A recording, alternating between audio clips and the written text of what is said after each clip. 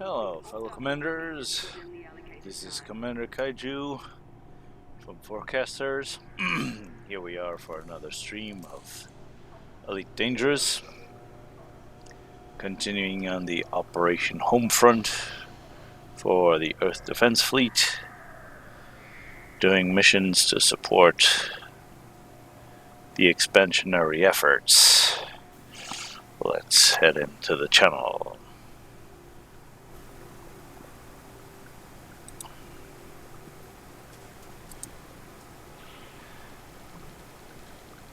Hey folks, Kaiju here, back again, and yes, I'm streaming again as well. How's it going, Vic? Moon? Right, and you? Very good, thank you. Oh, what have you got planned today, Kaiju? Well, I'm continuing to support Operation Homefront with more missions for the EDF. Grinding my way also up the Federation rank. And, well, when I'm done with that, I wouldn't mind also learning on how to get that Guardian frameshift drive booster. Because we got the stuff at the site the last time, but I think that's not all that has to be done, right? I think something else. Have you got your blueprint? Well, I think we got the blueprint. The You last got the time, blueprint, or at least the right. fragment or something, or whatever that was. What you should do is go on in Aura, look under engineers, and then look under under technology broker under engineers, Okay. and it'll tell you all the stuff you need to unlock everything. Oh, awesome. Okay. Yeah, and it's easy, but it's that's the most useful and easy to get upgrade there is. It's the frameshift drive booster. I have it on all the ships I regularly fly. Yeah, because my newly acquired Mamba seems to be needing it desperately. What's the jump range on it then? At the moment, since I didn't perform any upgrades on it because I have a shortage of funds, it lies at about 6 light years. Ooh. You've got a shortage of funds. Why didn't you say something? Yeah. If it's cash only, really, mate. The thing is, I'm jumping back to the bubble now, and I'll put some orders out to make some money fast.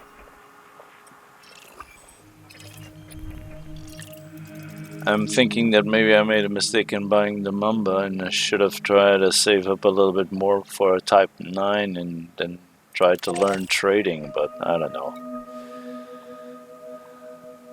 That's gotta be. Have you taken?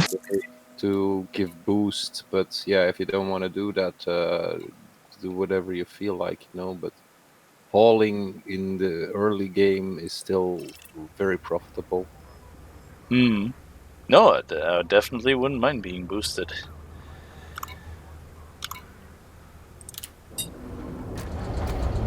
What you're on now, Mamba? Well, Mamba is my best ship, so to speak. I'm currently running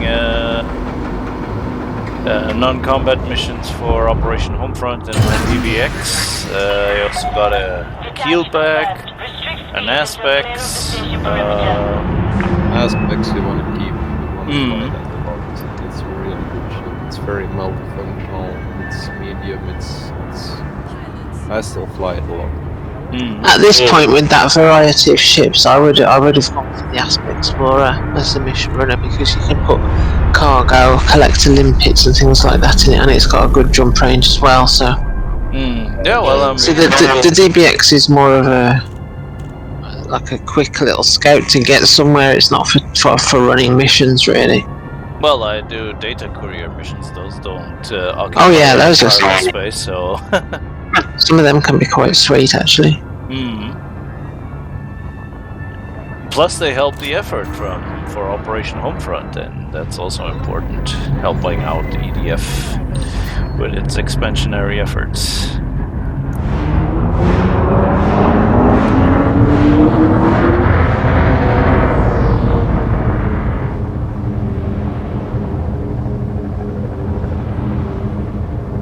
But yeah, definitely lacking in terms of funds to make the Mamba viable. Even with the discount, I bought it at one of the Yongrui's systems, where you have a 15% discount on ships and modules. But still, A rating that is expensive to say the least. Frameshift drive charging. You have left the no-fire zone. Have a safe trip, Commander.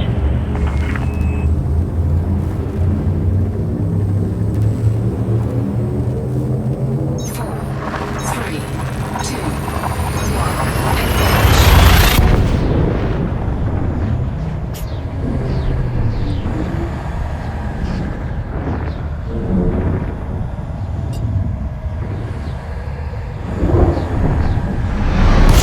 Incoming mission critical message. Fuel scoping.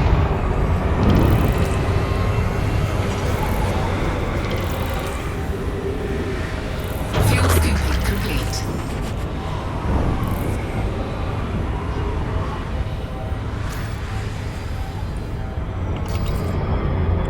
Actually, Kaiju, you could bring him Amber and help me with what I'm doing if you wanted to.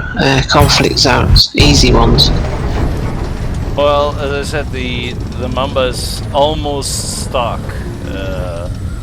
so You should fare pretty well in a low conflict zone with me by the side of you. You'll be fine. okay.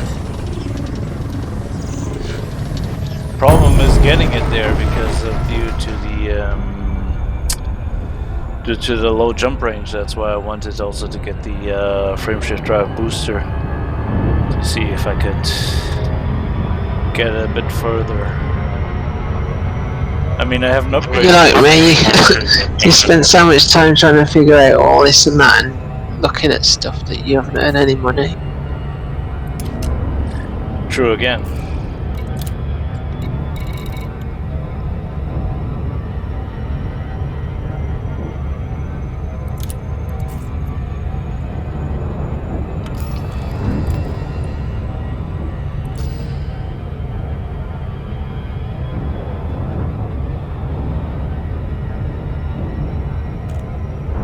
By the way, just as a question, is it possible to be in a wing whilst doing planetary missions? And like Yep. being able to contribute to another ship whilst you're in one ship? Or is it not possible? Like, if I were to drive the SRV and then offload it, the cargo onto another ship instead of my own, is that possible, or? I don't think so. I've never tried myself. I've only put stuff on my own ship now. I haven't got a clue. If you're in a wing, it might be possible. I'll have to test it out. That's something that would interest me, because I'm thinking about getting a secondary account, and that way I could have like a Type 9 fully built.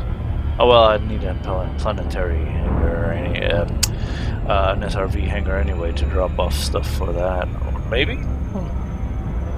Maybe I could put on limpets, I don't know. Could I get limpets to get stuff that I harvest with another SRV, or? It's not useful. Theoretically it's possible, but really it's not useful. It's just if you're SRVing around, you just shoot or scan stuff, and you scoop it up with the SRV.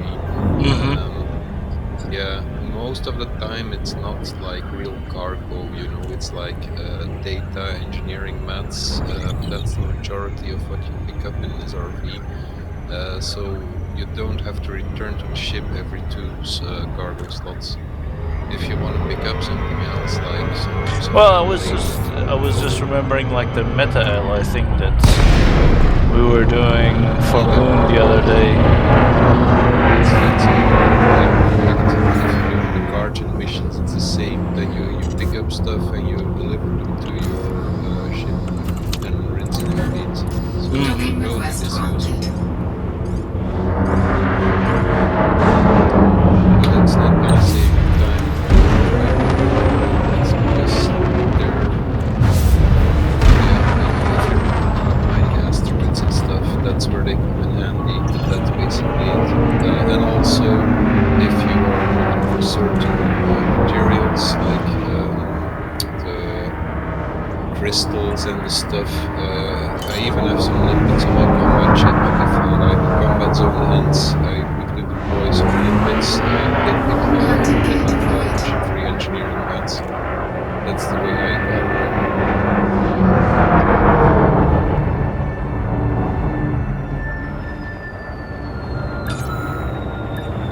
But yeah, that's more for CZs or if you're doing signal sources. If you're looking for high-grade signal sources and drop in there, that's when limpets come in handy. They save you the time aiming and cargo scooping up the shit.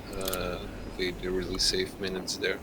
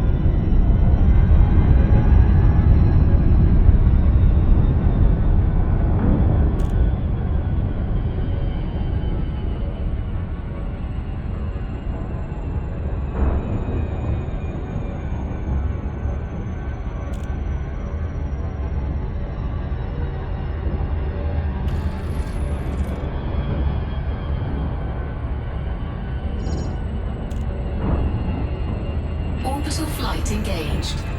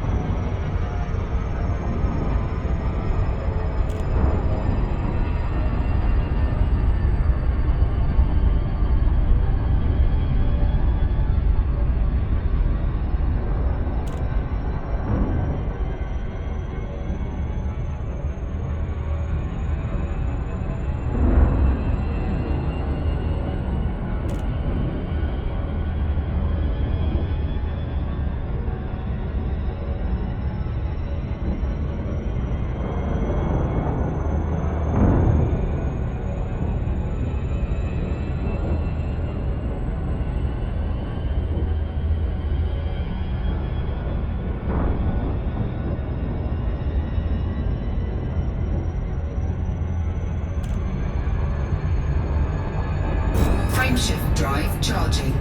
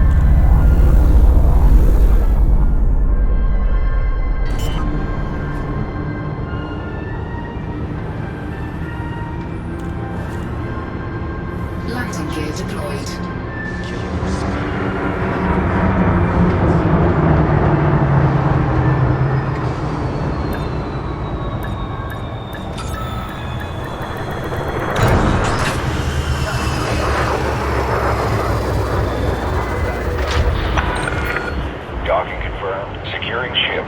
You're all checked in, Commander. Enjoy your visit.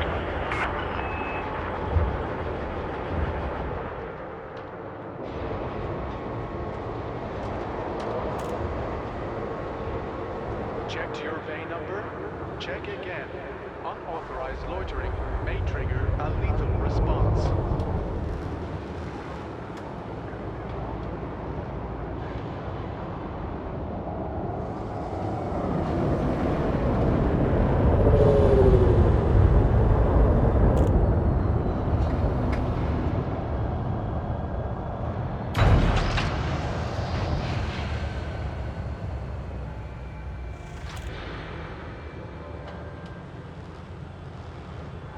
Do you have authorization to be inside the docking bay?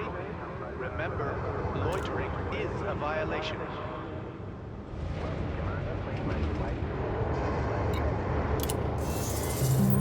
Hey, good night, I have to go. See you tomorrow, bye bye. Okay, Bye. see you tomorrow.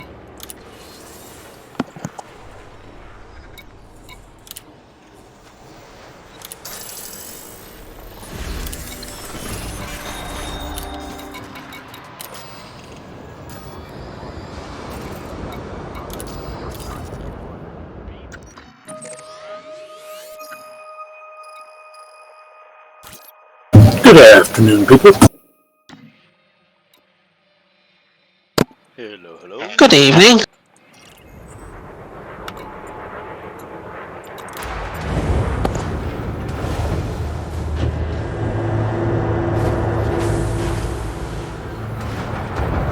Landing gear retracted.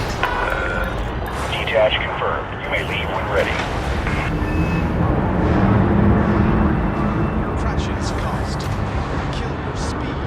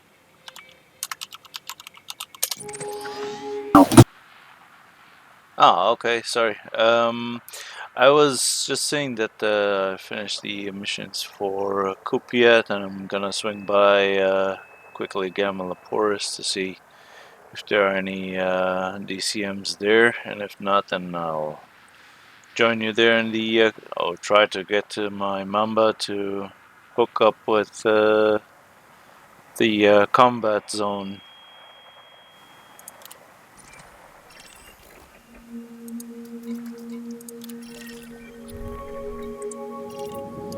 If I can make it. With a 6 light year jump range, that's not easy.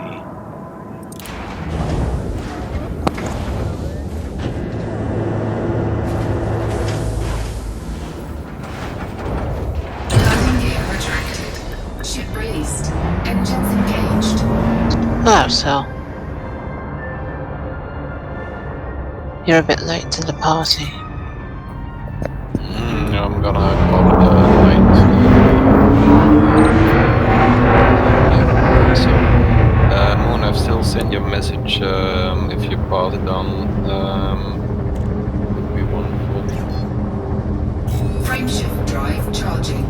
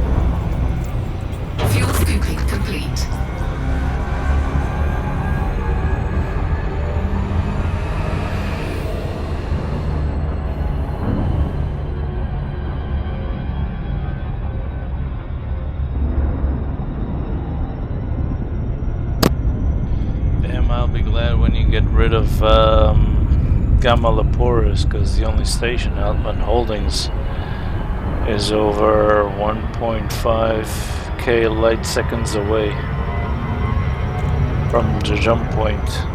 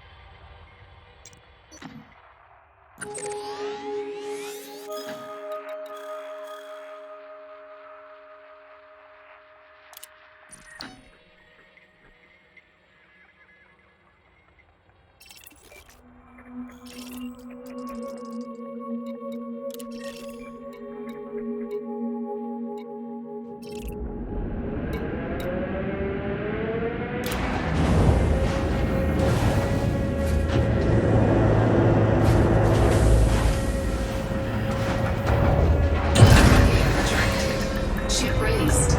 Engines engaged.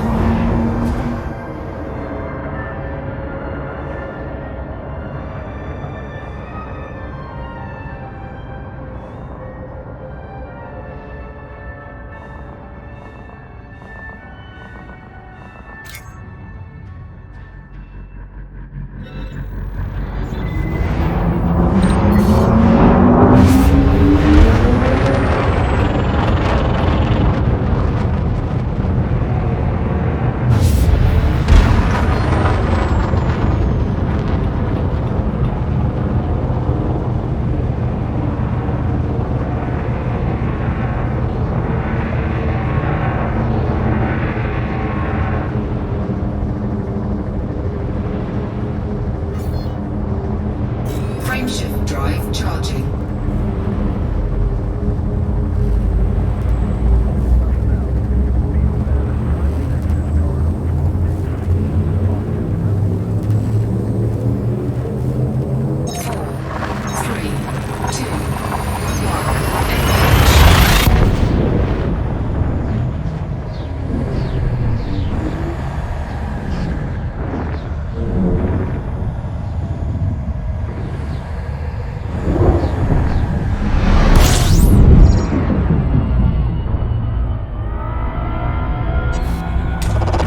Fuel scoping.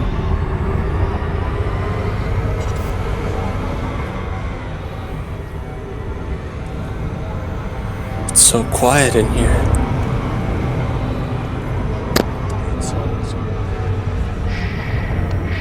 It's all so Fuel still. scope disengaged. It's the dark, empty void of space. Nah, space isn't empty. I'm just.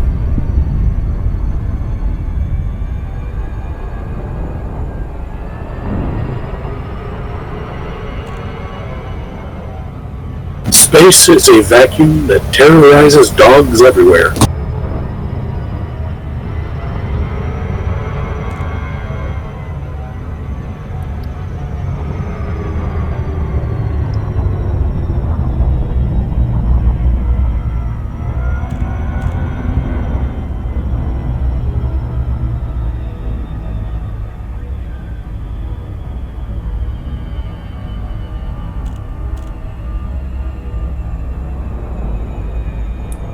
Wait.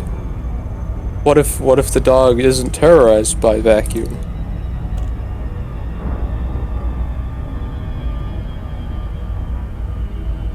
I didn't say it terrorizes all dogs everywhere, just that it terrorizes dogs everywhere.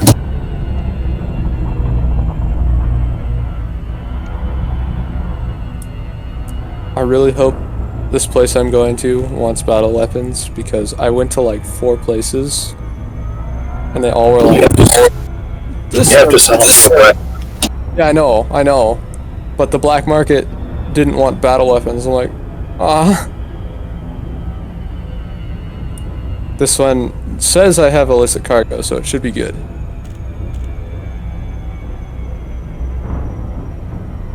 But I went to a system, I wasn't paying attention. It's like, oh, I can just sell these on the open market. That's nice. Except I need a black market.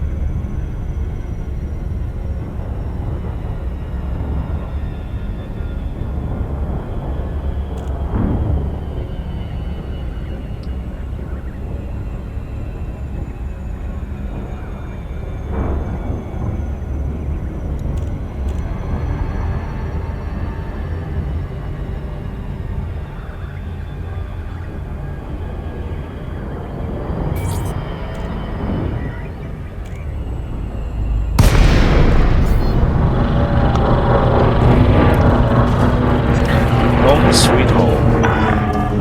Lakon Kilo 4 India. Landing permission will be granted upon request. Welcome to this federal starport, Commander. Permission authorized. Where's home sweet home? Landing pad 4-4. Well, Fisher Station. Automated docking assist is now in progress.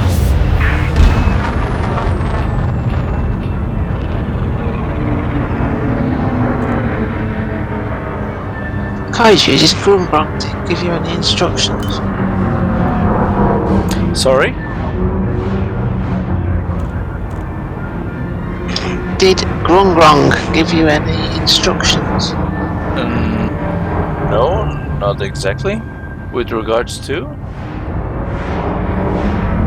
At least not He's put his carrier somewhere asking for tritium, so you can sell tritium to his carrier for a ridiculous amount of money. Oh, okay. Well, first I have to find where I can get tritium and then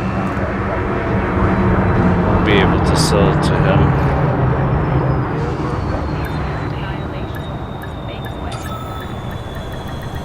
It's pretty common, it seems. Contact. Systems offline.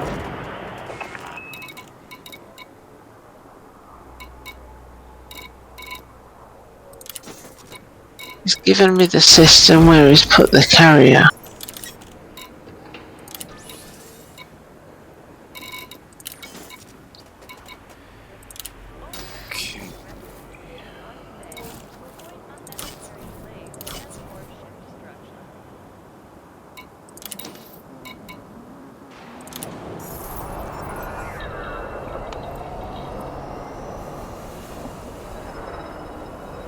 I've just sent you the system.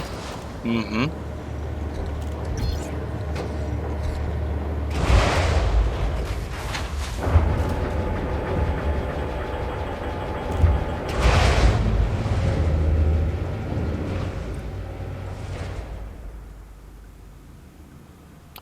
Yeah, I think I'm gonna reconvert this one maybe to pure cargo for now. I'm just consulting Inara to try and find somewhere near to there where you can buy tritium. That would be cool. And I'll swap out the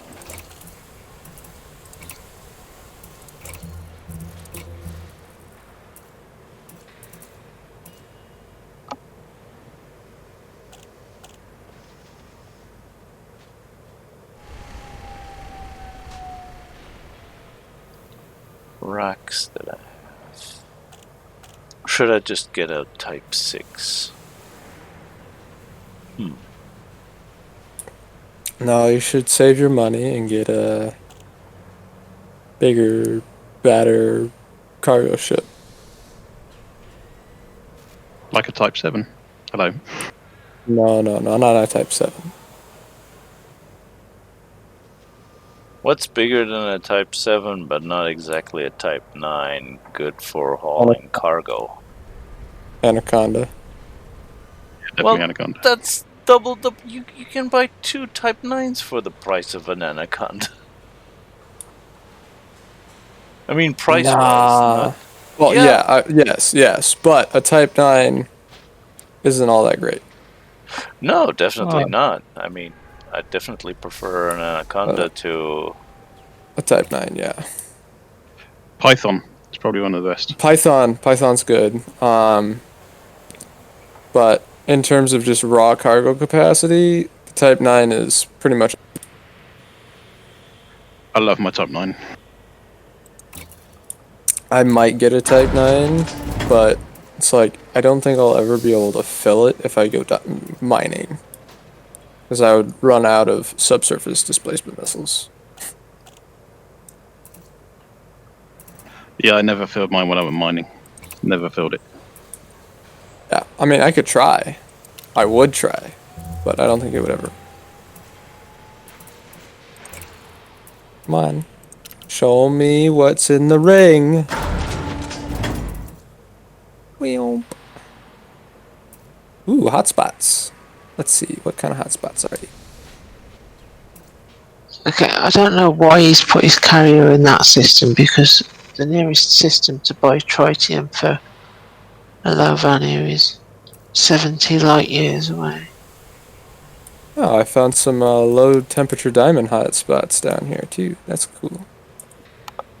But none of them are overlapping, which is sad.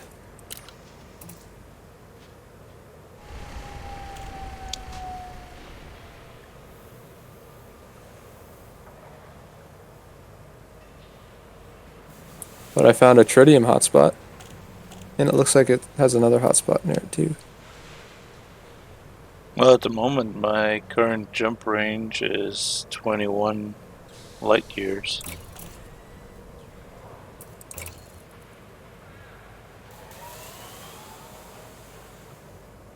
Which one is it? Type 9? No, keelback. Keelback. Oh yeah, keelback. I feel like that'd be a better miner than the Type 6, because it has better weapon slots, and you can have a fighter bay on it, which means you can do the egg exploit, except it's not an exploit. But I'm not going for mining, I'm going for pure trading. But you can't get a fighter, right? Cannot. The keelback can, the Type 6 can't. I said the Python. Oh yeah, the Python can't have a fighter either. Yeah. But if you wanted to do mining, I would say keep your keelback. Looking at my ships and figuring out what I can have on each of them. Yeah, I'm trying to figure out. I'm probably gonna go grab my beluga liner and test out mining, but I'm kind of tempted to do some just surface mining with my ASP and see how things go. I'm gonna go to a low temperature diamond hotspot here and just do some surface mining.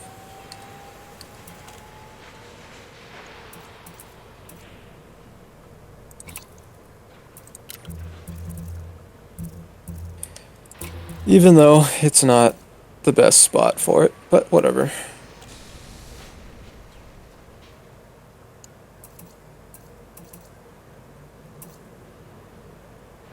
Oh shoot, I forgot a refinery. Ha! Ha! Ha! That's great. Not gonna get too much without one of those. Yeah, I'm gonna just then mine some raw materials, I guess, in the asteroid belt. Not even gonna prospect, just like, let's mine some asteroids.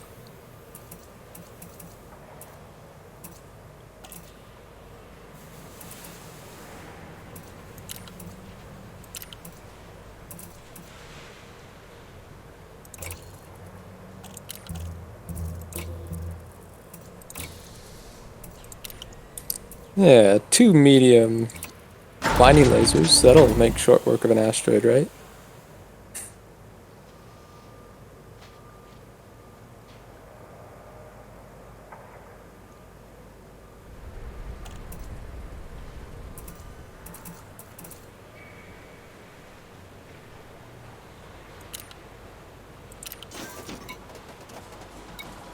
That is all the information you need. Oh damn it, I've sent it to the wrong person. Oh, no I haven't.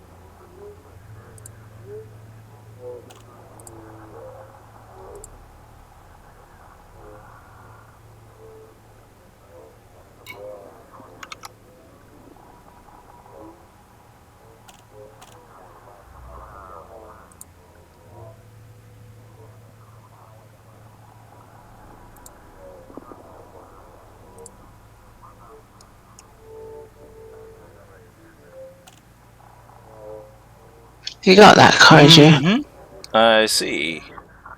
Oh, yes.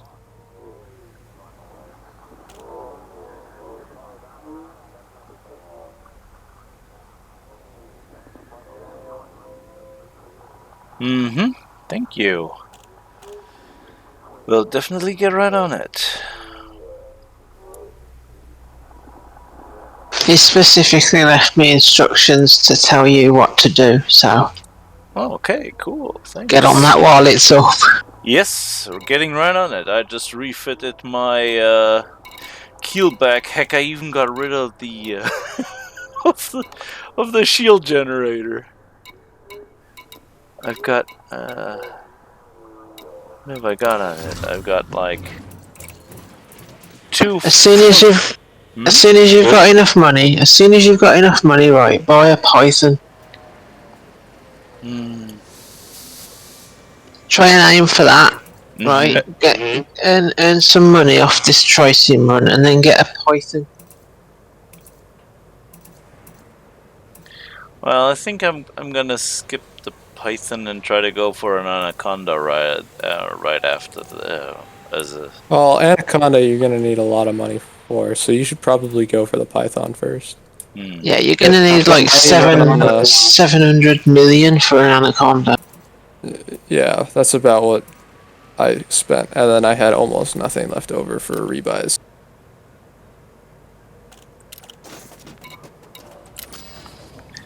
Don't pitch too high too soon. Would the Crate 2 be a possible alternative to the Python? Yes, the Crate is definitely an alternative to the Python. If you like that one more, go for that one instead. Yeah. But get on it as soon as you can for the car. It's the cargo space you want. Yes, definitely going. Okay.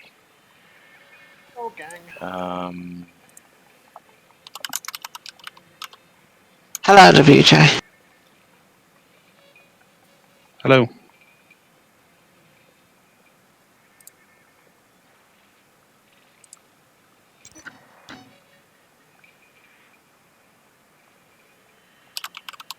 Playing my gunship. I've now got 2 focused plasma accelerators on it.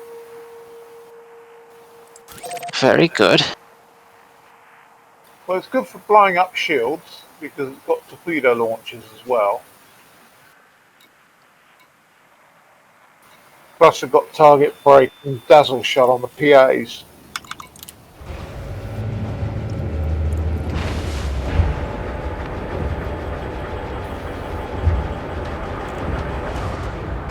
So you've got what, torpedoes on 2 mediums? Yeah, I've got four torpedoes in total. It's literally just designed for Landing cockpit disengaged. Access corridor what's is the clear. phrase? Giving somebody a bad day.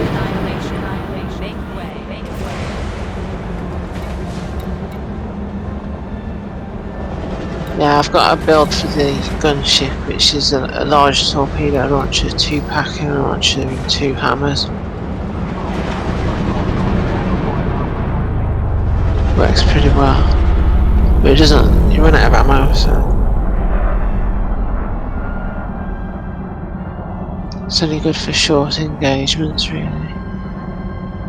Well, it's really designed for running as a pack. Yeah. That's where the gunship gets strong, really, isn't it? Scan detected. Bunch of angry hornets. I have yet to see it fully implemented. I await that day.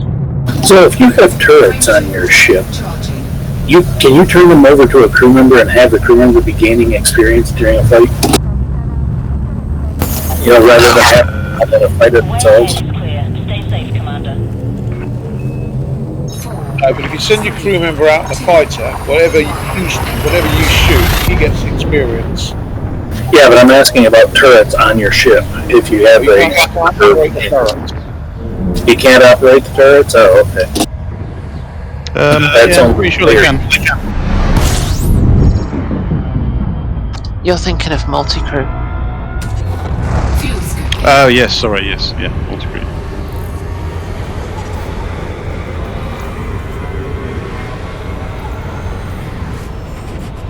Fuel scooping complete. Alright, thank you. Frameshift drive charging. I gave my carrier a makeover. It looks really nice now. Well, definitely gonna look see that.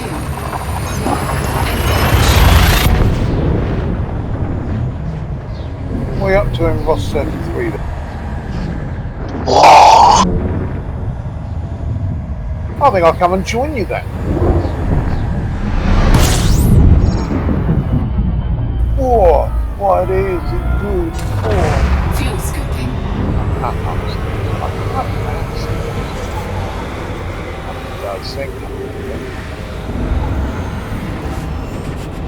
Plus I've got that court order if I do. Fuel scooping complete. Frameshift drive charging. Oh yeah, and WJ, you were totally right. That point defense was worthless. That what? The point defense was absolutely freaking worthless. What, against Starboard missiles? Yes.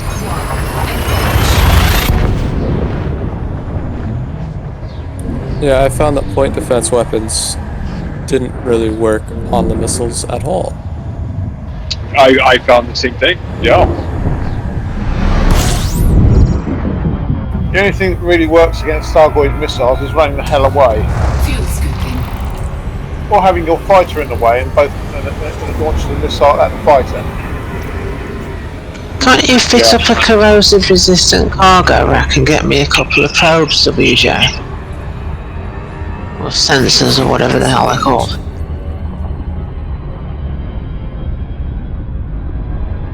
Won't help against corrosive missiles. Charging. No, they won't. I do need to do an experiment with the Thargoid probe whilst fighting a Thargoid. But every time I get a probe, I'll lend it to somebody and he goes and bloody loses it. See, what I was thinking is, if I get a Thargoid sensor, link, probe, the whole combination, when somebody wants to go off and investigate the Guardian machine, I've got all the parts for them before they even go. Don't forget you'll need, if you want to do the Ramtar missions, you need the Thargoid tissue samples. Tissue samples? Yeah, doing the Ramtar missions, you need tissue samples from all 4 types of Thargoid. Scooping complete. I haven't even done that yet. How'd you get them missions? You go to Ramtar and say, give me some missions! It's one of the stations in his system. You get one mission, the old Guardian mission, scanning obelisks. So you get 2 emails there when you go to that station, do you? I'm not quite sure. I think last time I landed I did get something. I've got a vague memory of looking at something and thinking, fuck that. Why am I not getting the option to choose a side in the conflict zone here? Oh, there, if I may have to. Sometimes you have to toggle to the explanation point, like again on the left side of that chat window. Sometimes it's a little bit buggy. Fuel scooping. Sure what to do? Oh, I'll give up. I'll just sit here and dribble.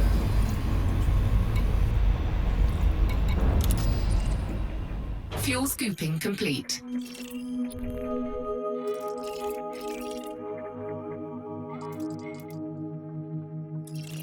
And I hope someone comes and collects all these low temperature diamonds I just shot off of this rock. Unlikely, my mining ship's back at Okinora.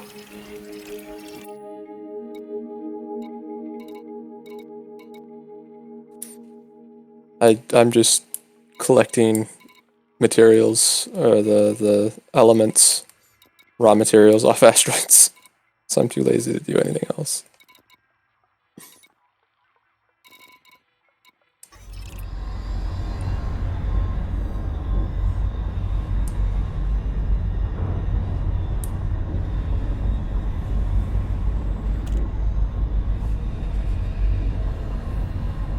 Hello, Moonweb.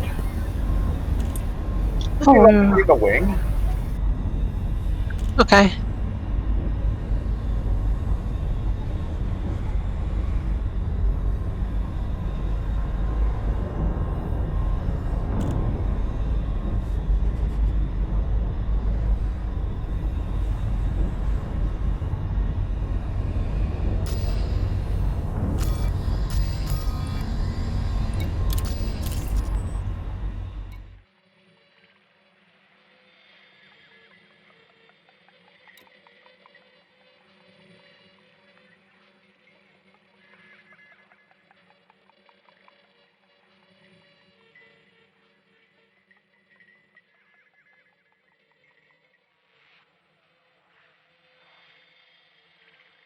Is there any way to filter all the garbage off your radar so that you're only seeing what you want to see on it and not everything?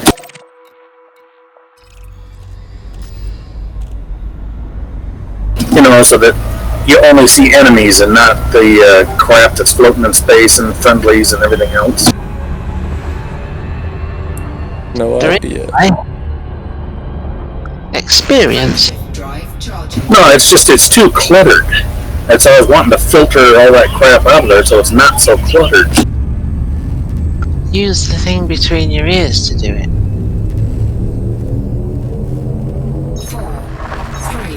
It doesn't help with the clutter on the radar screen. Is that gonna help with? How is his nose gonna help things? You can't smell a game. Well, you know the old adage, always follow your nose.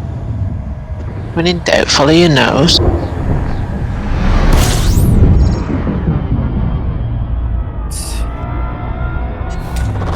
Fuel scooping. What was it? Fuel scooping complete.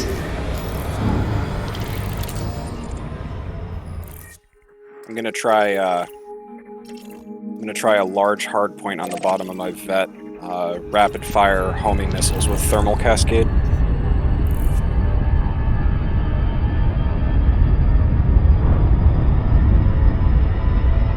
Just gotta go to pick up the. Made the mistake of coming to the engineer before picking up the module because apparently I'm an idiot.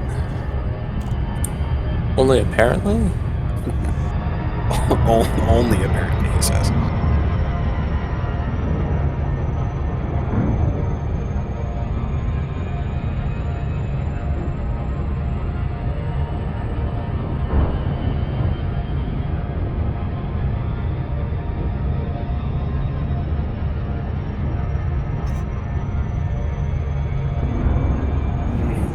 The new UI is growing on me on Inara. I just got used to the old one before this one updated.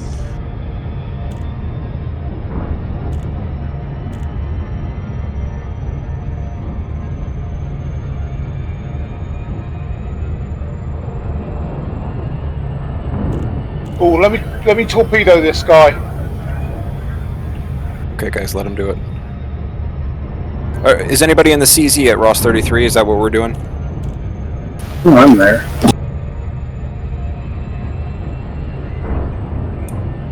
I just got the dweller unlocked. I need to do the. Oh, congrats. I'm being interdicted. What the fuck?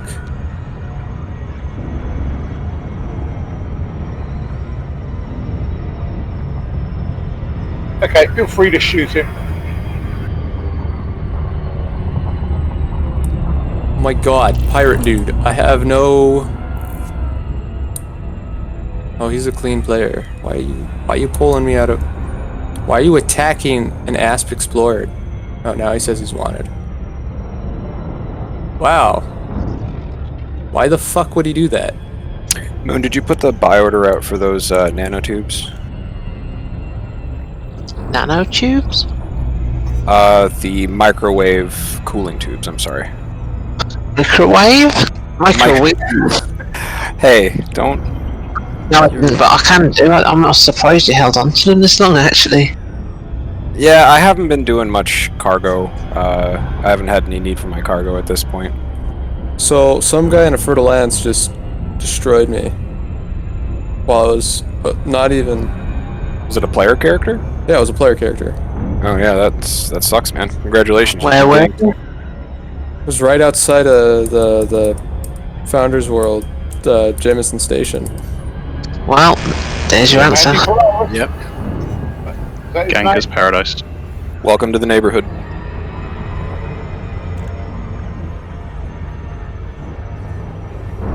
It's honestly not as bad as it used to be. That's because everybody's in Desia now. Yeah. They've moved on to Desia for the zone. But you still will find people cruising through for looking for PvP. How many do you have? 38 tons, I think. Double check.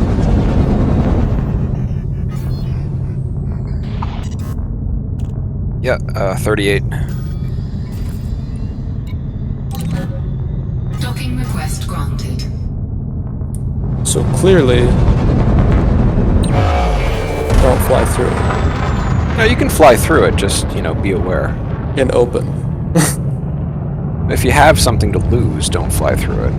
Or just there's nothing aware. to lose. I'm like, why am I being interdicted? Like, I have nothing. At all. I wasn't even wanted by anybody. Or because some of those asshat players who like to try to ruin the day of other people. Yeah, it's literally the definition of ganking. It's just killing somebody for no reason. Okay. Because they can. Because they You have. sent me a friend request too. They have a hot ship. Well, don't. So that he can find you and keep you again. Oh, I'm not going to accept it. I'm also not going to deny it immediately. I'm going to go into I guess private group session, because then I can invite people, right? Or just join Moon's private group or my private group or whatever. I mean, there's already a few squadron private groups around. Moon should be able to send you an invite to hers, and that's, I think, the biggest one in the squadron. Alright. Once you get Spaces. I got it. Microwave cooling hoses are being accepted at my carrier. Thank you very much. But I was about to go mine, so like I had exactly 38 space. You can do that in a private group as well, and that way somebody that's in the squadron could even, fly around near you, and just in case of pirates or something. No, I'm not worried about pirates right now. I haven't had any pirates attack me. Murder hobos are part of the experience, man. I think I had clearly very engineered, but my Asp Explorer was pretty much paper, so instantly dying was not surprising, I should say. I have to make sure I have this set up right. Alright, yeah. And like I said, just yet another asshat out to try to ruin somebody's gameplay experience and day. Yeah, whatever. I will not really give much of a shit. And that's the proper attitude to take against idiots like that. Okay. They want to ruin your gameplay experience and day. It's up to you whether you let them. Exactly. So the Asp Explorer and the Diamondback Explorer are very close in jump range. Except the Diamondback has way less cargo space, so it has a way higher laden range. Woohoo. And the Anaconda is my lowest jump range ship of the ones I currently have. Yay! And then it'll turn into the highest jump range ship later.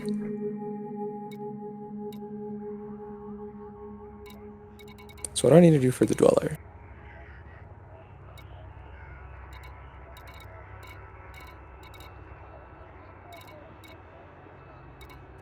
Oh, I just have to pay 500 credits? Big whoop. So, where do I get soon till relics for Elvermartuk? Soon till. Usually, when they ask you for a bizarre commodity like that, the first word is actually the system where it's made. And I can get Meta Allied from your carrier, right? You look at the engineer entry for them, they'll tell you exactly which system and station to go to get them. When you go to buy the Meta Alloy, let me know and I'll reduce the price right down for you.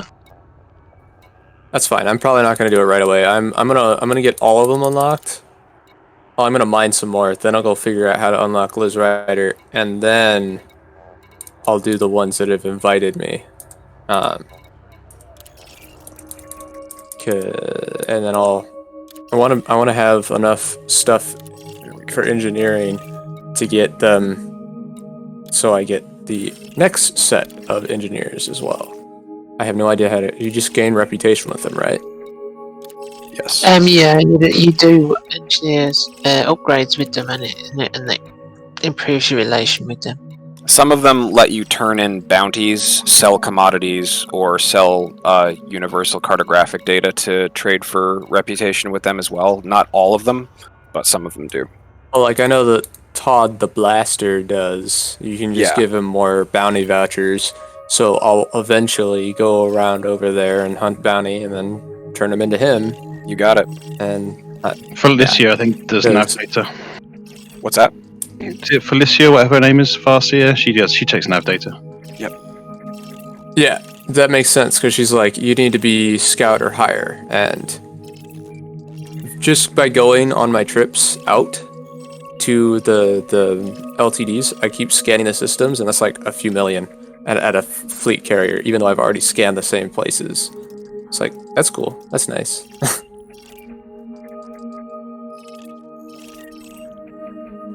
Yeah, I'm gonna... I have something to do with math class for a little bit, and then I'll be back in mining. What level of math are you taking?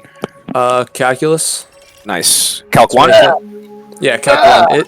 It's this. You having fun? So far, but there's one question on the homework that I'm like, what the fuck are you even asking me to do? Well, I just I'm jumping into I'm like that with all calculus. I'm jumping into Calc 2 next semester, so Calc 1 is a little fuzzy at this point, but I might be able to give you a hand if you need it. That would be very helpful, but right now I don't think I need the assistance because I'll just ask the people in my class, because we're doing lab groups, and the only part of the lab that I can't answer on my own is the last page, and I'm assuming they're also on the last page. Gotcha. Because we went through most of it together, and then we're like, oh, we'll work on it over the weekend, and then come back together and finish it off if we get stuck. And the same question that I'm stuck on there is the same question on the homework that I'm stuck on, because it's like, what are you asking me to do? The homework. Yeah, is phrasing really phrasing can really be the bane of a class like that. Like, Well, you know, no, math is supposed to be simple. Is that on the homework, I can't tell what it's asking. It literally doesn't have a question. It just has like a box to put a number into, and I'm like, Yeah, you got to pay attention to what the box is labeled as. Like, is it asking you for It f doesn't prime? Is la- it asking for f of x? Like, it's asking for the limit of x to 6 from the left for half of the equation, and then a different box, it's asking limit of f of x from the right for a different half, and what number makes it continuous. And I'm like, I found the number, I put the number in, and it was wrong. I'm like, what the fuck are you asking me for then? yeah, it's probably it sounds like you're answering it correctly, but it's probably an input error with the UI that you're using. It's like a digital input, I assume. Yeah, because of all remote classes. Right. I should be able to ask my classmates, because we're about to meet up. He said he would be about 10 minutes late, and I think it's been about 10 minutes. Yeah. Very good.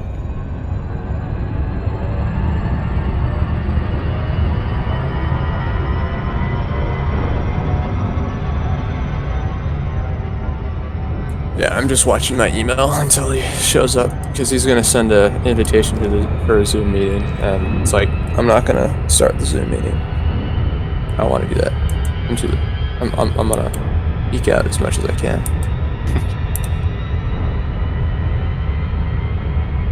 Yeah, I really want to see how good the beluga liner is for mining, because I feel like it'd be okay.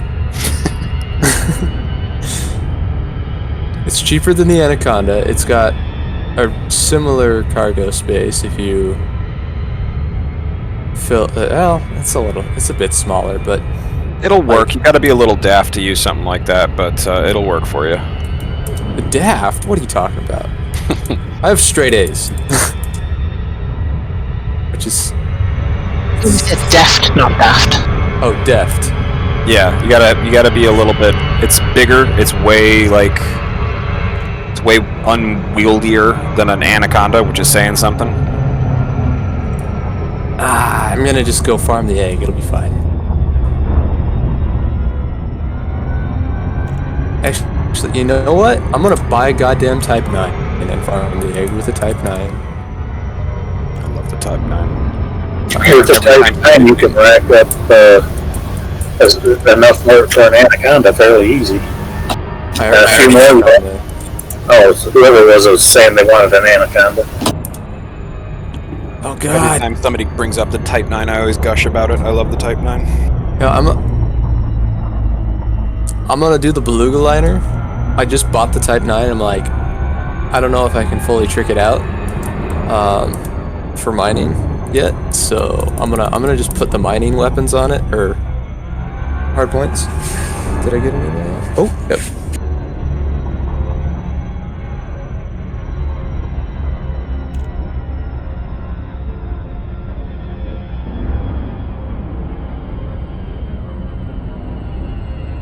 I'd be back later. Enjoy.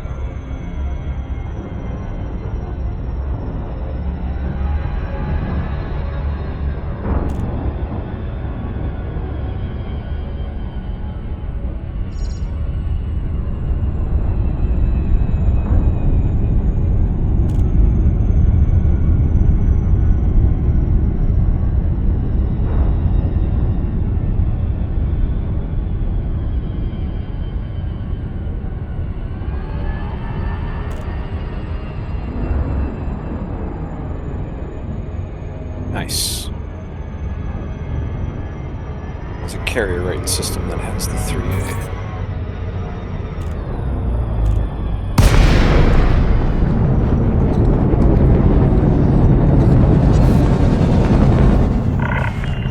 Welcome, Commander. Please request docking permission before approaching a landing pad.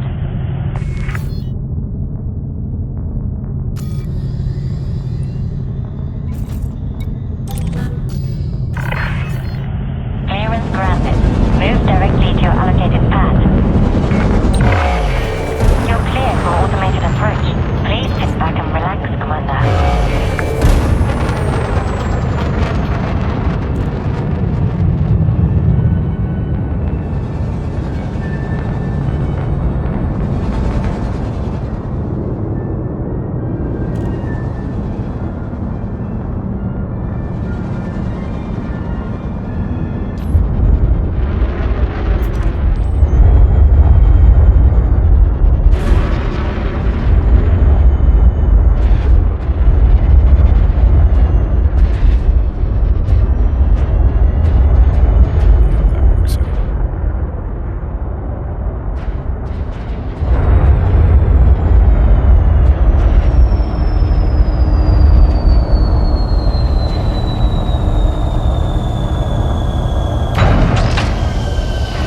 Sorry about that.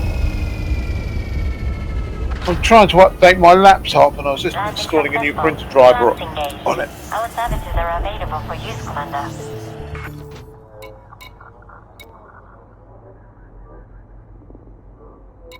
Are you in Ross 33, Will? Yeah, I'm just about to jump back out and go join in with Moonweb wherever she is. Alright, I'm down to give this new module a try. I just gotta do the engineering for it in system here and I can be over there shortly. Yeah, I'm running around in my gunship, which is a PvP ship. There's not much cop in a combat zone. Longevity is what you need for these conflict zones. Something you can rearm in the field or use as fuel instead of ammo.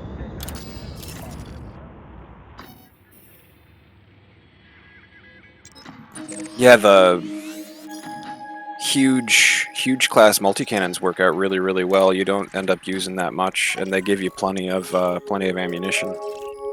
Yeah, the reloads for multi-cannons are just regular, basic, common stuff that you find on any planet, really.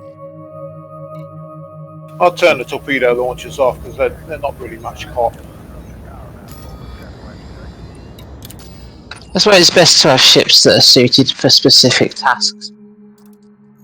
It's either this or my Asp Explorer again, or a Python.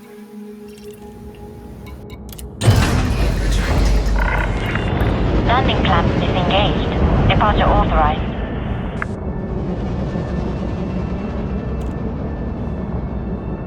Yeah, I've shut the torpedo launchers down, so...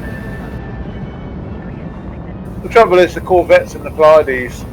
Oh, and there's an official thing going on for the next 4 weeks. Deliver Thargoid Heart to, I can't remember the carrier. Oh, I remember that. Yeah, I saw that too. The carrier or a station. And FDev are getting people contributing hearts. Is that the anti-Xeno guys? Yeah, and then you get a detail for it. What's that? I'm only hearing about this. Anti-Xeno initiative is taking contributions of Thargoid parts, and they'll give you a badge for it. Where's that then? I'm not sure how much needed. Oh, Someone want to point me in the right direction, because thanks to WJ, I have one of those. I'll have to check it out. I saw the posting on Facebook earlier. Yeah, it's on YouTube, and I think it's on Anara as well. Yeah, Obsidian Ant has a video about that and the Rosette expedition as well. I can't stand watching videos of people telling me what to do, honestly. I'd rather just someone tell me. Oh, it's just news. Yeah, it's headlines rather than instructional. I know it's a station or a carrier or something. I'm trying to get the star system. Stero? Astro? I'm getting old, getting old and senile. Don't say that. You don't know how old I am.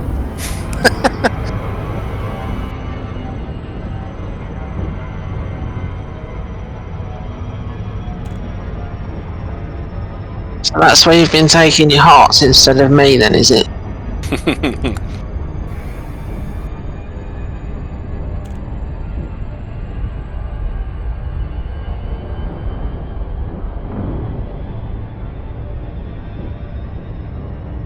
Well, I actually have no more room for them right now.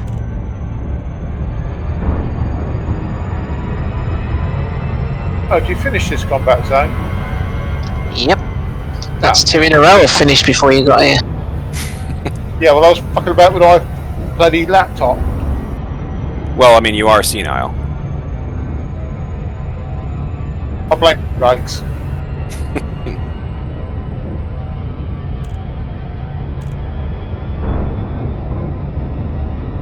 Oh, I'm a bit far away for that. Shit.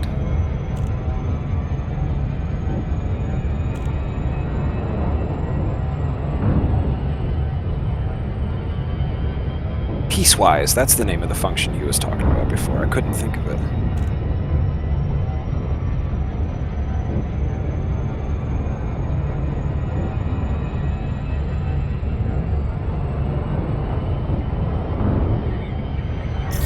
Going back in, or are you going to rearm? I always do both of them before I go back.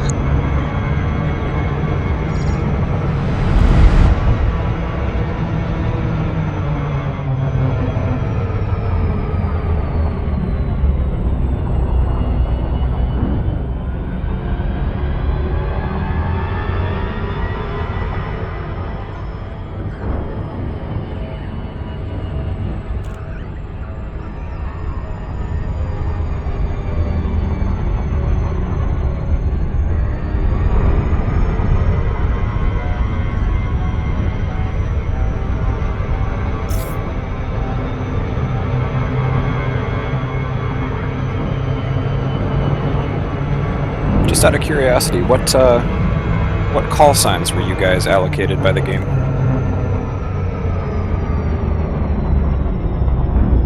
Mine always uses my my transponder code, which is Moon, so it's Mike Oscar Oscar for me.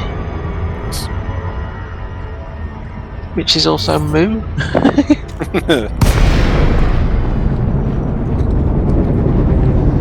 Yeah, I got November India Lima. I kind of like it because it's what is it, Latin for 0? But I don't know. Is there a way you can change it? Yeah, you can tell the game to use either the ship transponder ID or the first few letters of the ship name. Because it's the same call sign for every ship that I use. Well, that's because it's not based on the ship, it's based on your own name, so... Pilot name, yeah. Yeah. Oh, yeah. It's the first choose- 3 letters. Yeah, I don't know why that wasn't sinking in until just... You can choose pilot name, ship name, or ship ID, whichever you want.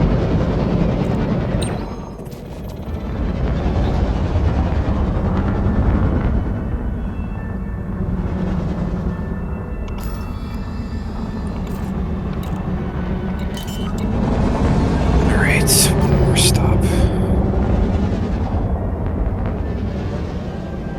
Landing gear deployed. You think you're all set for an engineer, and then you get in there and you're missing one bloody component.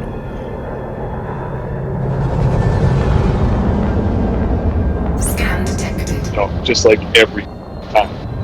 I know, and I try to be really, really good about checking before I go. Successful. Engines disengaged.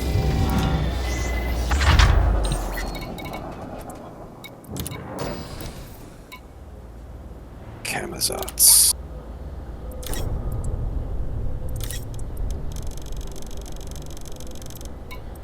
Cargo hold at maximum capacity.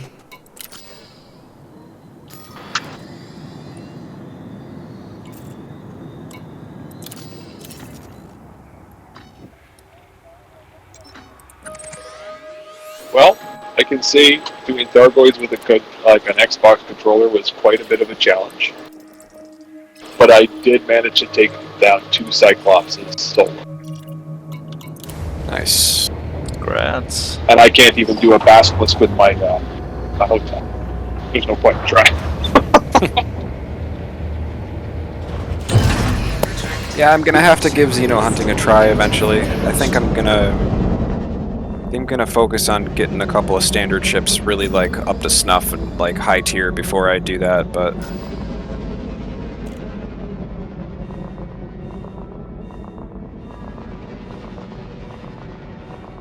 Oh yeah. Well, you know, you got an armor tank.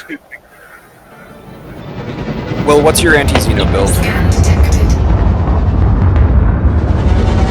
I had to wait for that because I'm a little bit busy. Righto.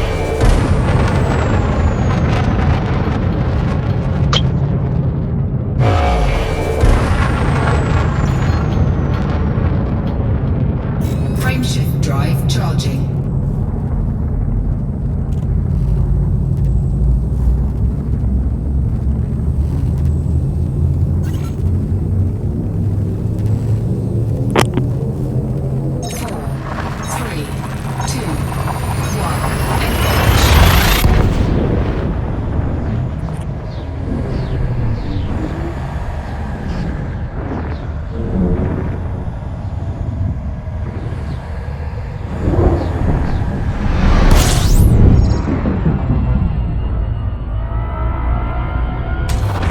Fuel scooping.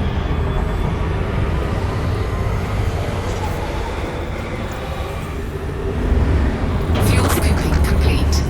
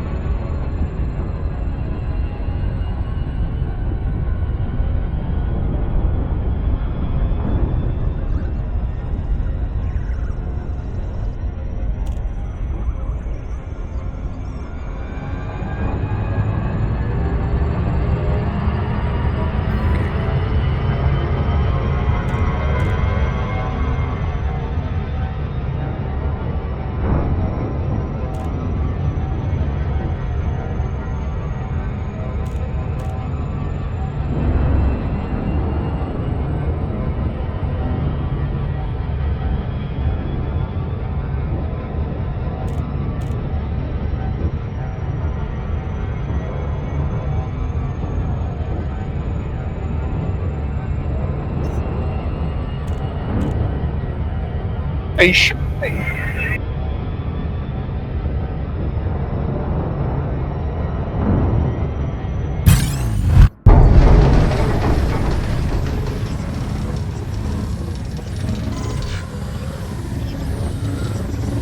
guys hear me?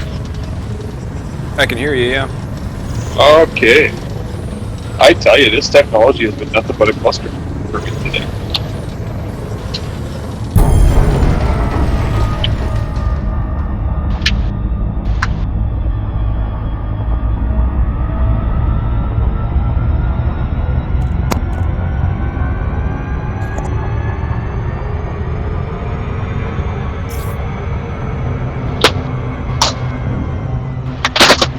It sounds like you're literally fighting your technology. Yes, I am. I'm gonna beat it up.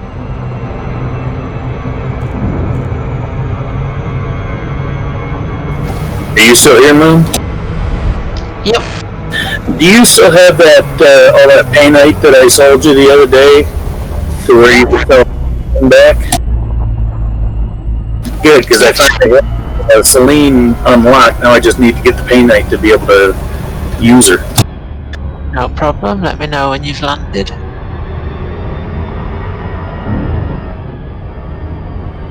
So, of the Anaconda armor types, which would you think is better, the reflective or the reactive?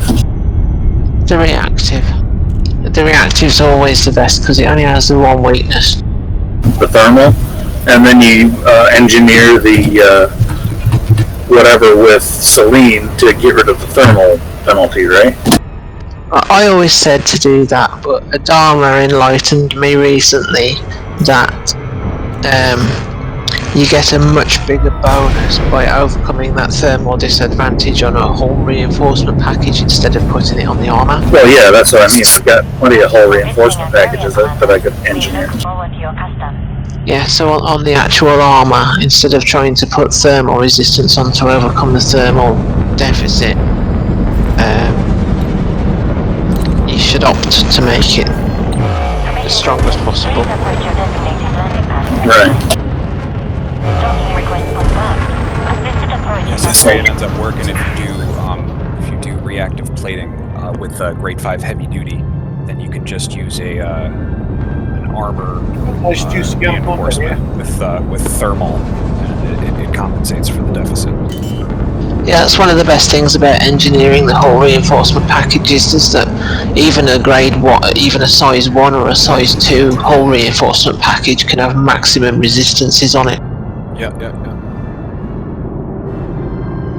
Yeah, I've got several hull and module reinforcement packages on my Anaconda right now. I'm slowly starting to rework it from mining over to more of a combat-oriented ship.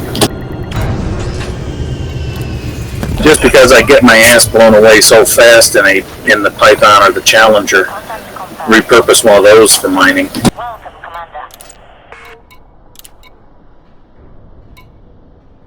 Python is awesome for mining. It's one of the best miners in the game. Okay, WJ, to your knowledge, is there any other weapon that can be used against the Swarm?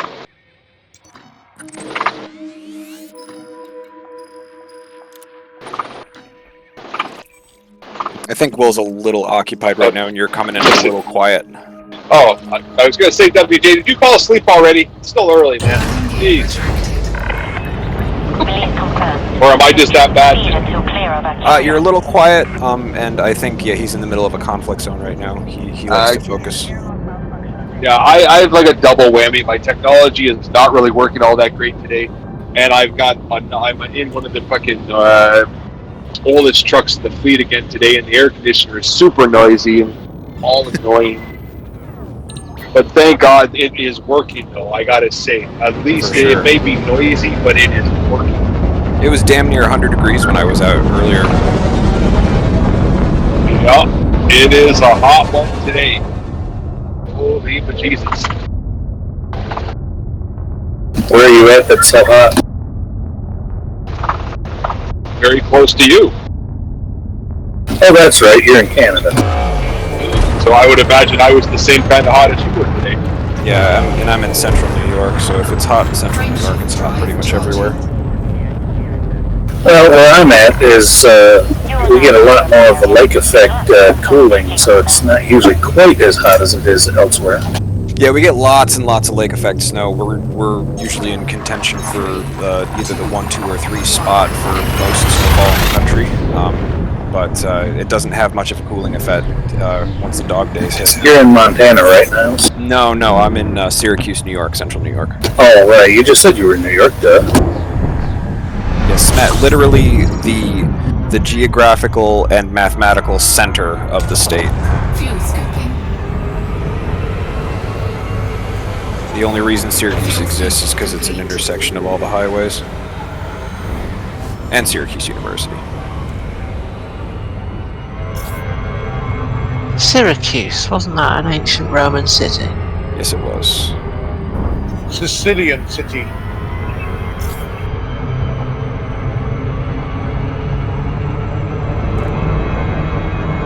Docking now, Moon.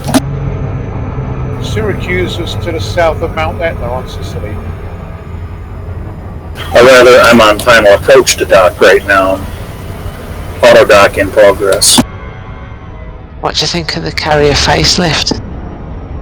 Well, I came in, the angle I came in on, the sun was on the far side of the carrier, so all I see is black.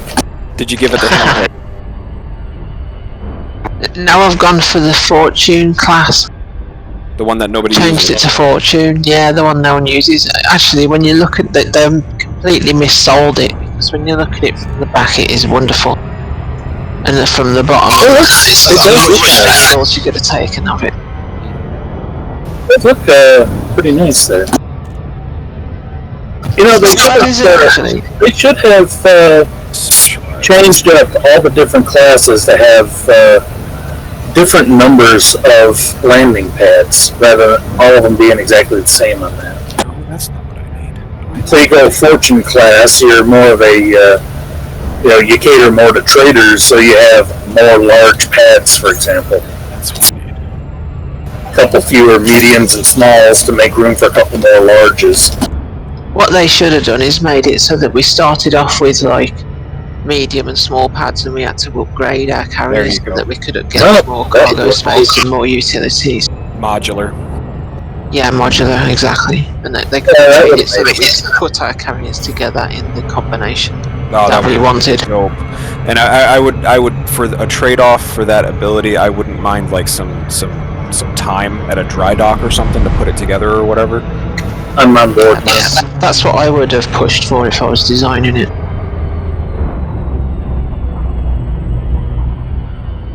Because you could have made it an enormous money sink. You could have made it 5 billion off the bat and then had like an extra pad cost another 4 billion or something, you know. Yeah. Made people work their asses off to make the carriers good. So you said you wanted me to let you know when I was docked. Were you going to change the price or just leave it as is? No need for sarcasm, you only have to ask. I wasn't being sarcastic, I was just asking. Because I was about to hit the buy button on the at 500, just shy of 500k per unit. So that's just asking. Were you said you wanted me to let you know? So were you planning on doing that or what? I am adjusting the price as we speak. Okay, thank you.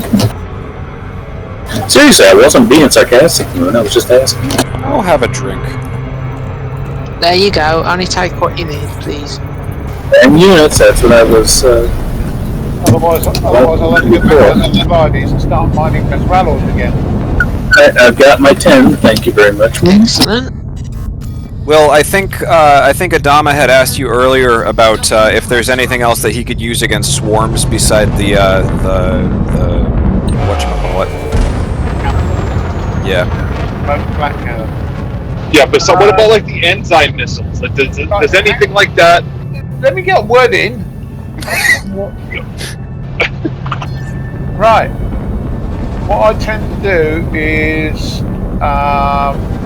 if you drop in on a Thargoid signal source, and there's a field of debris there, try and stay close to the field of debris, or try and put the field of debris between you and the swarm, because it'll run into the debris and die. Oh. Which is quite funny. It saves you having the flat cannon. Flat cannon, the bastard. But apart from flat cannon, nothing. Son of a bitch. Now, have you have you ever soloed a basilisk? What was the highest level that you've actually successfully soloed? I have successfully soloed Cyclops only. Okay, so we're on the same level. I got 4 hearts out of a basilisk because I made a mistake in dropping in. I thought I was getting scouts. I was on a signal source 6. I thought I was getting scouts, but I got a basilisk instead. Took the basilisk on. I got 4 hearts out before I got blown up.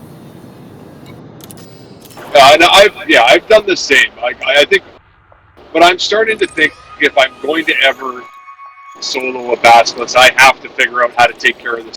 Like the Cyclops, I kill a Cyclops every single time that I've conquered the Cyclops. I really want a basilisk, and it's the swarm.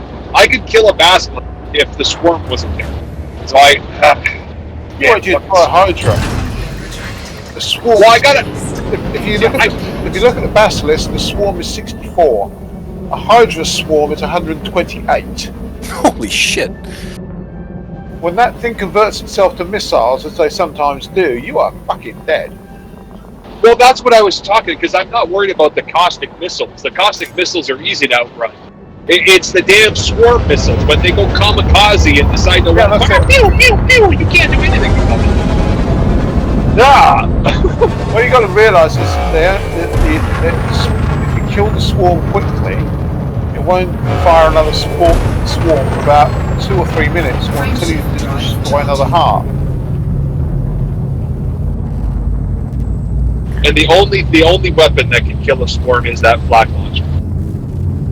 That's well, if I set my Corvette up properly, what I'm doing Targoids. I have 2 Class 1 plasma cannons on the front, 2 Class 3 plasma cannons on the back of my Corvette, and then the Class 3 point underneath and the 2 Class 2 points have flak cannons in them, just to shred the swarm. It's pretty simple. But yeah, I guess I just gotta... There's people out there who can fire flak cannon shells at the swarm when it's not even coming at them and take the swarm out. And I can't fucking manage that. What's your shield and armor setup? Shield armor it's a reinforced shield, just over 4,000 megajoules, and the armor is just under 6,000. But I've got a fighter bay on board as well. The fighter bay is handy because you can launch the fighter, and sometimes the Thargoid will chase the fighter around, giving you a chance to rest and recuperate as well. I keep hearing that Thargoids don't care much for shields. Like it really doesn't have much of an effect to even have shields to a certain extent. So you should focus on armor. That's what I keep hearing. But I actually disagree with that statement. Yeah, I think the shields help. The damage bleeds through the shields until your shields go down. If you suffer a lightning attack, you'll probably lose shields or whatever anyway. And the decontamination limpets, is that something that you're using in battle, or is that for between battles? I don't bother. I don't bother with decontamination limpets. I don't get chance. I've now used all of the Thargoids. I now have all of them. I gotta say, I'm really impressed with the shard cannons. I just unlocked them, and they rip them apart. I mean, now I'm having a hard time decide which one I like better in between the plasma charger and the shard cannon. The shard cannon is fantastic, but again, like it's the finer point. Like it's the damn swarm that's the problem. It's not killing the Thargoid. It's the swarm. They get me every time. And I do this like with the Cyclops, it's no problem. I do the same thing. I haven't tried the briefing. I got to try that. But I launch my fighter. They chase. I do, and I can kill the Cyclops. But every time I try to take on a basilisk, the swarm is just too much. You can't ignore the swarm with the unless you have a wing. You can ignore the basilisk swarm if you have a wing at it, but not solo. You can't ignore it because it just. Ugh. Yeah, well, that's why you really want to re-engineer your ship. Put three. If you're using a Corvette, is to put 3 flat cannons on it, because then you can rip 9 bells of shit out of the swarm.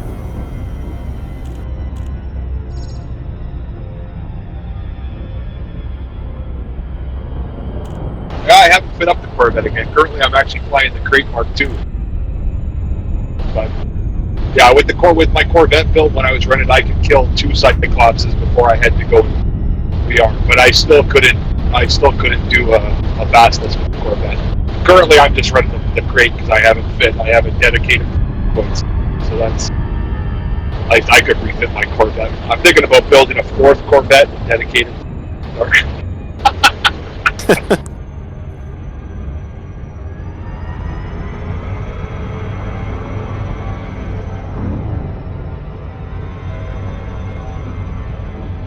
Will, have you ever used the Chieftain, the Hunt Xeno?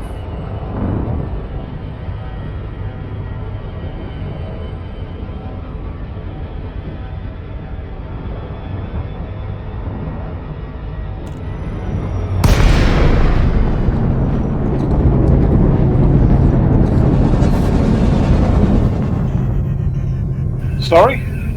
Have you ever tried using the Chieftain to fight Thargoids? No. 4, 3, 2, 1. So I'm looking on the internet here and I'm not finding anything about any decal. Do you want to tell me exactly what I've got to do?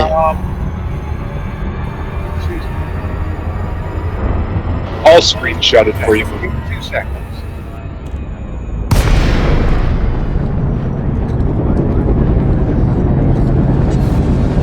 Oh, I love it. I love it when I have exactly enough. That's awesome. Access to this carrier must be authorized in advance.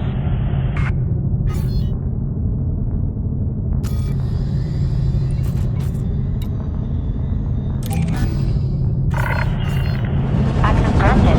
Please proceed to your landing pad, Commander. You're clear for automated approach. Please sit back and relax, Commander. Come on, Firefox. You know you. Alright, what am I going to do about these fire groups?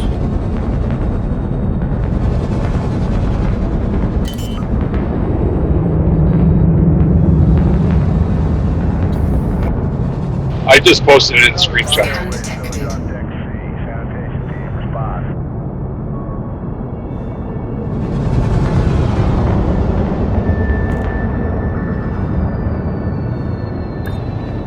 Thank you.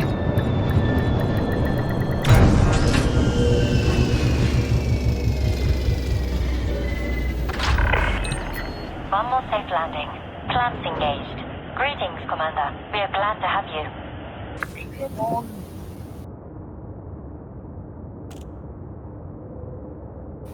Right, okay. Alright, my new module is outfitted, ready to go. I'm heading over to Ross 33. Will, do you want to send me a wing invite, please? Yeah, I'll have to wait 2 seconds. I just want to read this out to Moonweb. Take your time.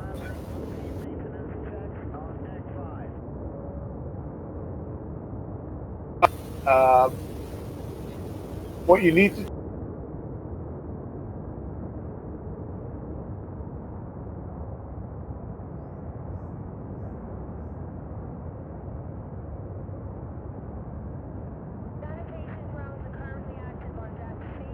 Sterope is one of the Pleiades.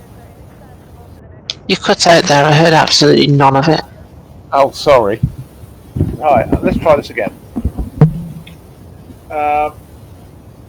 Unofficial AXI community goal. Exclusive decal to everyone who brings a Thargoid heart to the Astras stationed in Sterope 2. Thank you.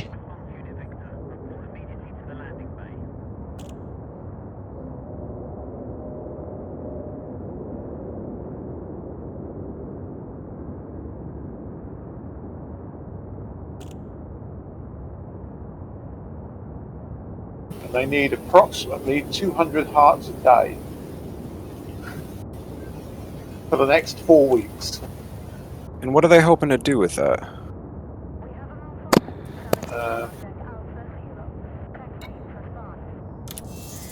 I heard something about some camouflaging fleet carriers from Thargoids.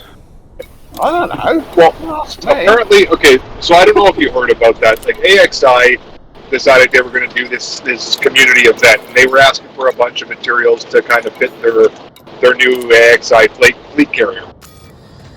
Well, apparently, it's developed over, like, they've been posting it on Reddit and whatnot, and it's getting some traction and blah, blah, blah. Obviously, AXI is a fairly popular community hub. And Frontier decided that they were going to kind of endorse it with this decal. So they turned it into since they've been like, fucking, excuse my French, but they've been fucking the dog recently with the community goals, they decided they would endorse this one and, put like a little hoorah, if you guys get X amount of these hearts, then we will do, this decal that will be the, quote-unquote reward for the community goal being successful. And I'm asking you, Will, because I'm taking advantage of the fact that you're such a bloody font of knowledge, mate. Me?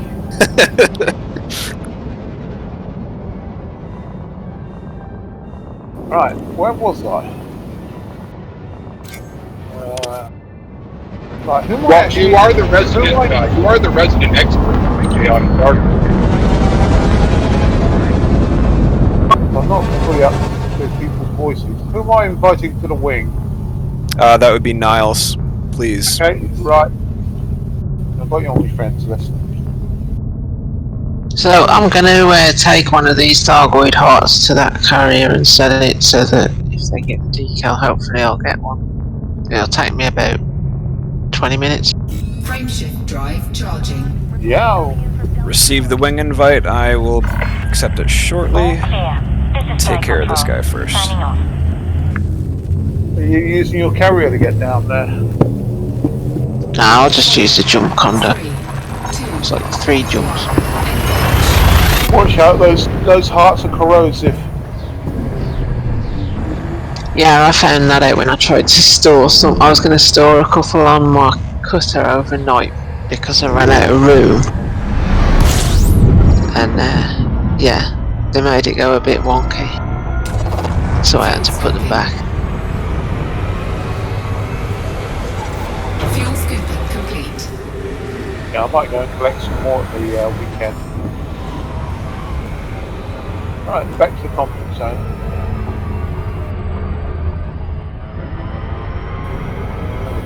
That shit.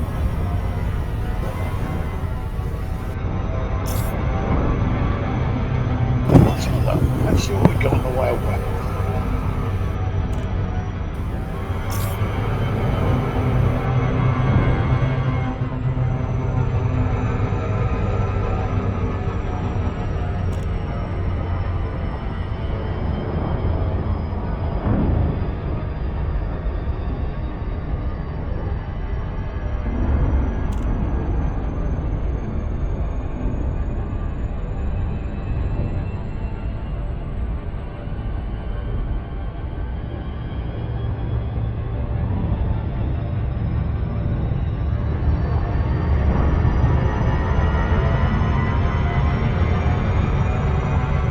If you use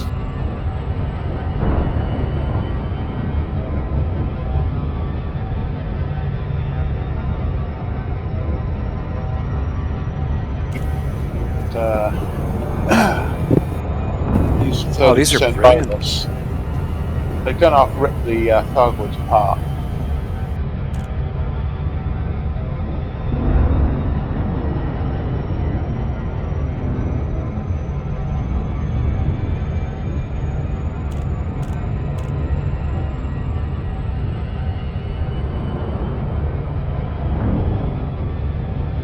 All I've got is a pair of 2F multi-cannon turrets.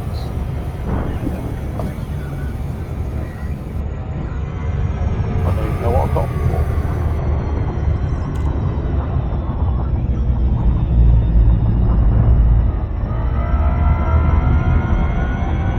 Well, I've got over 100 modules. I suppose I've got a cell site. But Anyway, off to the walk. Oh, wait, hang on. You joined the wing yet? Not yet. I was just sharing in the getting ganked tonight. Well, I've got time for one more run to the heart of a combat zone. Looks like I've lost that wing invite. Yeah, you do. They time out after a while.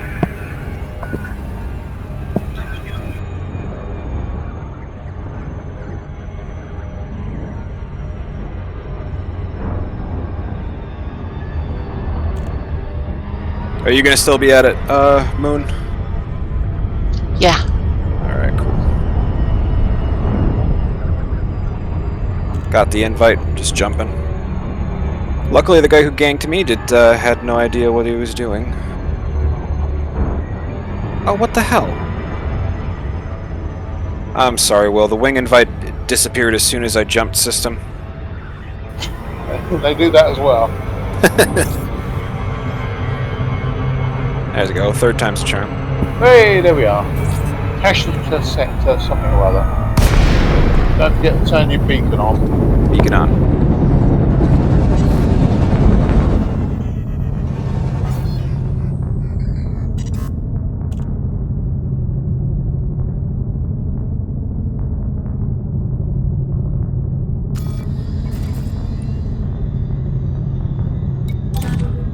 Docking request granted.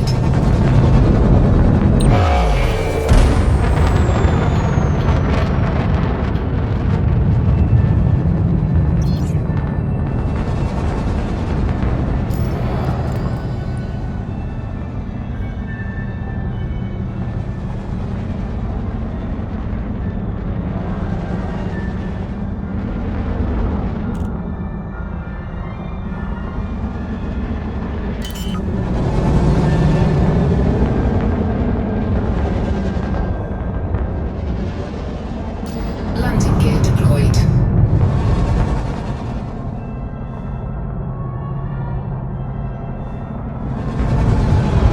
Bloody hell! It's a draw. A draw? Docking successful. Those people fighting us. Disengaged.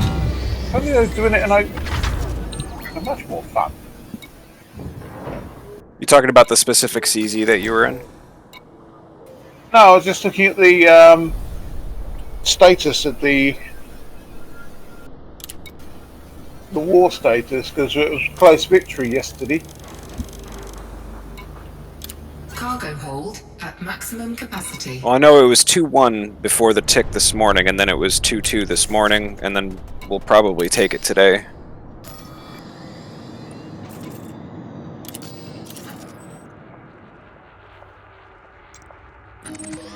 Well, I'm waiting for you to get here now. I appreciate it. Well, this My isn't a next jump. PvE ship. It's designed, as I said earlier, it's designed to run as a pack. Copy that. I'm jumping into the system now. Ship released. Engines engaged.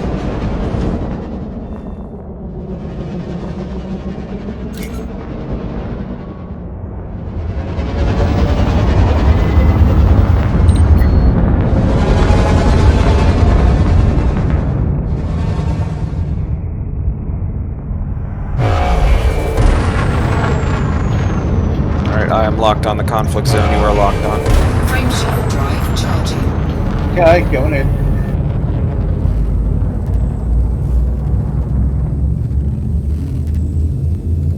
What are you flying, by the way? Vet. 4, 3, 2,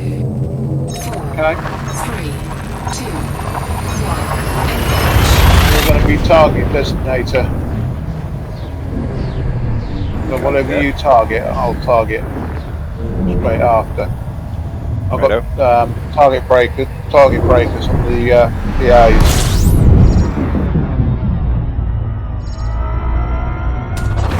Fuel scooping.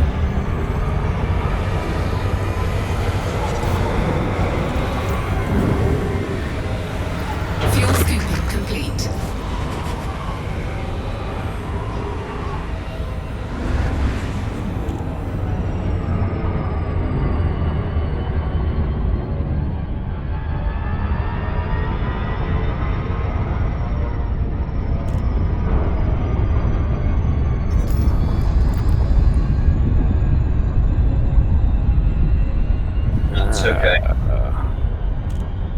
Where do we got? Might as well take it out here. Not a lot of good targets here.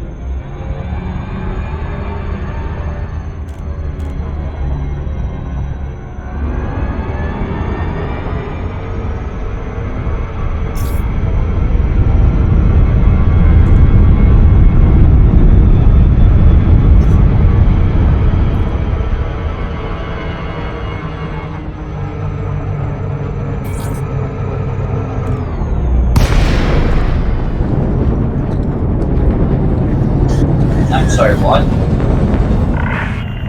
Greetings, Commander. Please be mindful of other ships around this carrier. I don't know. It's the one that can do the G5 shield booster.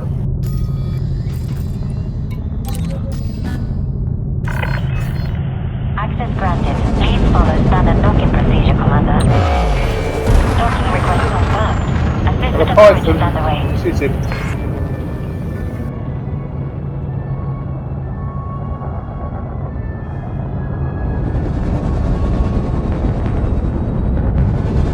Scan detected.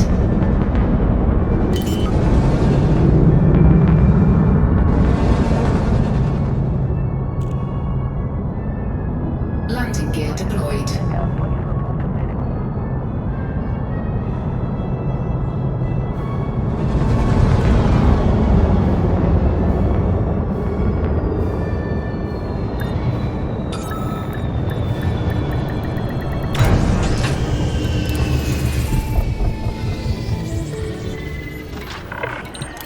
Contact confirmed. Hangar crew is ready. Welcome, Commander. Incoming message.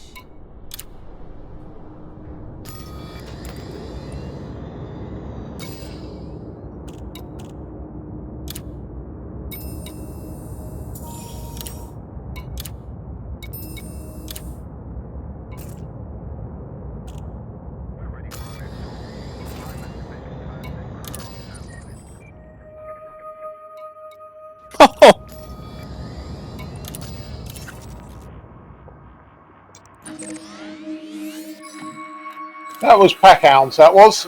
Yeah. I've only got one pack hound launcher on this thing at the moment.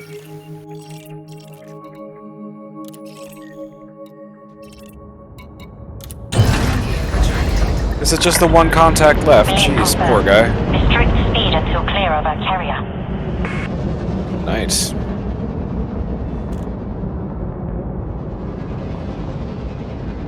And we've won. Oh, let's get this Challenger.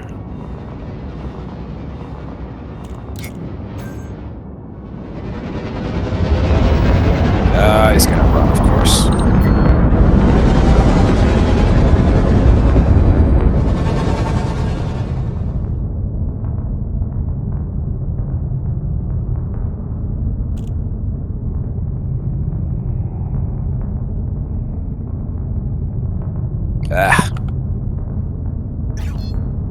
Oh well, you need to rearm, Will, or you said that was your last one? Let me check me ammo levels. No, I don't need to rearm at the moment. I can do one more. That's it. Alright. I was gonna leapfrog over to the other one then. Just wait for my fighter to come back.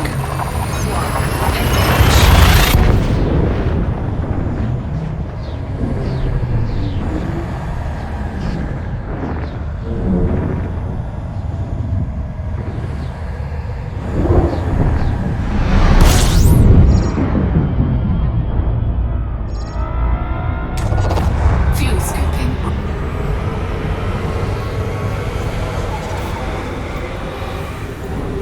Fuel scooping complete.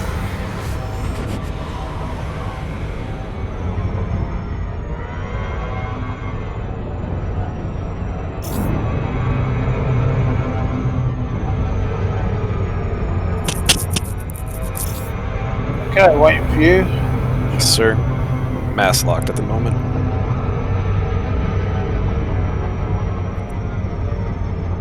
Yeah, I think they ran out of context for us to kill right at the end there. They had to spawn a bunch more in.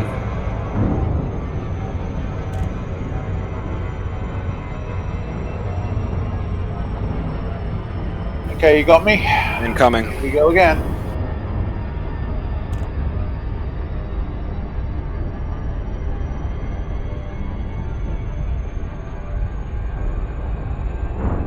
Turned off the torpedo launchers, they're too expensive to fire.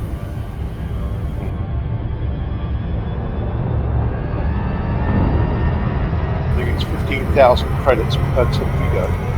Did you say 15,000 a round? Yeah. Bloody hell. And you can't synthesize any.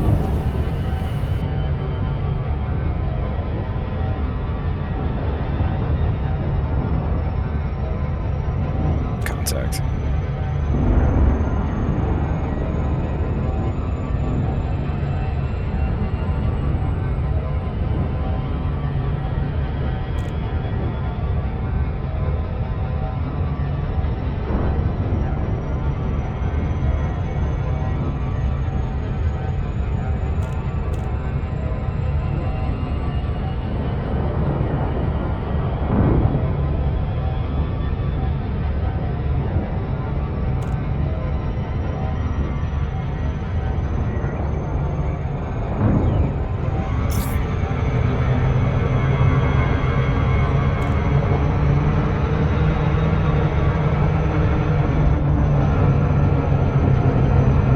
Oh, his drives are out.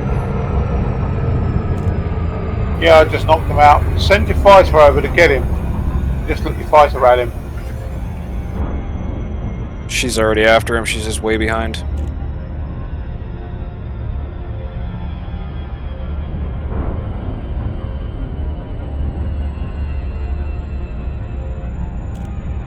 I hate chasing these fucking assholes like this.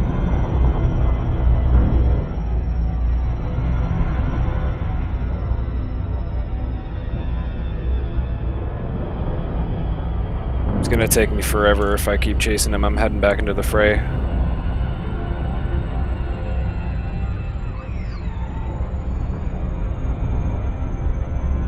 They do. Oh, got a Mamba.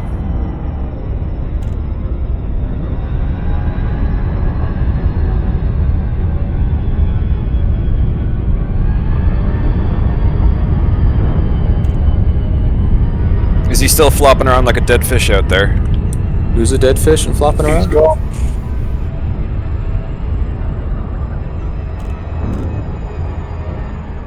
Got us a bounty hunter on the field. Oh, this is perfect for mining. It has 3 medium hard points and then 2 small hard points, which is perfect for having all the weapons you need. Or the mining equipment.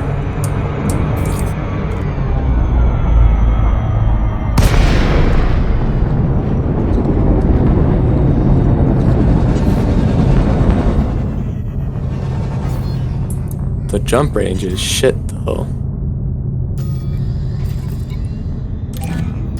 Docking request granted.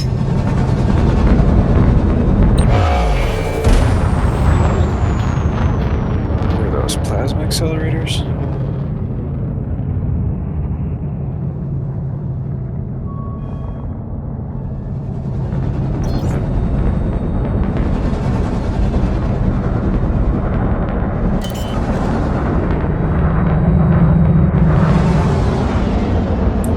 No plasma accelerators for you.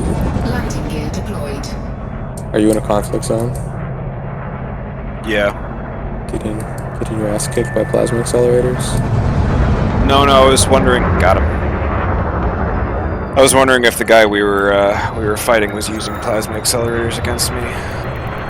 Docking successful. Engines disengaged. Got the Python. So, I'm torn.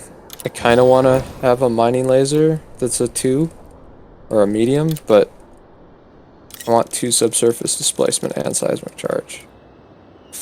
I'm on a. Well, you just gotta ask yourself, what's gonna make you more money? You know, not only is the lasing miner, the mining laser gonna, you know, take more time to make you money, but it's gonna make you less money. I'm gonna throw a small one on there, and this would be defenseless against pirates, but whatever, it's all good. Look at core internals. That's not too bad.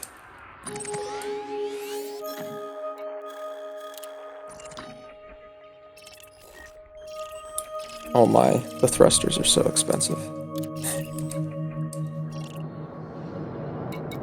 Wait till you see reactive surface armor. Yeah, I think you might be. I'm not gonna look at that. And for a miner, I don't really want to put it on there. He's talking about what we're fighting. Oh. Yeah. It sounds expensive though.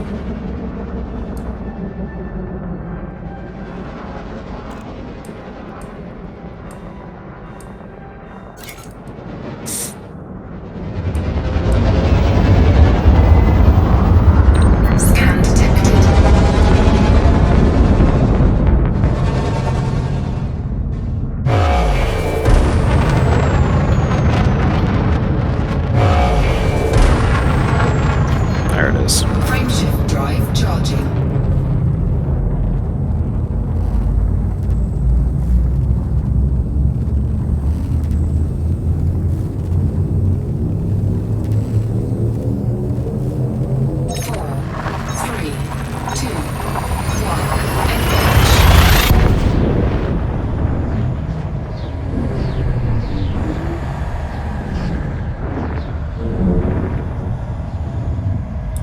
Holy shit.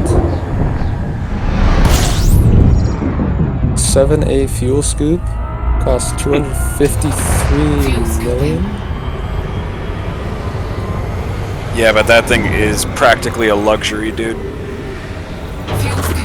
No, I understand why. 1.68 tons a second. And how many ships have a Class 8 internal slot that can actually hold it? Not many. Yeah, the Anaconda doesn't have a Class 8. I think. Cutter, I think. Cutter and a T9. Cutter and a T9? And the T10, because the T10 has identical slots. Is there a size 8 fuel scoop? Yes. Wow. I was just looking at it, and I got terrified for a minute. The Type 9 and the Type 10 do not have identical internals. They don't? Nope. Interesting.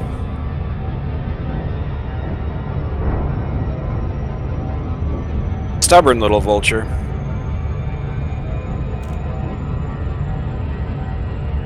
So I'm thinking a cutter with a size 8 fuel scoop, a size 8 prismatic shield, and then passenger cabins. Ultimate. Cargo bay and passenger, small cargo bay, and then passengers. Yeah. Wow. I'm not even gonna max out my cargo capacity. I threw on a 7D hangar for the Class 9. And then 2 large cargo racks, which is more than I'm ever probably gonna need. Or the 8Es. And I'm gonna throw on the 6A fuel scoop, because that's reasonably priced. And works really, really well. Prospector, not correct.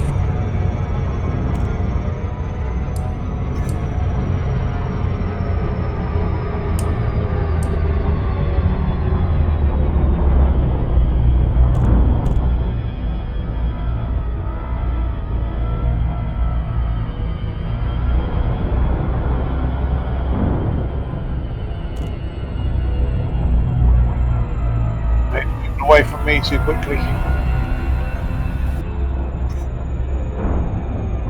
This happens more often than not to these alliance ships. I swear. Yeah, well, they're great to cripple, but the trouble is they're boosting. They're a pain in the arse. Yeah. Oh. I'm not closing that gap. I'm disengaging.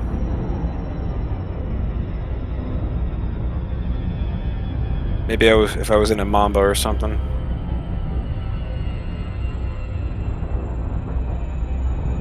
Oh, I got you.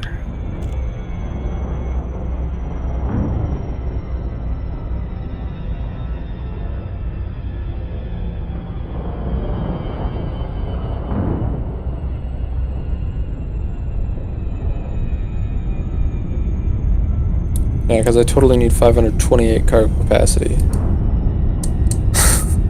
Jesus. Let's see. Oh, yeah, that makes sense.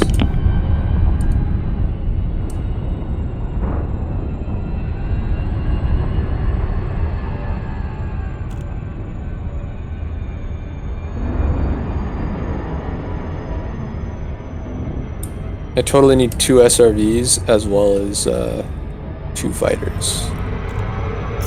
Well, that looked pretty, if nothing else. Huh? What looked pretty? We're in a conflict zone, so we're going to be talking about that. I know, but what looked really pretty? His pack hounds looked pretty.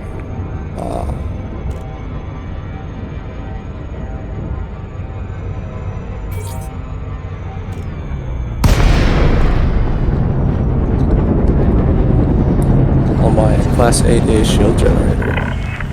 We welcome your business as a carrier commander. Please enjoy your stay with us. Aside from being ridiculously overpriced.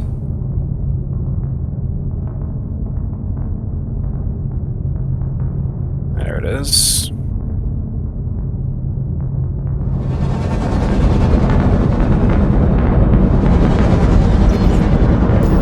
That's it. Game over. Nice.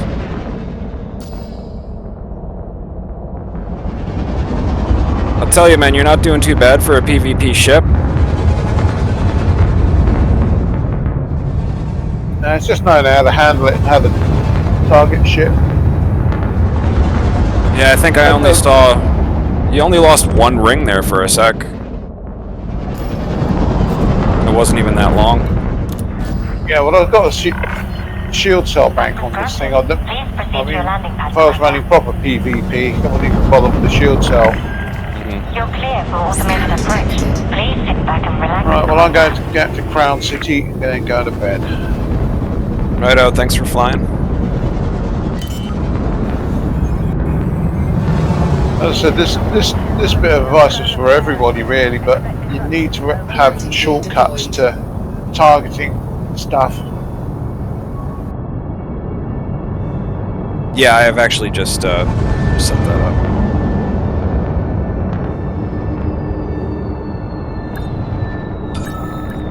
Just gotta get used to using it now.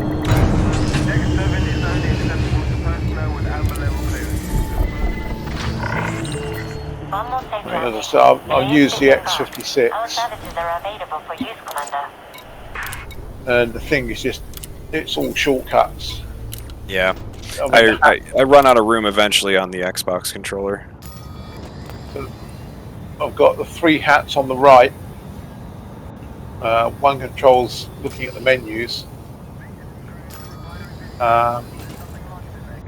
One hat does the pips, and one hat does targeting and pickling the target in front of me. And it also does fire groups,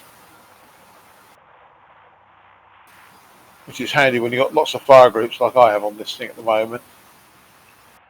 I don't normally run that much. Mm-hmm. Then I've got all the wing commands on the throttle. Yeah, I got my subsystem selection on the controller. It's just a little bit awkward because I have to use 2 fingers to do it. And then I got my wing commands on my keyboard. Wing targeting on keyboard, fighter commands on keyboard. Ship released. You are clear to leave.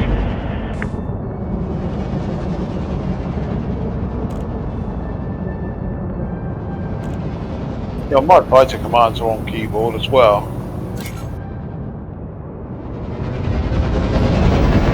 Yeah, before I get a T-56, I'm going to work on getting a desk to put it on.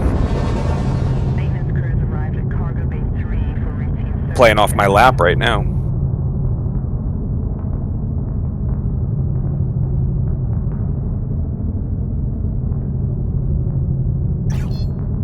Frameshift drive charging.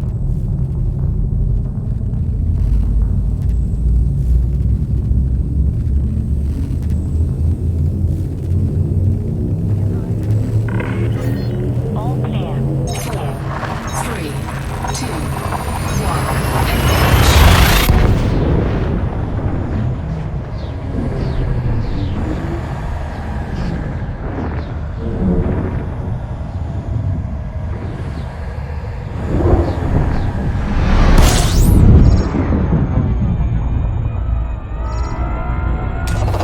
Fuel scooping.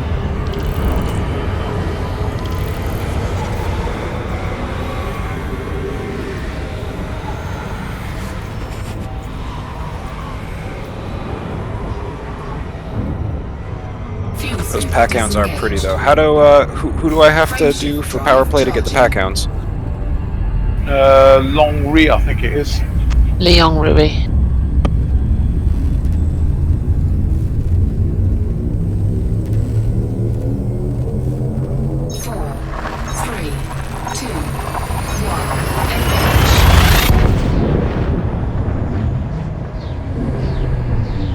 Yeah, Lee Yong.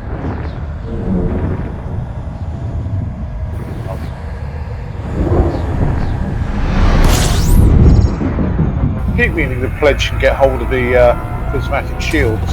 Fuel scooping. Somehow I never get round to it. I normally go out. I normally pledge and then go out exploring for 4 weeks.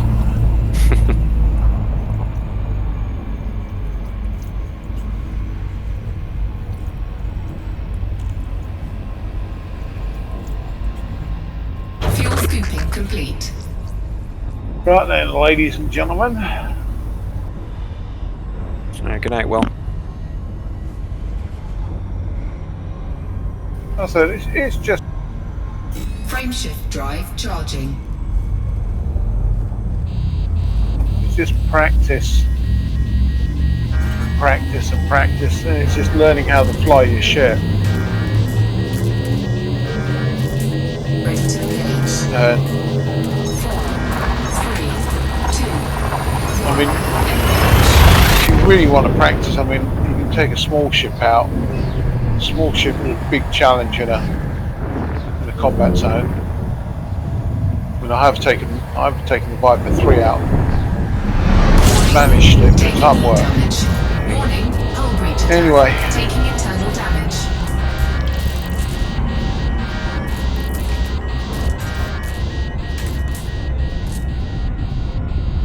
I just suddenly realised Moonware's going to get the credit for my Thargoid hearts I gave her. No, I'm not. I'm only turning one in. Right, anyway. See you tomorrow. Good night. See ya.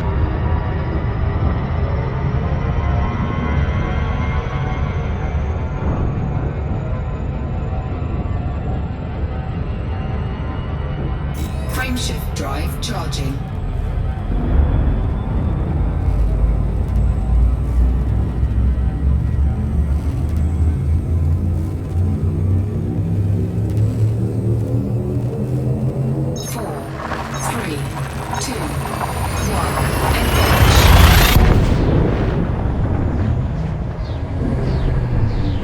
Where is he? He's not on the list. You don't think Will would be cross if I put him on the list? On the list? Yeah, he didn't mark up on the sheet any of his any of the conflicts, and he's not even on the sheet right now. He doesn't unless you hound him. Frameshift drive charging. I'll put him in.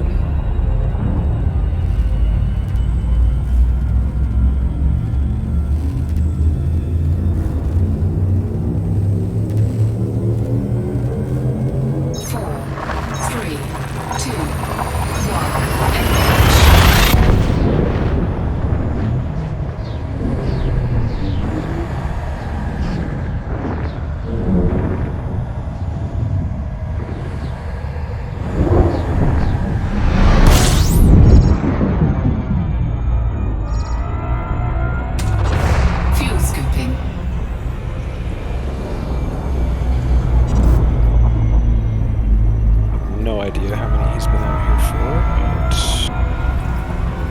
but just did 2.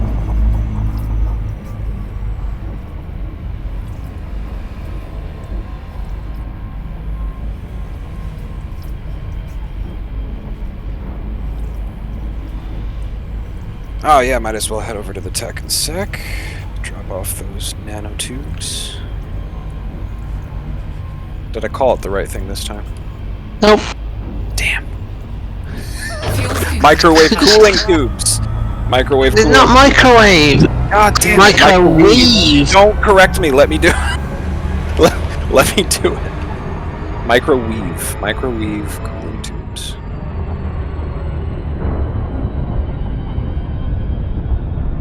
Hoses, not tubes. Damn it. Damn it.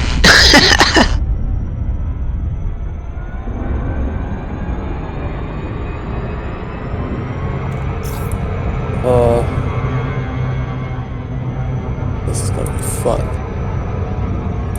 I'm gonna try and get a full ass Type 9.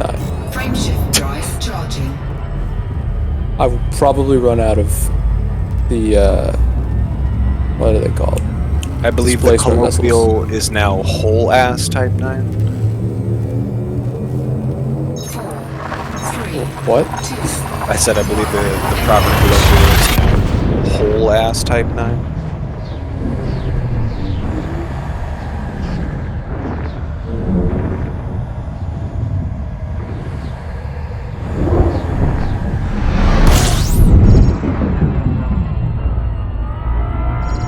It's so slow. When I sold the pay night to Searle earlier, either he took 10 extra units or someone else snuck 10 units off at the same time. Ooh. Yeah, that doesn't sound like a mistake Searle would make. Somebody probably snuck him. Searle's pretty exacting.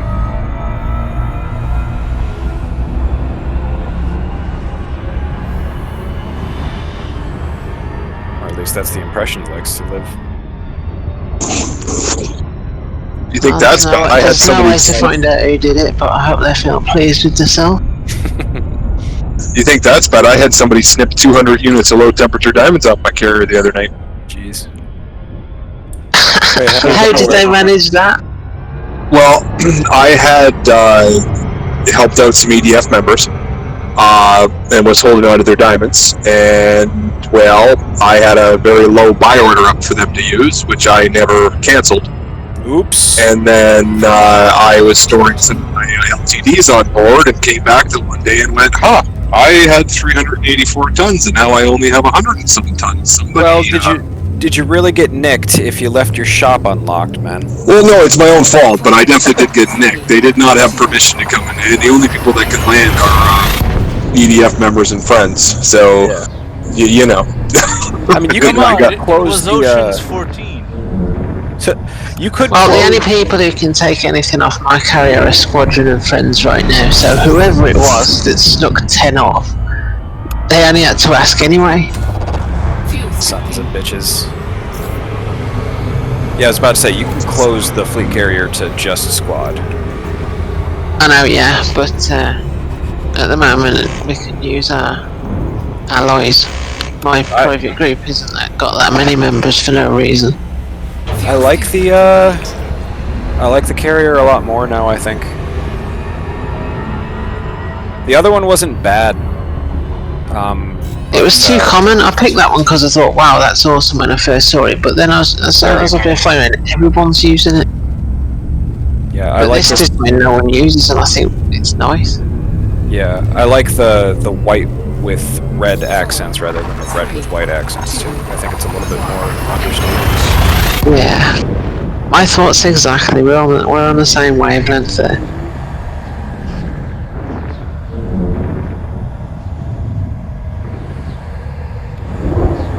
Played around with the different decals and that, and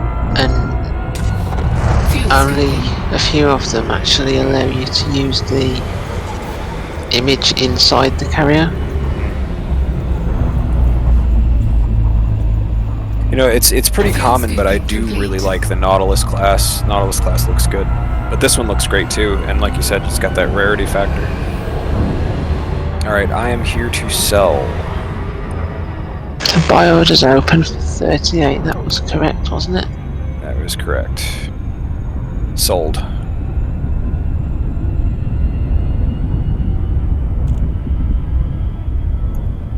I really hope I'm not an open. That would be really funny. Thank you very much.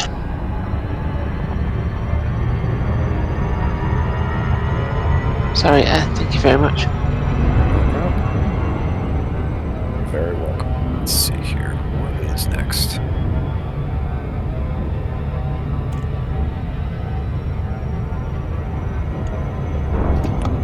Yeah, Dama. So far, I'm not missing that that large class beam laser.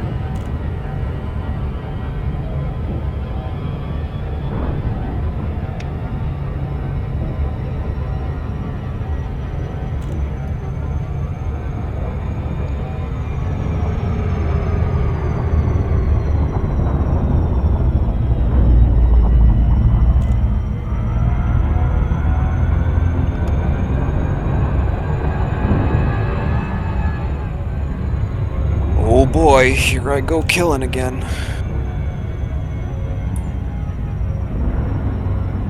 That from Rick and Morty? Yeah, Crombobulus Michael. Yep.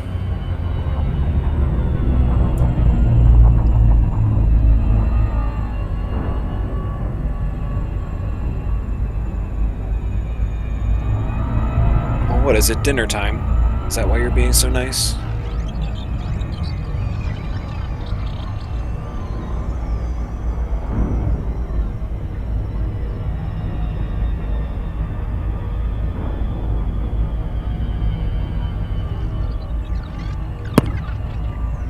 My cats, I swear he puts on a new face when it's dinner time. He looks like a completely different cat when he looks at you. You know, cats are evil.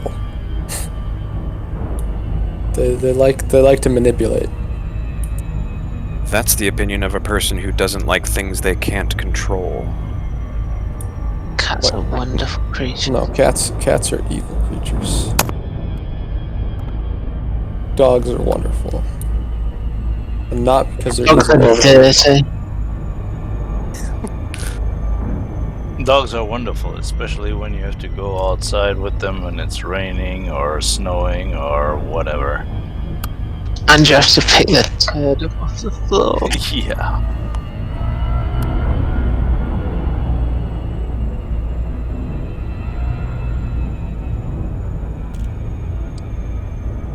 Well, I'm just gonna start racking up CZs. I don't know. I didn't know if you wanted to join, Moon, but that's what I'll be doing out here. I'm gonna jump this heart out. I just had something to do first. Copy. So how many ships can you store in one place? Is it like all your ships or just a small number of them? 36. 36? I think they increased it to 40. So you can have... I think. I actually have 36. So I'm not entirely sure. Yeah, at a station, I'm fairly certain it's 36. Alright.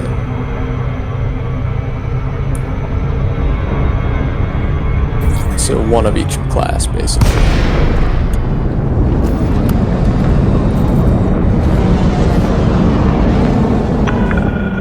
Lakon Kilo 4 India. The Federation welcomes you. Follow station protocol. I'm gonna just have this one. Type 9. This Anaconda had prismatic shields, all the good it did him. Landing permission granted. Vector for approach to landing pad. Did he die easy? His shields went down like nothing. Automated approach vectoring. So prismatic shields are a power play item? Yes. Correct. And which guy gives them? Ashling Duval. Also Gal. Gal. Oh, Searle's in station here, helping me. Look at that. So you're not on the voice chat, are you? You know, the more times I look at the name Aisley, the more I think it's a strange spelling of the name Eileen. Yeah, if you listen to the audiobooks that they have on file in the codex, everybody pronounces it Ashling. All right. Yeah. Although, given that she's Imperial, she may just be ailing.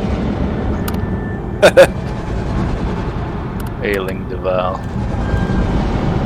Landing gear deployed.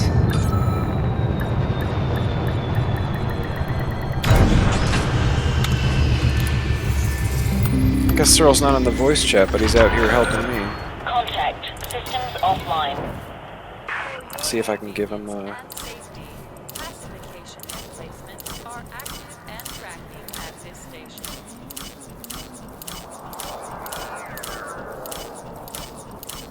Oh no.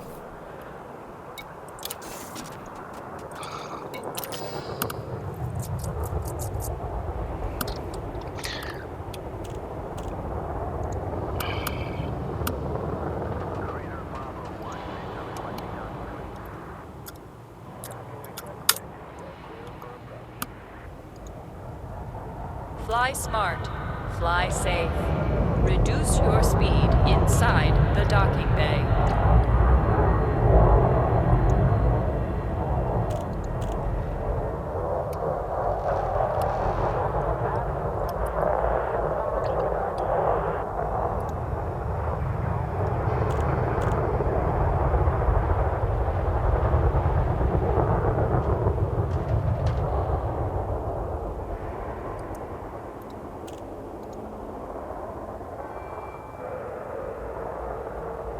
Blocking bay access is a crime.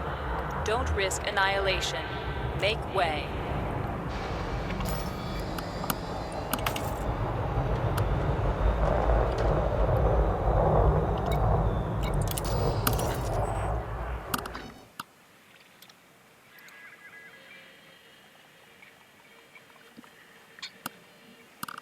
But wait, doesn't the EDF support what's-his-face? Yeah, it doesn't really matter. You can pledge for a gift. It's fine. Just watch yourself. Certain stations will be hostile to you depending on what power play you've aligned yourself with. Like Brute Harquin and Liz Ryder. If you're allied with Hudson, they'll be hostile toward you. Landing complement is engaged. Clear for egress. So you have to drop your pledge to Hudson to go talk to them? To use their services, yeah. You can always pin the blueprint and then work on it at a remote workshop, but you can't apply experimental effects at remote workshops. So, change your pledge every so often to talk to engineers, basically. I'll keep your pledge to get what's worth out of it, and then, unless you're an idiot like me and I keep pledging to get extra bonds somewhere, and then have to go do engineering and undo the bond, and... I haven't even started doing power play stuff, so...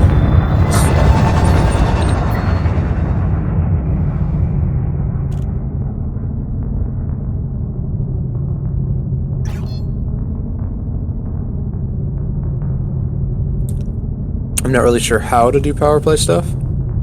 Frameshift drive charging.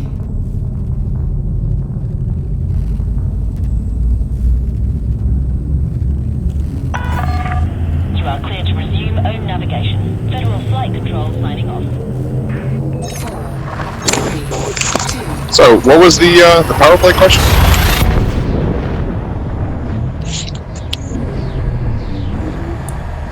How to power play.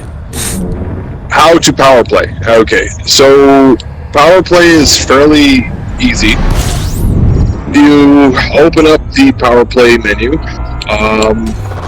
There will be a list there. If you want to get into power play, I would talk with Vic. He's the power play director here, and he has all of the know of exactly what Hudson is looking for. But in layman's terms, there will be a list of control systems. Okay, they need to be fortified every week, which involves going to the home system, which is Man-O-Man for Hudson, and picking up documents and delivering them to all of the different control systems so that they are fortified. There is also the same sort of thing to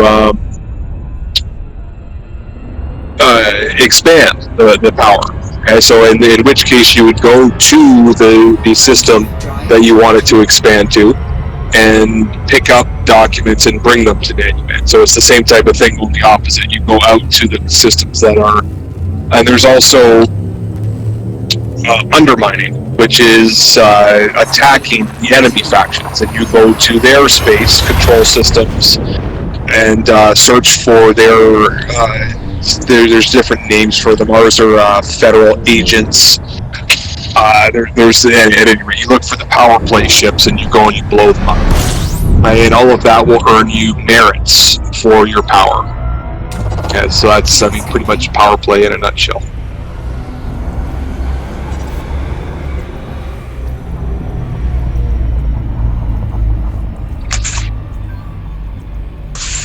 So essentially, get an engineered ship, then go kill other ships. Well, that's the only fun part of it. Yeah. We used to do that quite often, because you can get, if you get 10,000 merits a week, you get basically a salary of 50 million a week. Yeah, and that's nothing to scoff at.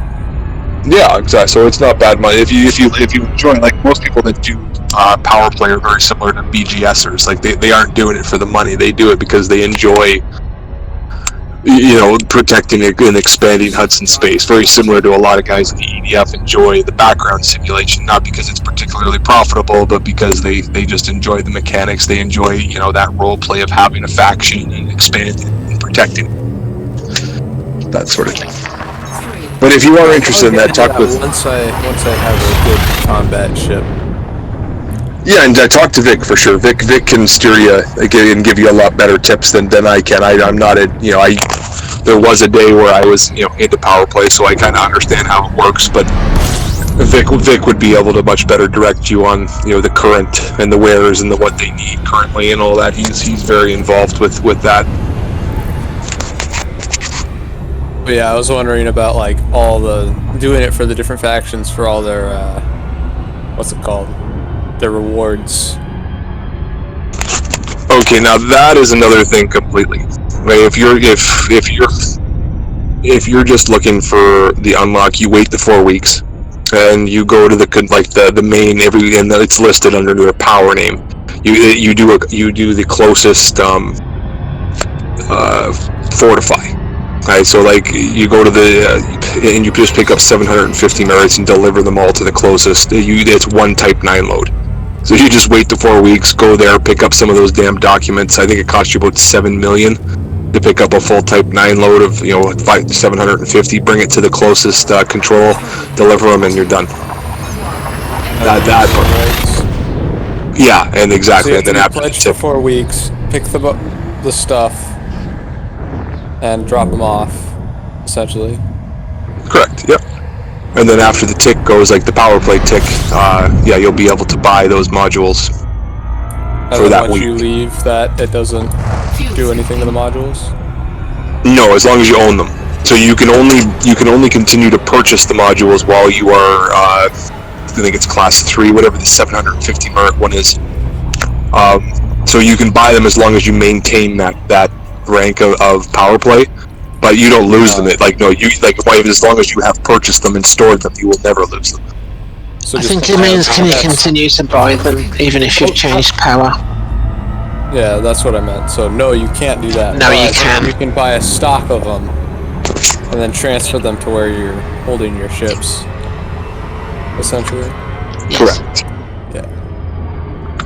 So like you can get the hammer railgun or whatever it's called that does the 3 burst that I've heard overheat your ship very quickly. Yeah, and you just buy a ton of them and store them. And same with the people do the same thing with the prismatics. They'll buy a few class 4s, a few class 5s, a few class 6s, a couple of class 7s, and a couple of class 8s, and they'll store them. That way they never have to go and do that again. They have everything they're potentially ever going to need as far as prismatic shields, or everything they're ever going to need as far as whatever, and they never have to go back, or it'll be a very long time before you ever have to go back and do that again. Well, I mean, unless you're going to have a bunch of ships that need class 8s, you probably only need like 2 or 3. How many ships? Well, there's only 2. There's the cutter and the Type 10, are the only, I guess the Type 9, but nobody's putting a Type 8 or a Type Class 8 prismatic on a Type 9. But the only 2 ships that can use it is the Type 10 and then the cutter. Fuel scooping complete. And Type 10 and cutter, but you have to use it on the Type 9 because why do you need that kind of shield on a Type 9? Yeah. So you buy 2 of them. Right, or just 1. I don't even have a cutter yet. I have not done the grind, but at any rate, I own 1 Type 8 shield that has never moved out of my hangar. I bought 3 Type 7 shields. I bought quite a few Type 5s. I can understand the Type 6 and Type 5s for sure. Type 4s, kind of. We're getting small. Like, typically I put the shield generator on a combat ship to the biggest internal. Unless it's a whole tank, in which case it depends. Oh, the whole plates only go up to Type 5, so...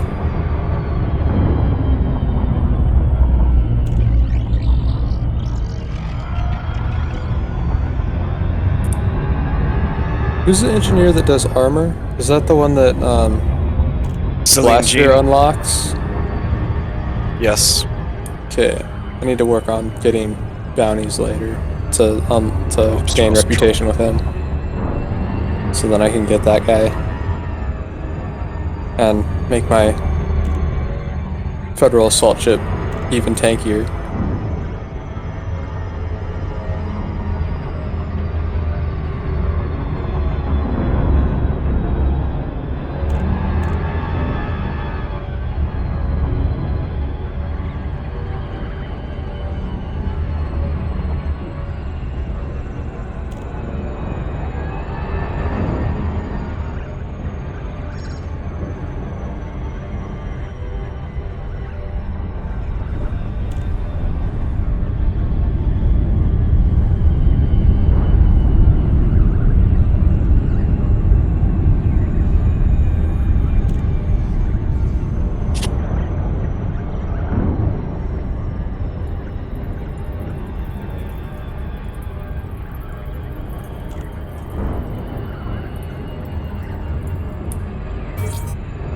Well, that's an interesting system, man. It looks like someone just slammed on their keyboard.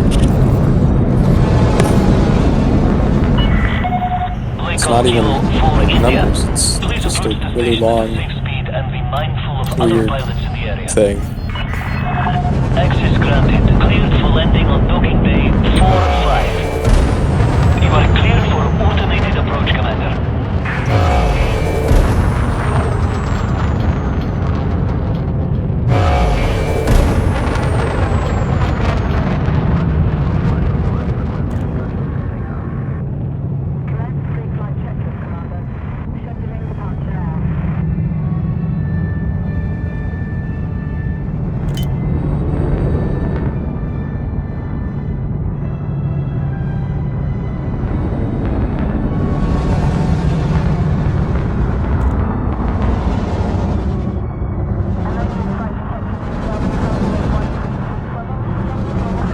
Scan detected.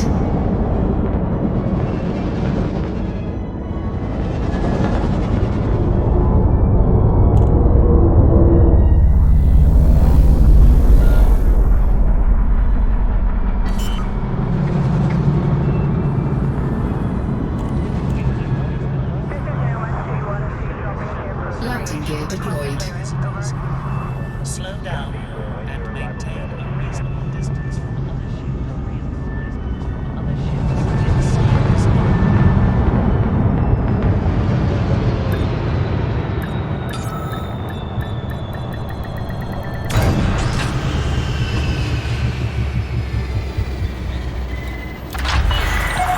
Landing successful. Docking restraints engaged. Enjoy your visit, Commander.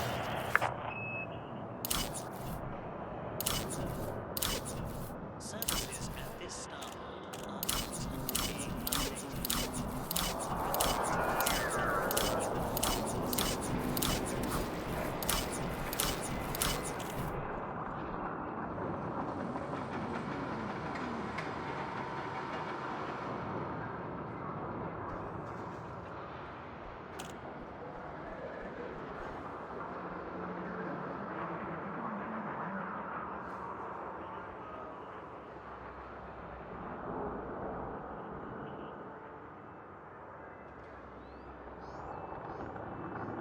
This is a message to all commanders. Oh yeah, might want to do that. Reduce your speed when maneuvering your ship inside the docking bay. So many jumps. Type 9 so slow. Should have put a bigger fuel scoop on here. That's what's really taking the longest.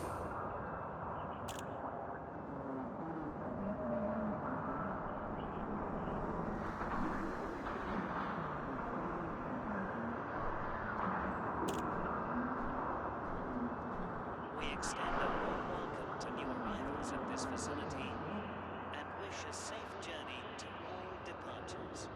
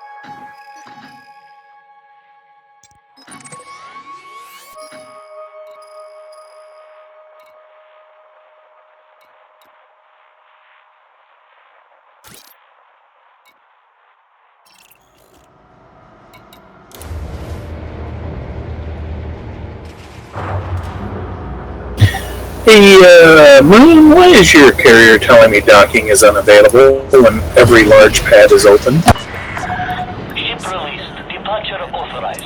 Because she doesn't want you to land there. Yeah, I guess so.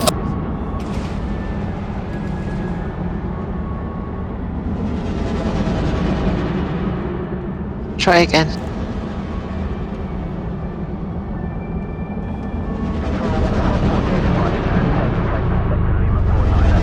There it goes, thank you. I really need to get myself a fleet carrier. Just about 12 loads full of low temperature diamond, and maybe the Type 9 would be able to do it. You shouldn't be landing on my carrier, you should be landing at Crown Station. I'm landing at the carrier to rearm and refuel, repair, everything, you know? Alright. Frameshift drive charging. Oh, you're in Ross 33? Yep. Yeah. And I've got 2 heat sinks, 1 chafe, etc. on left, so I just needed to rearm, repair. 3, 2, 1. Okay, that's annoying. It's looking like using the mining laser doesn't count. For what? Minerals refined for this tedious effing task. That's not true. The full ton counts. As you're gathering everything, you're getting a partial ton, which is refined in the refinery, and every time the refinery chunks out 1 full ton of whatever the material is, then you get credit. Bingo. Yeah, you gotta... Mining's not... So if you're just going along and depleting all the asteroids, you'll rack up, as long as you don't have anything blocked, you should rack up tons of stuff fairly quick. Even low value asteroids will still give you at least 1 or 2 tons. Yeah. But they suck. Now he's just going for a total of 500 tons mined, so that he can unlock Celine. This has so far been the single least pleasant task that I have been, punished with. Tell you what, man, you think 500 tons of anything is bad. I would spend about 5 hours to fill 500 tons of LTDs back when laser mining was the name of the game. Yeah, I'm about to spend like 2 or 3 hours getting 500 tons of LTDs with subsurface. Yep. It's much more efficient now. I'm sorry, Everett, go ahead. Crap at me considering writing off this engineer as just not considering them to exist. They're totally worth it. He hates mining, it's a whole mindset thing, so... I have hated mining in literally every game I have ever played, including Minecraft. Yes, but Minecraft is like a great and horrible game at the exact same time. So... Let's do it this way, he and I both used to play RuneScape. He'd be running around killing everything, gathering whatever they dropped in order to sell it, so that he could buy what he wanted. I'd be running around mining rocks, chopping trees, whatever, so that I could make stuff instead. Yeah, that makes sense. See, so I've got the mining mindset. Elder He's got the combat mindset. And like, I would kill stuff, but I found that gathering resources, although it's I like doing that a lot more than I enjoy combat in this game. But combat is typically more enjoyable, in my opinion. Typically. No, I find the whole resource and crafting side of the games to be more fun for me. Oh, I enjoy both, actually. Like, I'm enjoying doing the egg, at least. And on this ship, it's going to take a long-ass time just to get to the egg.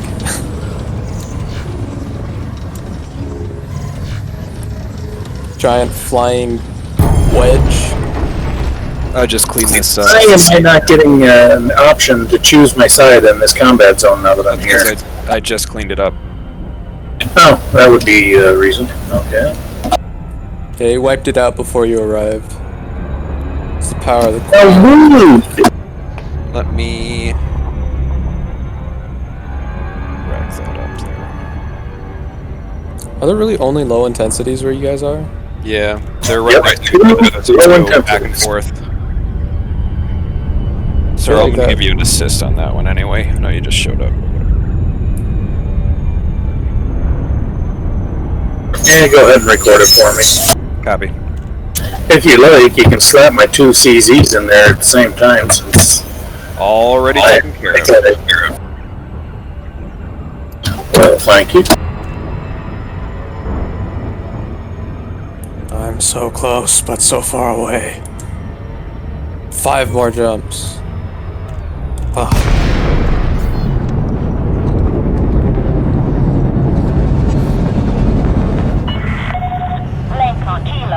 I just love the way that.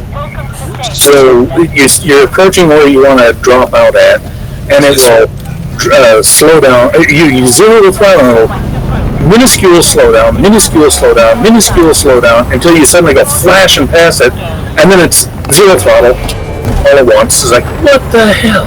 Do you know the 775 trick? Never heard of it. Alright, so you watch your countdown, your timer.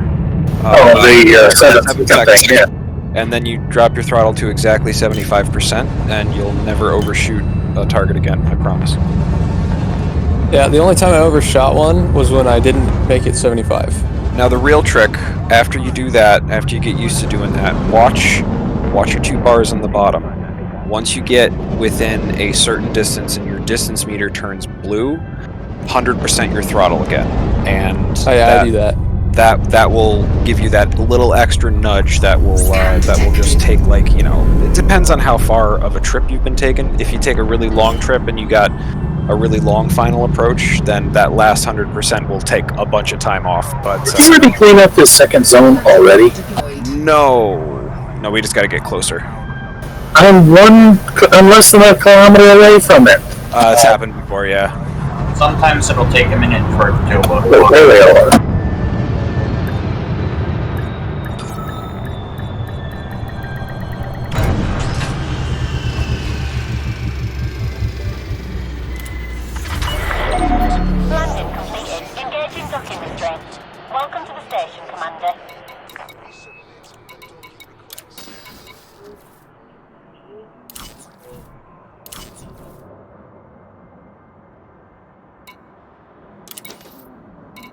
You're already running.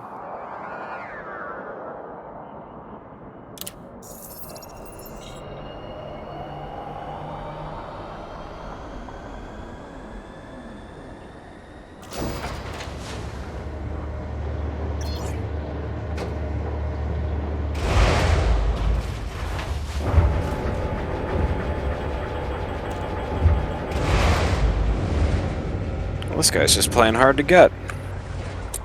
Well, then blow them up with some missiles.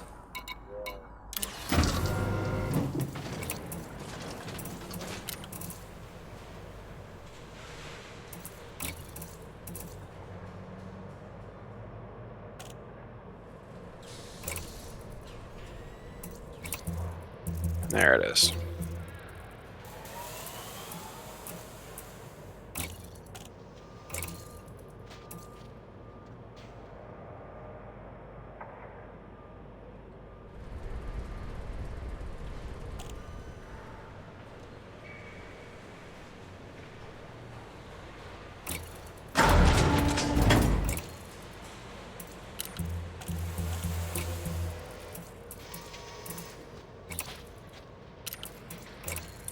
Ooh, I'm almost there.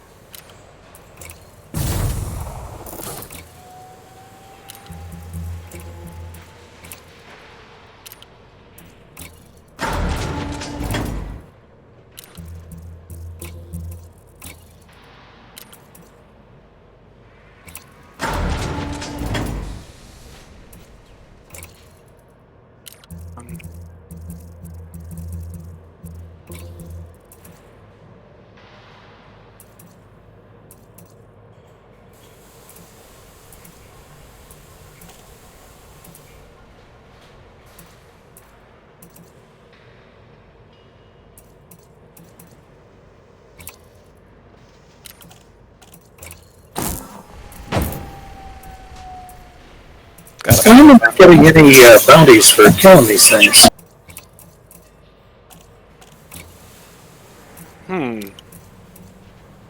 Any bonds, you mean? Yeah, I don't think I'm getting it either. You guys have probably done it so much that they're just like, no more bonds for you. You alright there? Yeah, I'm fine for the moment.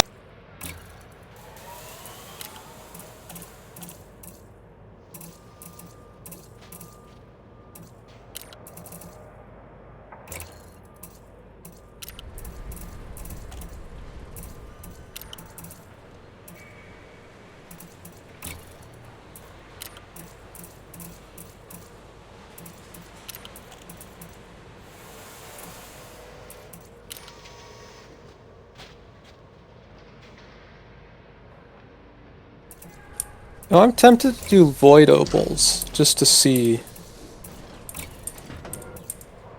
but I don't know. Yeah, those challengers can be tough.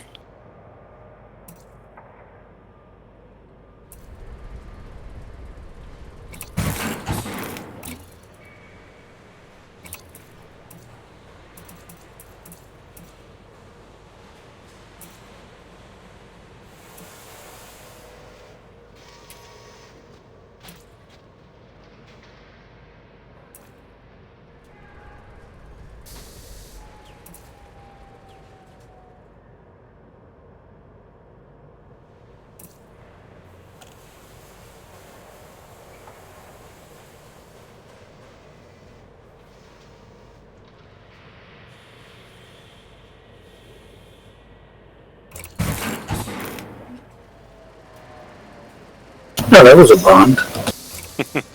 Yeah, I wasn't getting many bonds either. I don't know what the hell was going on. I was having trouble with the system tracking my bonds earlier today too. What are we up to? Alright, I don't have enough. The system doesn't like you today. Yet, but I'm gonna turn it in anyway because I think. Let's see. Yeah, we've completed that 42 million credit mission anyway, so I'm gonna head back to Crown City.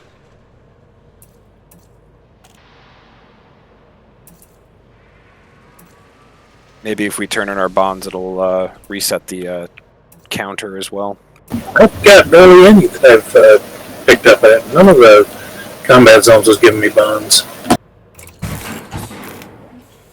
I've got 152k racked up. Whoop-de-flippin'-do. Yeah, the last time this gave me problems, I'm going to give you the point for that one. I just turned in my bonds, and it reset whatever was malfunctioning or glitching out. So that's what I'm going to do. That's good. Apparently I took my field maintenance unit off.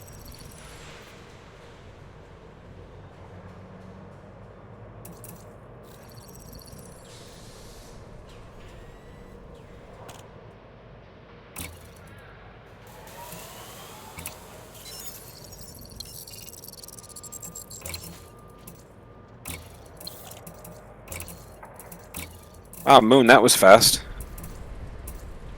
Yep.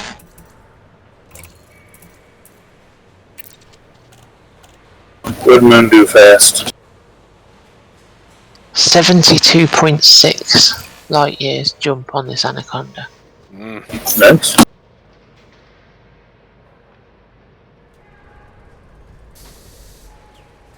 $72.6? Is that what I heard? Mm-hmm. Yeah. Jesus. And I think I could probably squeeze a bit more because I'm currently using a 4C power plant. If I take my utilities off, I can change that to a 4D power plant.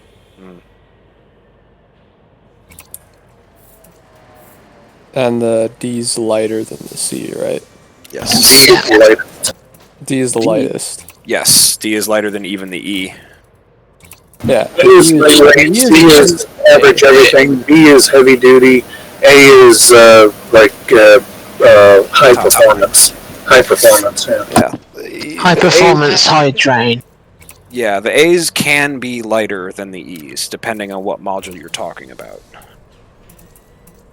Yeah, cells I know right. that B's my, heavy duty. C's efficient. D's lightest and E uses the least power. I just put A on because I want the range or the quality. Power plant wise, I want all that energies.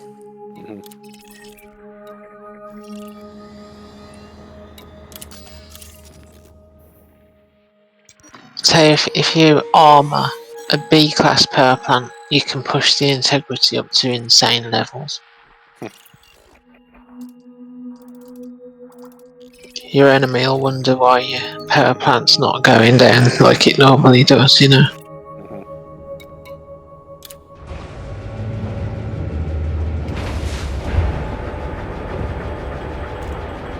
Because it's a brick power plant. Yep. Ship won't jump very far, but it'll survive fights. Nice. It's a brick. Nobody's looking for mineral extractors, are they? But I wrote a mineral extractors. Nope. Take that as a no. Nice. I'm gonna get this all the time now. Rock. I'm gonna get this all the time now because I've sold so many things on the carry. Really low price. And then when they undock, you can tell them so long and thanks for all the fish. Yeah, I was about to say. Okay, let's actually remember this time to pick up my crew members so I can launch my fighters. Plus, with it being attacker security headquarters, I thought having some weapons and stuff on board would help with the role-playing factor. Absolutely. Gotta look the part, right? 3, 2, 1. Plus, if we can use landmines and things like cargoes. Might as well just call it the Pridwin. Yeah. Fallout rockets. Fuel scooping. No, I'll name it after the, oh damn it, what was it called? The one that was flying and crashed. Ironsides. Oh, yeah. No, it's, what was the name of the damn vessel? The Ironsides was the captain. That cannon thing you gave, the yeah. Constitution. It was the Constitution. The Constitution, that's it.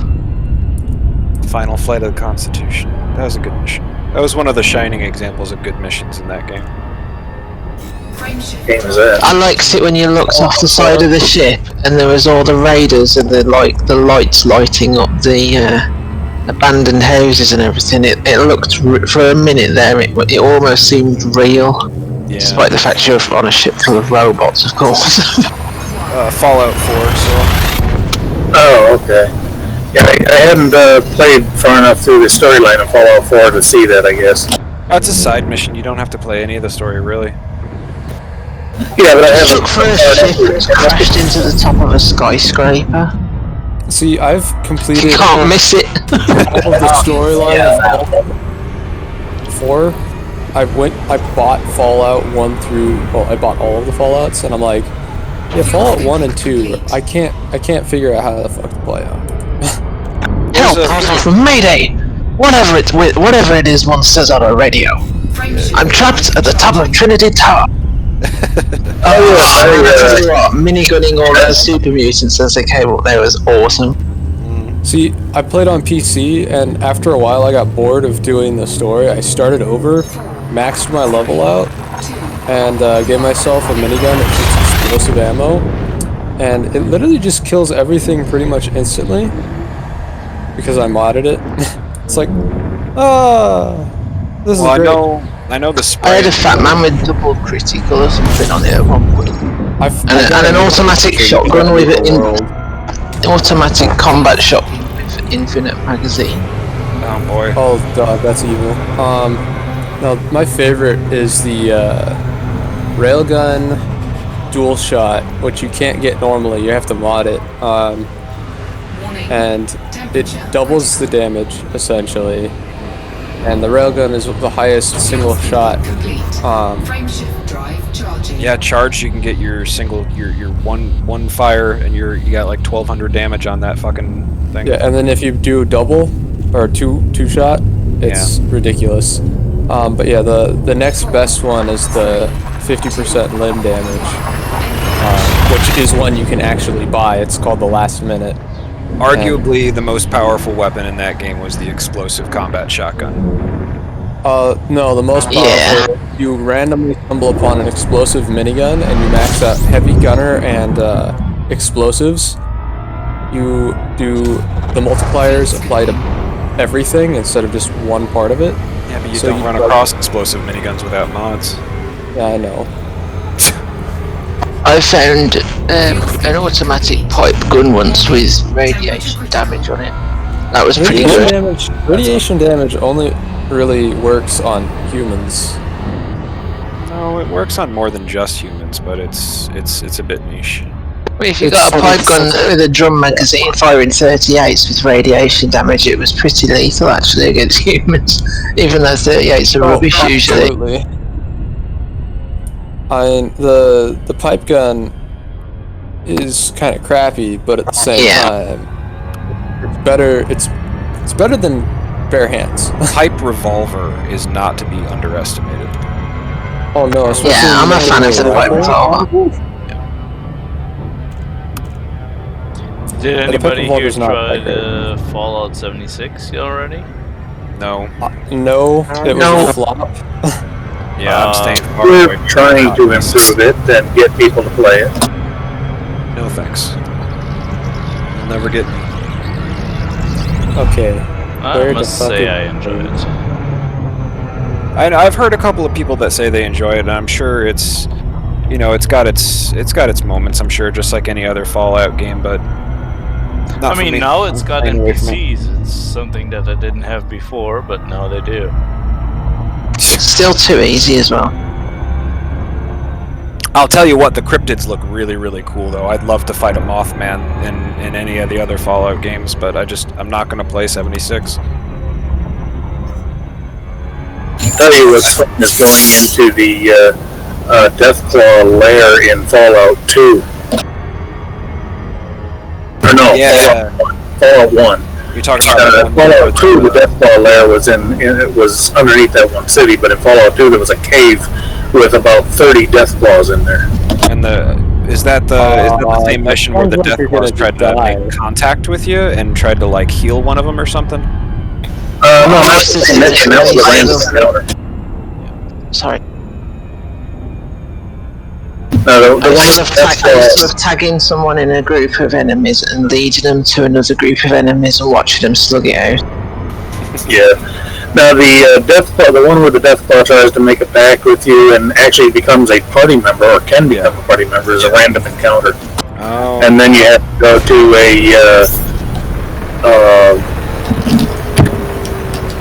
a vault that you find because the Deathclaw tells you where it's at. And, after you get what the Deathclaw needs, the Deathclaw will join your party.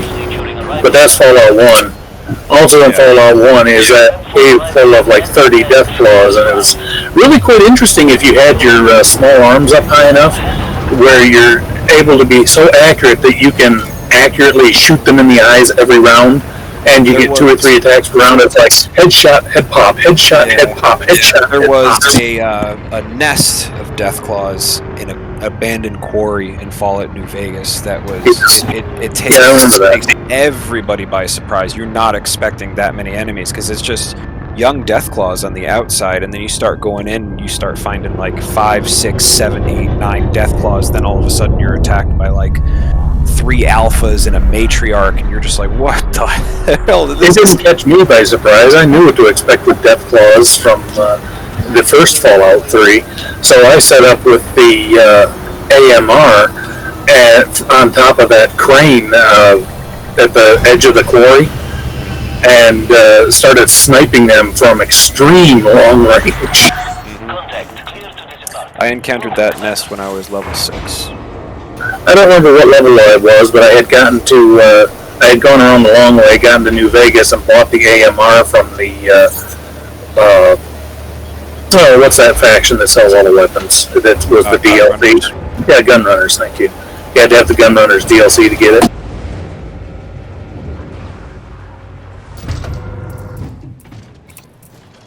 And then went back to the quarry and like just one shot every young Deathclaw. And the alphas were sometimes, if I crit them, it was a one shot with the AMR. I'll tell you what, Deathclaws were pretty cool in Fallout 4, but they were way scarier in Fallout 3 and Fallout New Vegas. They were scarier in 1 and 2, yeah. In Vegas, they were deadly. Yeah. You had to plan out your attack if you were going to have to go after one of them.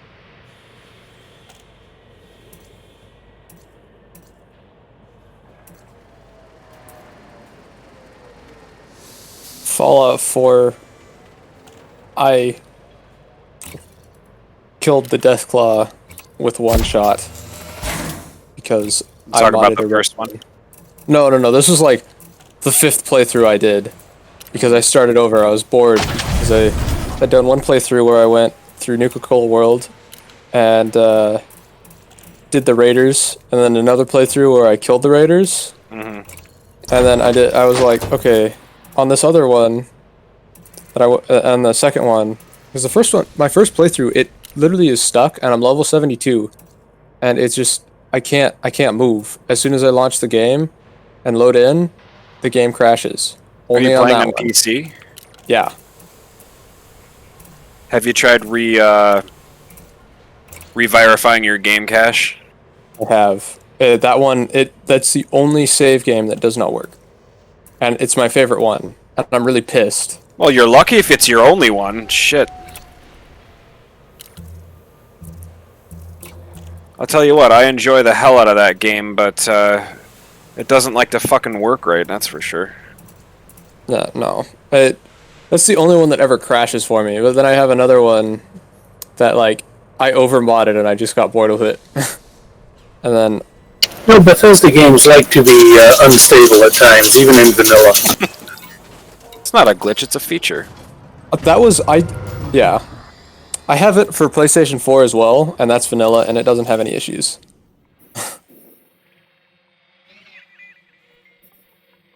Yeah, I'm very careful in terms of mod and add content. I try to do enhancers, like graphical enhancers, texture enhancers.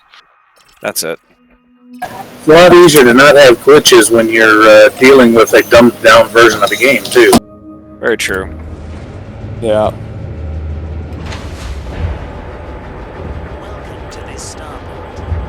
I think I had a... Before this game, Skyrim was the game I played the most of, and I think I have about 2,600 hours in Skyrim. Is that all? Restraints withdrawn. Watch for oncoming traffic when passing through the airlock.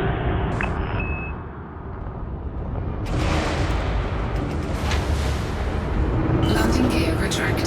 Didn't get near... Fallout 4 was fun, New Vegas was fun, but I haven't played nearly as many hours in the Fallout series as I have in Elder Scrolls. I think I have about 1,200 in Oblivion.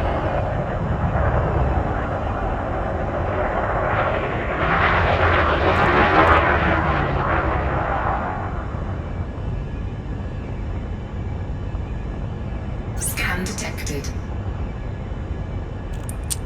I have Elder Scrolls Online, and I am not very... I'm sorry. Frameshift drive charging. I played about an hour or two of that, and I don't think I've picked it up since. I paid for the full $60 too. I feel like an idiot. Yeah. It's got the worst auction system that I have seen of any MMO by far. Player auction system.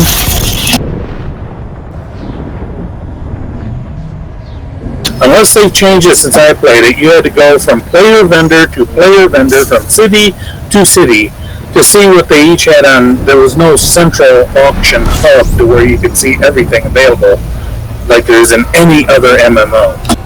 System scan complete. No, you had to go from player to player to player to player, and from city to city. Just, it was stupid.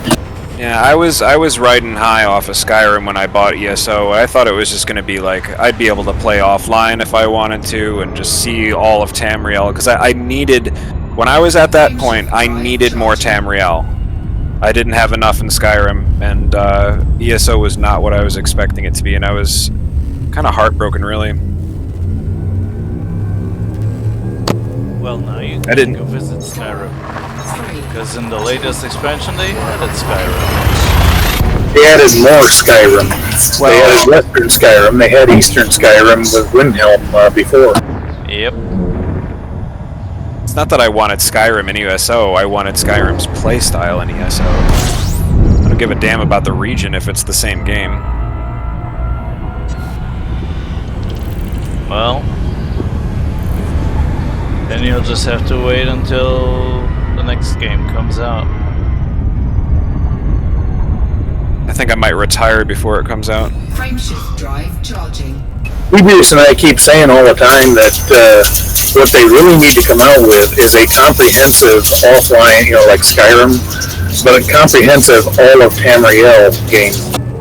Well, the last time they did that was Daggerfall, which was the second game that came out. A lot of people are anticipating that the next one is going to be all of Tamriel. I know a lot of lore masters have already confirmed that the area in that little teaser they gave us at E3 was in fact Hammerfell. But, I want to go to Black Marsh. Yeah, so do I. I'm worried about going to places like Black Marsh or elsewhere because Elsewhere, I want to go to Elsewhere as well. Like, are they going to do it right? That's the worry.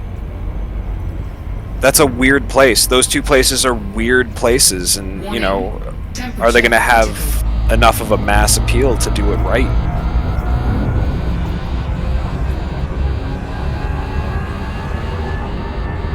Fuel scoop disengaged.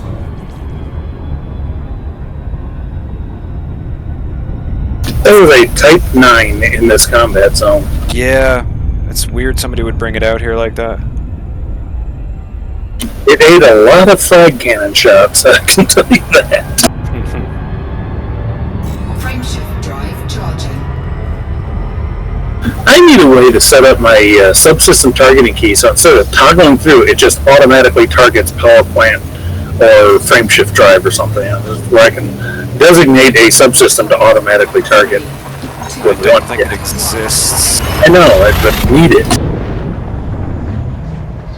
Yeah, that would be nice, though. You're right. They have you cycle through all the most useless systems possible before you finally get to drive, power plant, and frameshift drive. Cycle in reverse. It's only 5 or 6 presses. Fuel scooping. System scan. That's what I do. Because at the bottom end, all the stuff that they add onto the ship, weapons, utilities, and stuff that comes first. So that's why you have to cycle through it. If you go in reverse, it does all the core.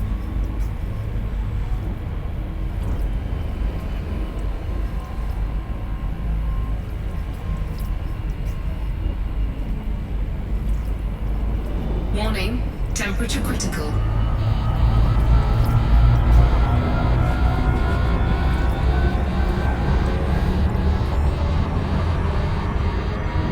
Fuel scoop disengaged.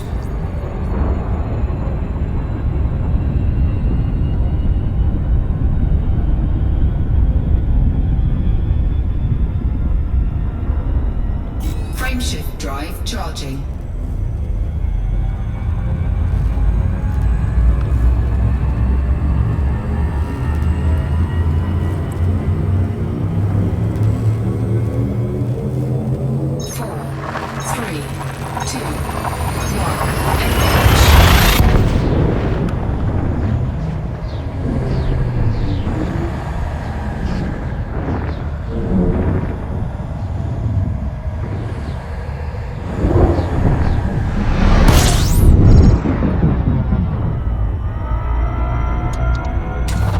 I guess I should pay another visit to Moon's Carrier before I go to the next one.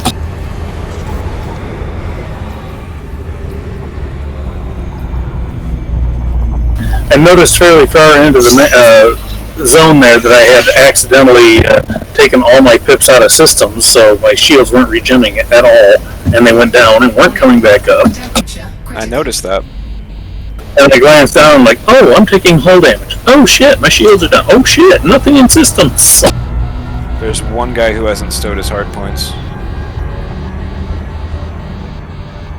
I just pimped the shields on Seneconda. 5,945. Wow. Some shields like that. 59, you said? 5,945. Bloody hell.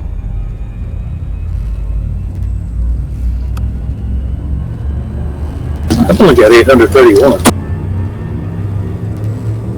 I got this vet up to 5,300. 3, 2, 1. Conflicts on like this doesn't even nick that. I suppose what you've got are the Type 7 shields, Moon?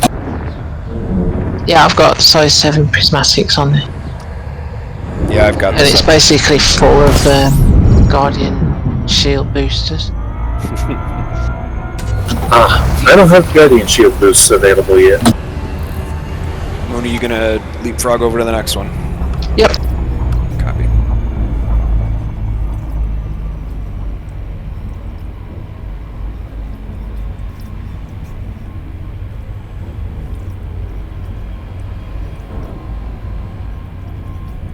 Warning, temperature critical.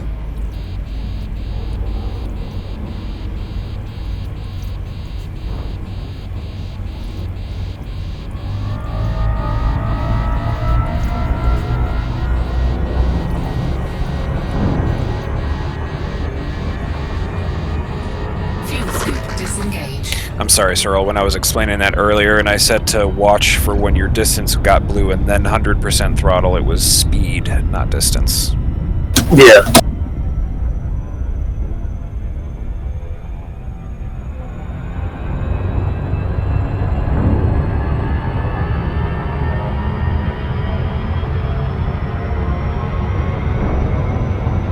Frameshift drive charging.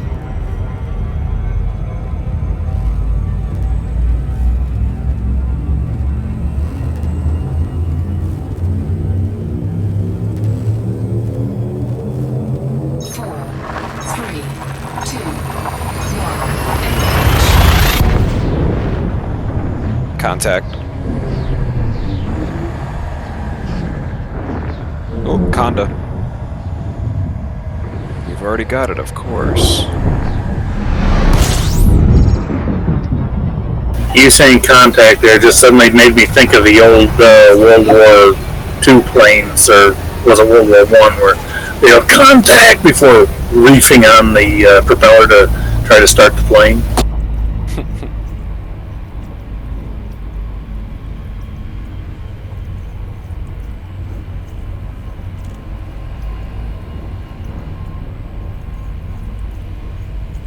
Warning, temperature critical.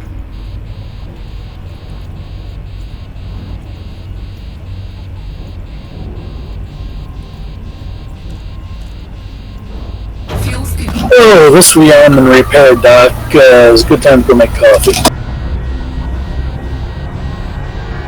Oh well, I just looked. They must have been really shooting a lot of missiles at me. My point defenses are down to less than 3,000 ammo each.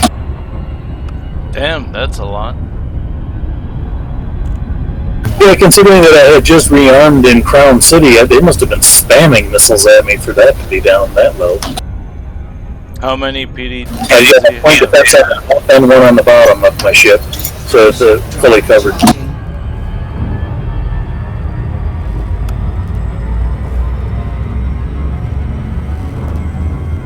The one is at 4,988, the other one's at 2,670.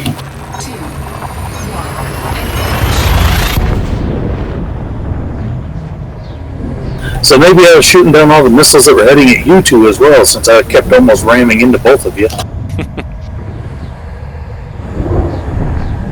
You're welcome. There's something with point defense, just they shoot the missiles down. I'm the one with the point defense is what I'm saying, right? Point defense were mostly depleted there. Yeah, And I from just know from going after a bunch of pirates that if one of the pirates of the same faction shoots a missile at you, their point defenses on the pirates that you haven't shot at will shoot the missiles down. Fun. Yeah, so I would literally just, it's like, oh, those ones have point defenses, so I'm gonna sit around here because I know one of these guys has a missile. And you just shoot them one at a time until there's no more people with missiles. You know, I should take a break here actually and head over to the to get my DBX out and head over to the engineer that requires the combat bonds before I fuck it up and get killed again like I did the other day. Now that I've got 300k in combat bonds, I only needed 100. Combat bonds for a guy? Miner? Or not miner, engineer? No, combat bonds is what you collect in a conflict zone rather than... Yeah, I know. Yeah, for Jury Ishmak, you fulfilled your initial contract by providing at least 100,000 credits worth of combat bonds. He does mines, missiles, and scanners. Fuel scooping complete. Warning, temperature critical.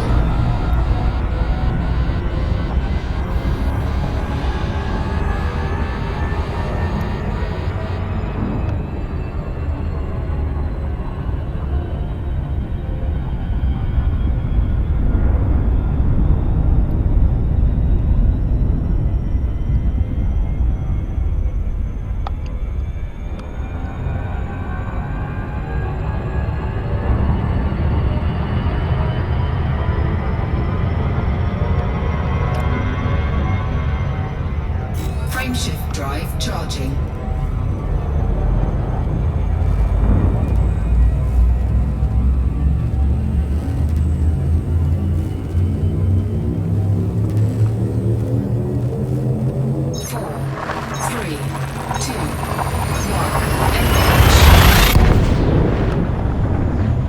Oh no, my limpets are timing out.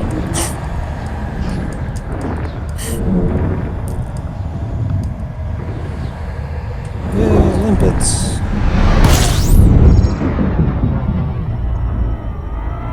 Wow. 87 low temperature damage so far. Yay! And there's a lot sitting outside my ship.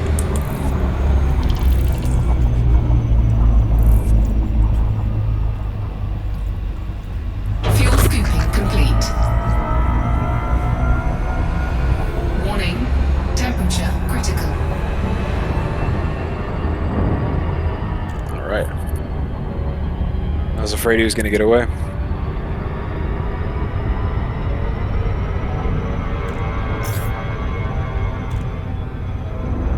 Frameshift drive charging.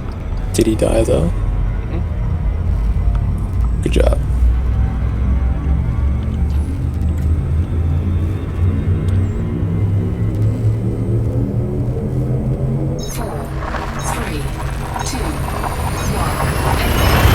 Who's marking up wins for this?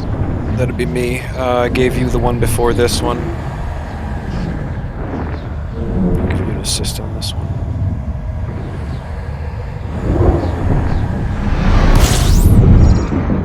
Surely you had an assist from before as well. Fuel scooping.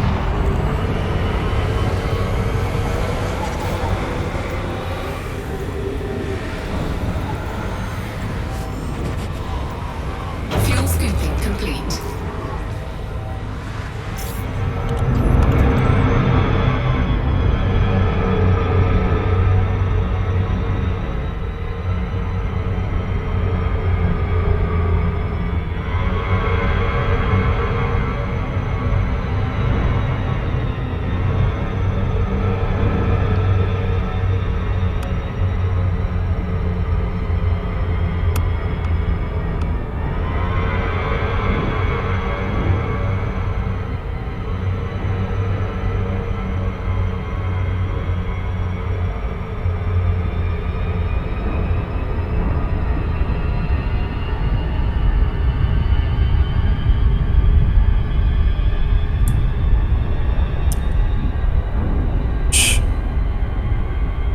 All the everybody is like, farm the egg, farm the egg. It's so great. Just in the chat, it's kind of crazy. They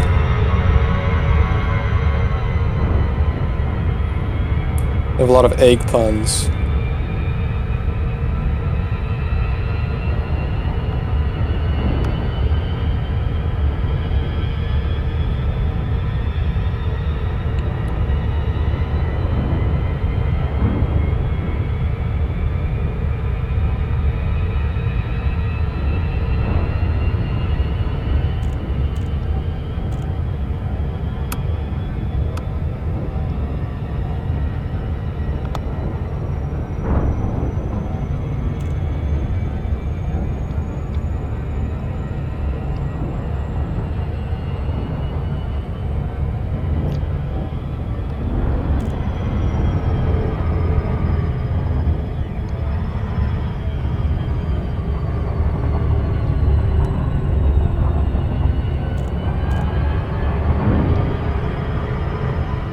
A limpet got in the way of my missile. Made it bounce off the limpet and miss.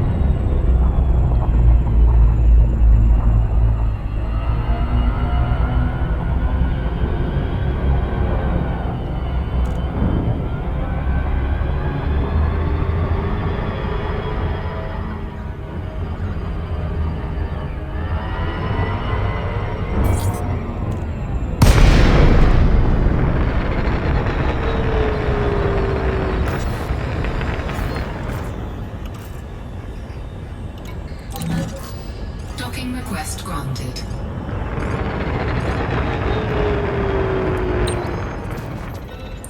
Did it again.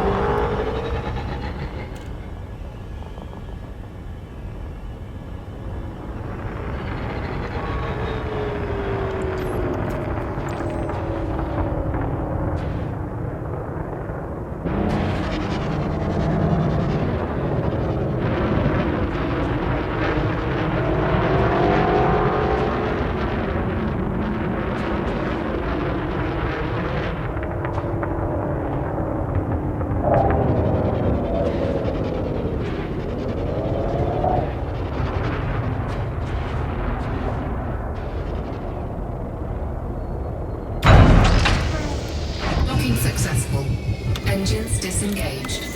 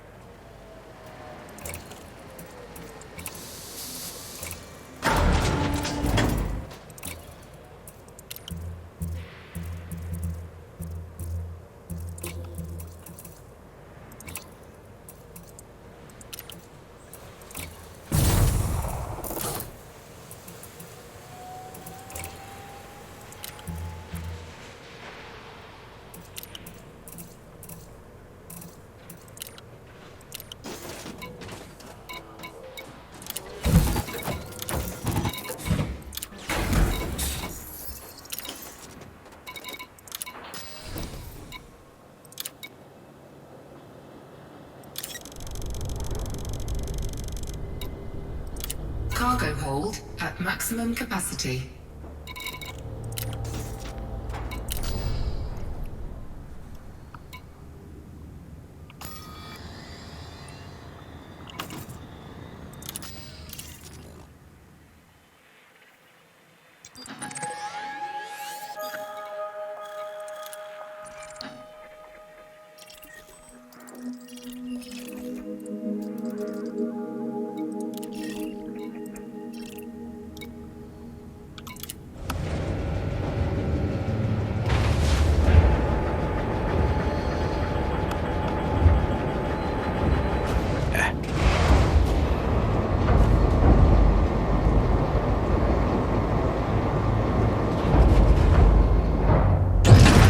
Ship released. Engines engaged. Landing gear retracted.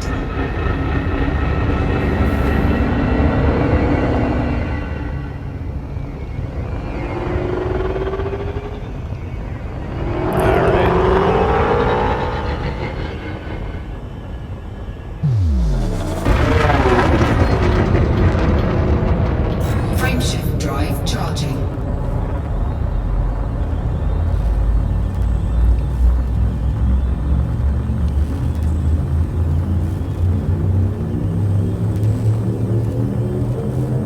Four, three, two, one.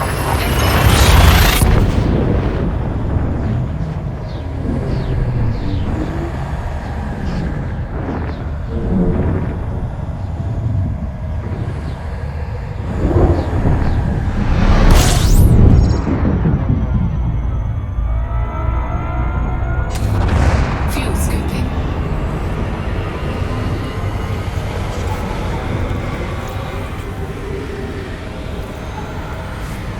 Fuel scooping complete. I realized I was switching to my fighter too soon and I lost like probably 10 LTDs. So now I'm waiting for the limpets to gather as much as they can before I finish off the last of the nodes. And then switch. It's probably waste 5 or 6 displacement missiles.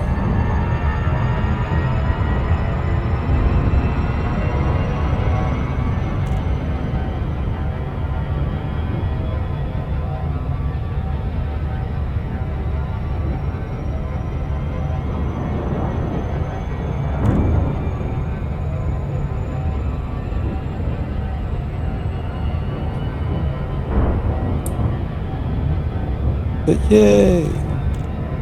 I'm almost at 200 LTDs now.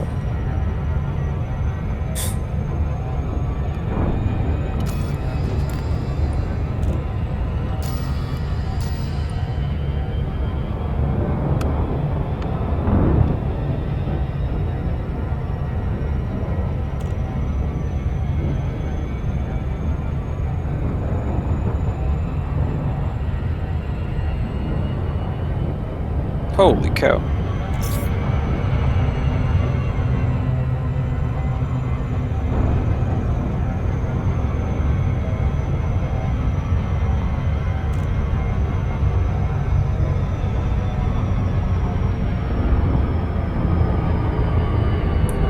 Oh, no shit. It tells you the health of it. Duh.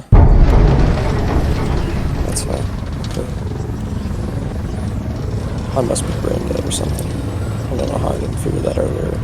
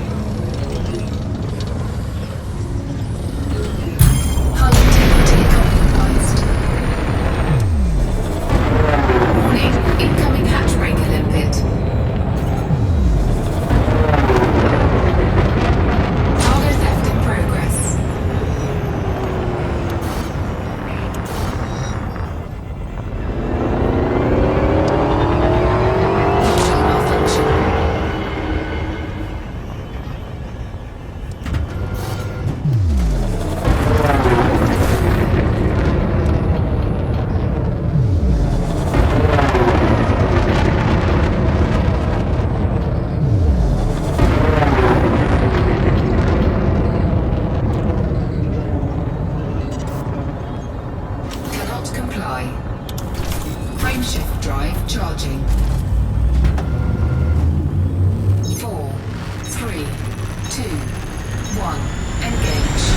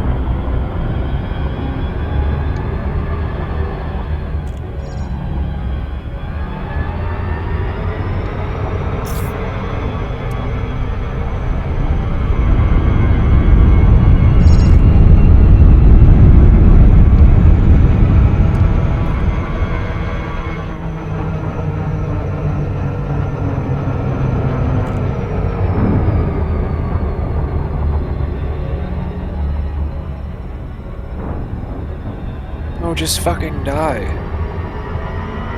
His power plant's at 3, his hull's at 2.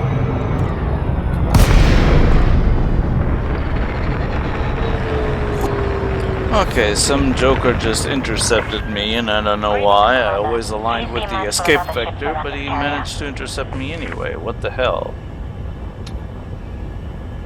How's that possible?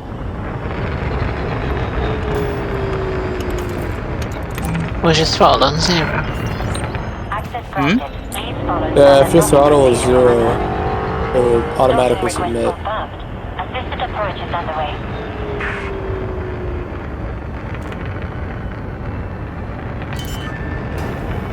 No, my throttle wasn't on 0. My throttle was on forward.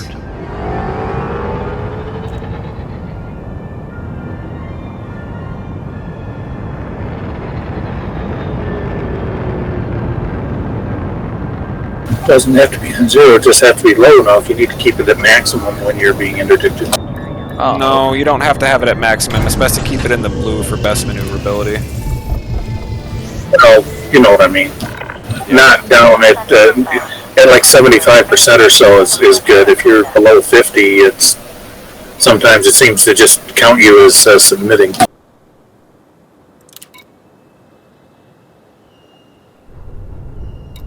It really depends on what the score was in terms of when you actually got successfully interdicted. Like, just because you're aligned with the reticle doesn't necessarily mean that you're guaranteed not to if you have a really bad score up until that point. Well, like, if you're all the way red, you're still going to get interdicted even if you're pointed directly at the escape trajectory. Well, better go to solo play then. No, because the guy threw limpets at me and stole some of my cargo. That's not funny. It was an actual pirate instead of just a ganker. Yeah, it was. That's a rarity. Yep. Well, see, that's another spot where point defense helps. Shoots down limpets. Damn it! If I knew that, I would have equipped some. That's another one completed. Nice. Yeah. Landing gear retracted. Landing clamp is engaged. You're in a different instance to me that time. Who is? It's kind of a rarity for being in a wing. Yeah. Who's in a different instance? Me. Oh.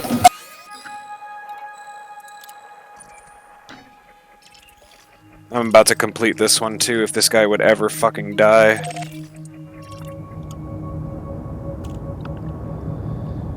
Power plant's at 0, frameshift drive's at 0. This hull is still going down, it's at 22 now. Oh, so me and you weren't fighting in the same conflict, but in different instances we're actually in different conflicts. I think so. Because I just won mine. I thought we were working on the same one. Yeah, I thought we were too. It was weird. There's only 2 of them out here. How the hell did we do that? This is flight control. Signing off. Alright. Magic. 4, 3, 2. She went left, you went right. Anyway, mark me up for a win anyway. She went down, you went up. You know, etc. and so on. Etc. Alright, let's see. Do I need to restock? Pet hate people who say etc. Fuel scooping complete.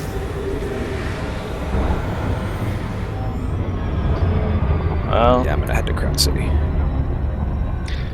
besides that though, I really must admit, The car just wasn't picking up as much as possible, and my first natural thought was, is my cargo scoop open? no, you forgot to. You had your landing gear down there. Exactly.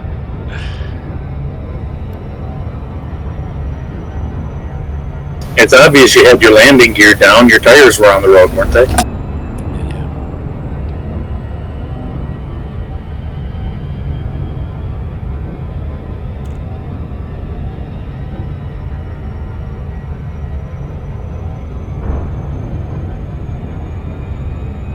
There I go again, trying to group in Super Cruise.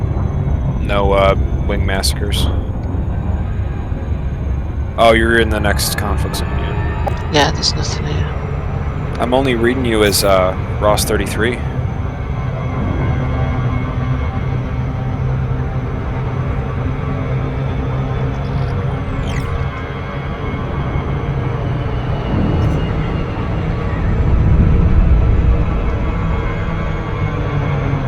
Yeah, I'm not even reading you as being in a conflict zone. Now you're in Super Cruise, though.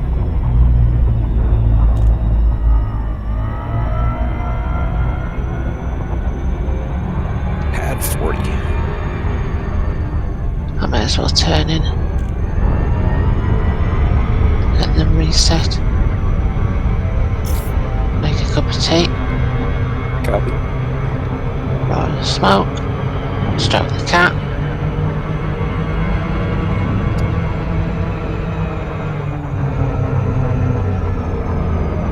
I'm really glad everyone's put effort into beating back this other faction. Agreed.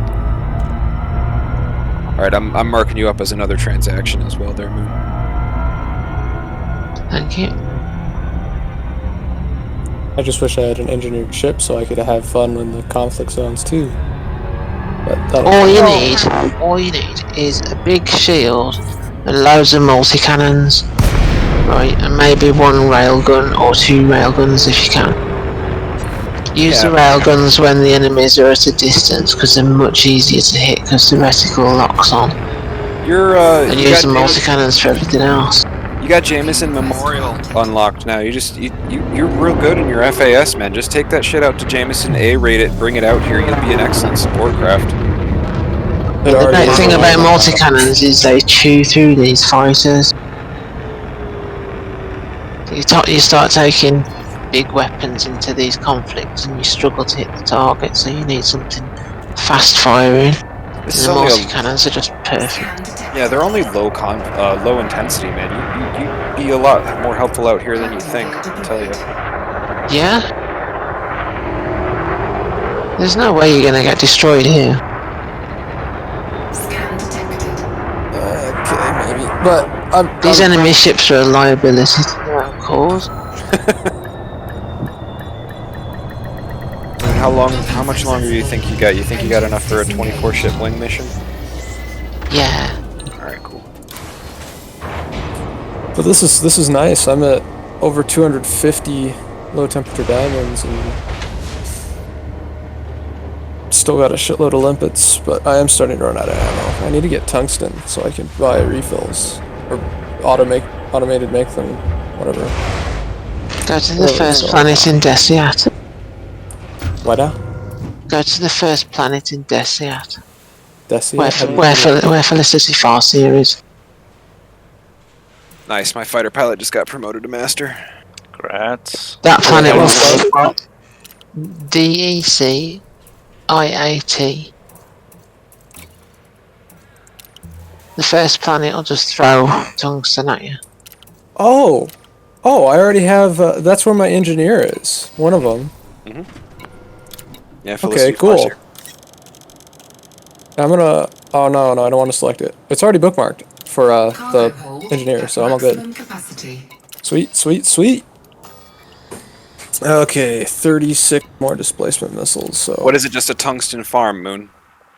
Yeah, it's a pristine system, and with a high tungsten percentage.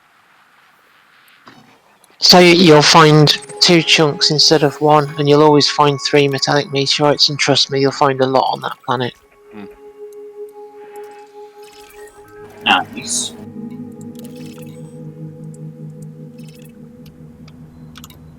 I tend to mark down on my map yeah, the so various I planets. nickel, carbon, and sulfur, and I have a good amount of sulfur, but not enough.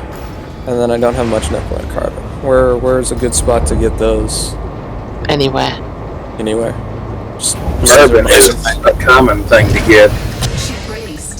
Well, you really don't need much raw material to trade up carbon and nickel at all. You can get hundreds of them from just about anything.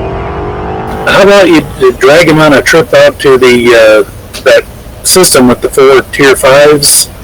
Yeah. Let him get a full load of those, and then he can trade them down to carbon and every other tier 1 and 2 material in I wouldn't mind trading down all of those materials that we gathered so that I've got none of them, and then going out there and filling up completely on them. Yep, I've got That's some of a them. nice thing to do. I'm currently unloaded on all of them myself, so I was planning on going out there at my DBX if there was going to be no carrier trip sometime soon. If there's a carrier trip, just After the war's over, I'll jump my carrier out there with whoever wants to come. make sure I'm on there, because I definitely need to go out there. Just make sure. And you'll have a bit more of an advantage this time, Moon. You'll be able to jump right to the appropriate body rather than jumping into the system and then jumping again to get to the appropriate body. Yeah, if I bookmark the bloody system. Since the body was 130-some thousand light seconds away from the jumping point. Sucks a bit. 160. Whatever. It was a long-ass flight. Yes, it was. However, it is the single most valuable system.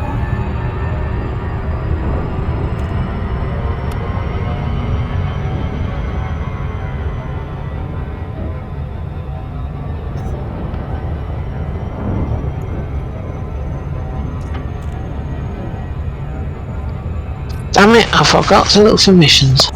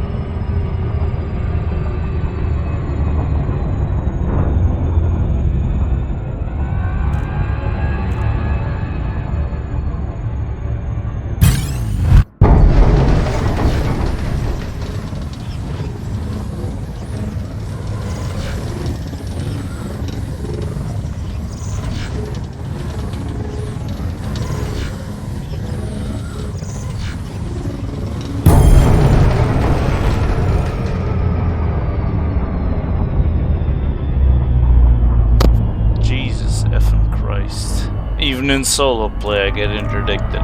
What the heck? AI pirate? Yeah, but this time I got away.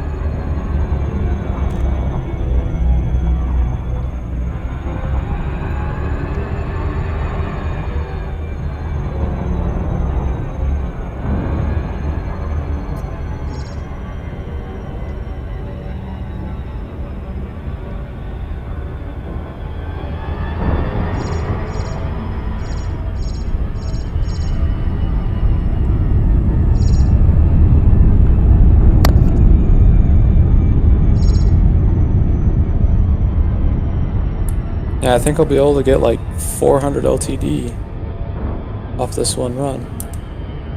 Nice. Maybe 350. I'm at 280 right now, and I only have 35 missiles left, so we'll see.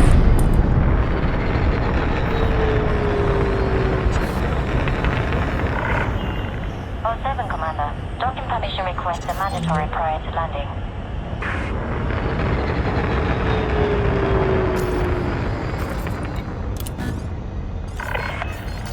Access granted. Please proceed to your landing pad, Commander. You're clear for automated approach. Please sit back and relax, Commander.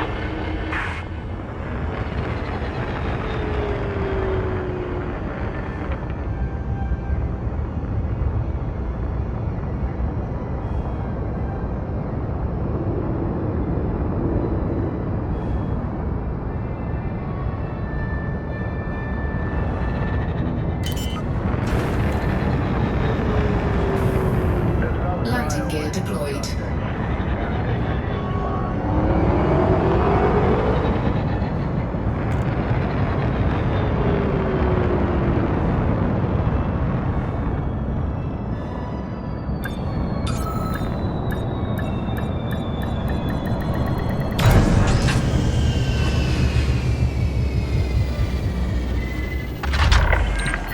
Landing complete. Commence shutdown. Our services are available for use, Commander.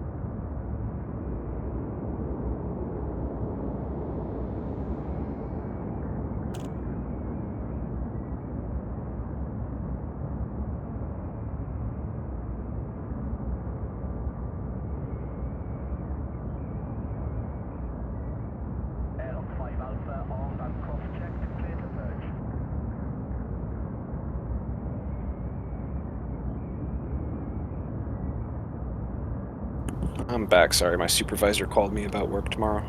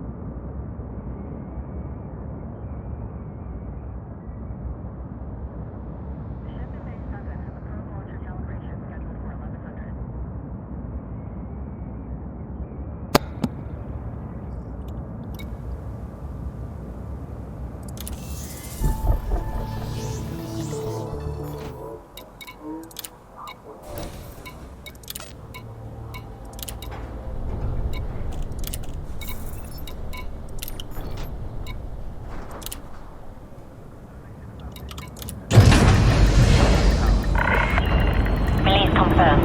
Please watch for traffic during departure.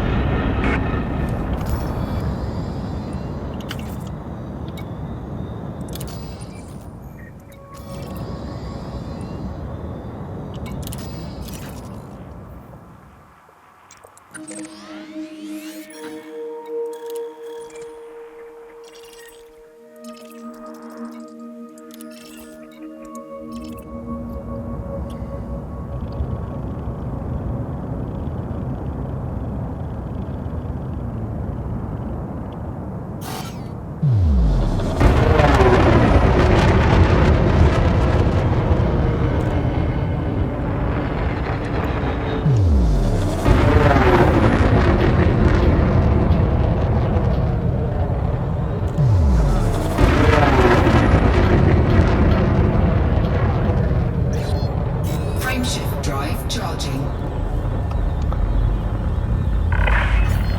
Speed restrictions have been lifted. Until next time, Commander.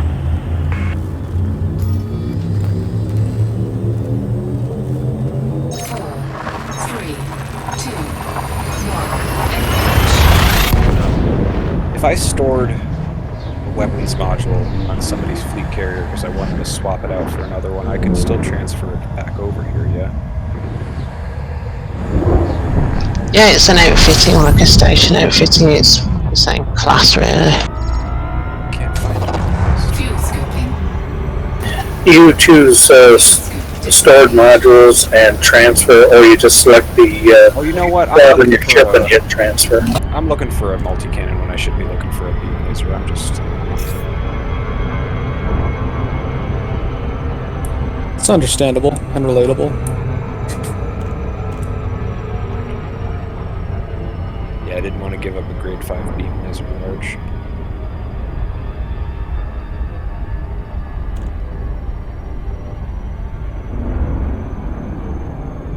And now I'm out of missiles. Hey, I beat 350. Yay! I was just waiting for the limpets to collect. Do you have 2 hard points for that? Yeah, 2 hard points. I'm thinking change out seismic launcher for another subsurface because cargo hold can take it. But I missed a couple times because I wasn't used to the Type 9's slowness targeting.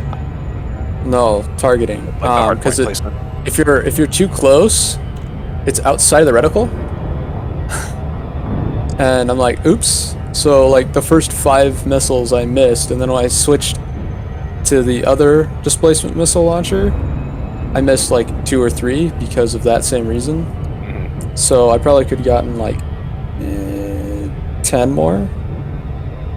Because each time, and then I missed a couple in the when you pull the trigger, because I feel like it'd be easier with a mouse. Because the release on the joystick is a little. It's not as quick. What the hell uses this class 7 frameshift drive? That's the condom, right? I don't know.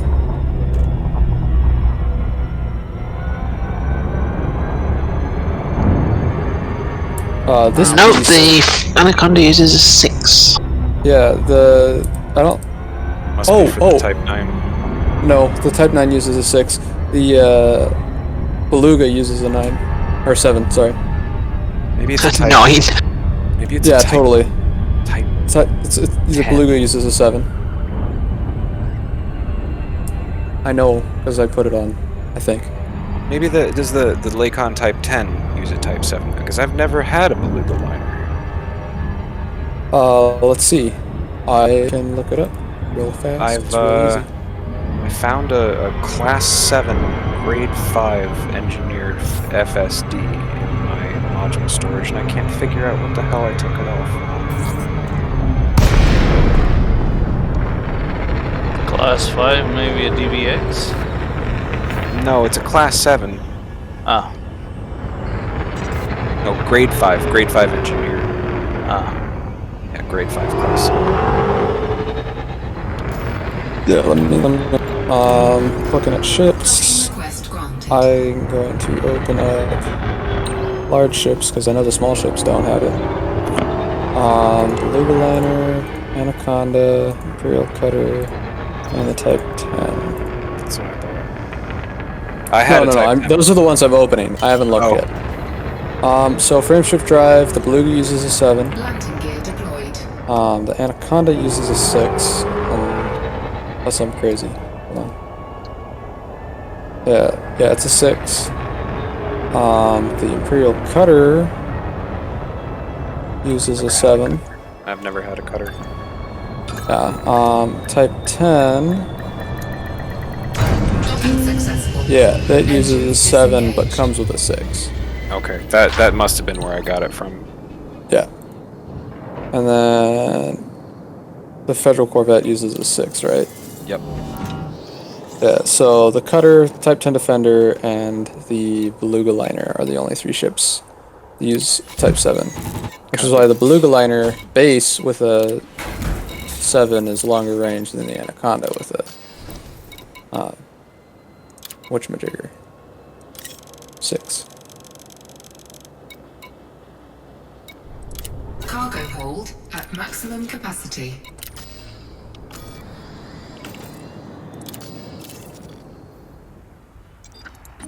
So I really don't want to leave this area, but I don't have any displacement missiles. Maybe I'll randomly get lucky and get some tungsten.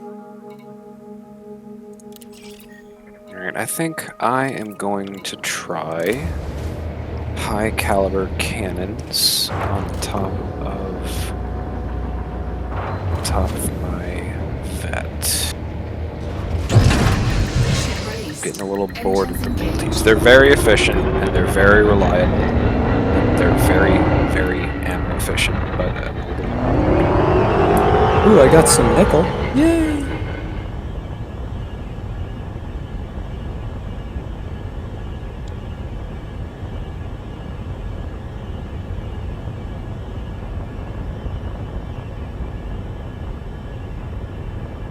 plasma accelerators come in huge size, yeah? Yep. Yeah, plasma accelerators, cannons, multi-cannons, beams, those things. First. But not the railgun. I wish the railgun came in large.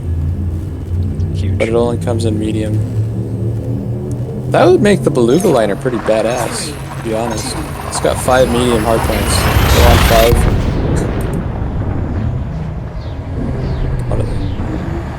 In other words, with that, you don't attack the Beluga liner and then fly in front of it. Yeah. That'd be about the only way the Beluga would actually get you in its sights. Ah.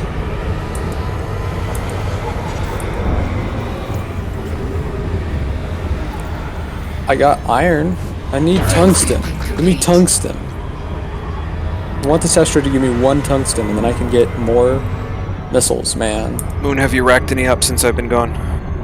Tungsten, isn't yeah, just the one. I added it myself. Got it.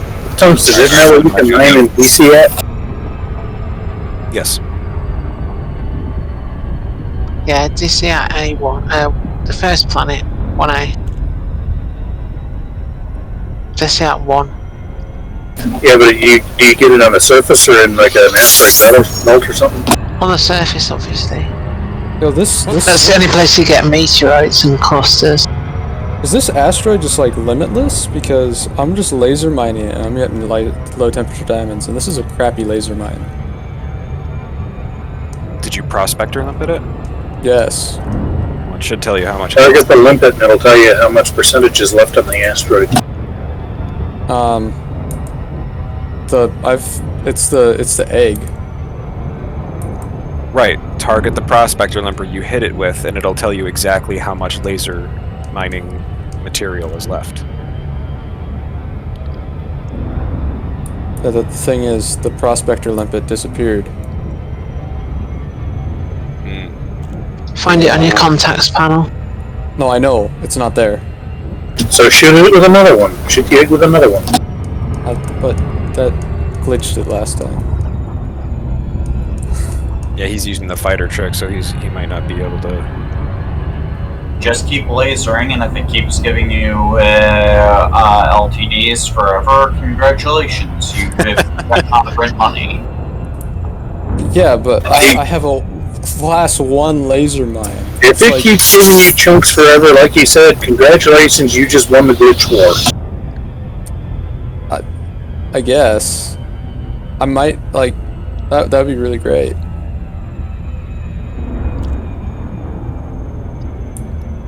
I wish I put a medium on here because this is slow as hell. Yeah, I've got 5 medium mining lasers on my Python, and yeah, it's depleting asteroids pretty quickly. I just fire for a few seconds and wait for the limpets. Of course, I'm not doing anything like LTDs, I'm just collecting random garbage because it happens to be near the station that I built the Python at. Yeah.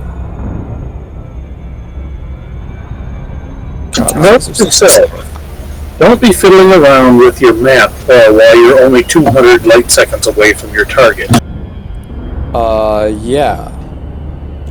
Or just fiddle quickly. It looks like it stopped giving me stuff, but it didn't tell me the asteroid's depleted. So... I'm on my final approach to the CZ. I'm gonna try something.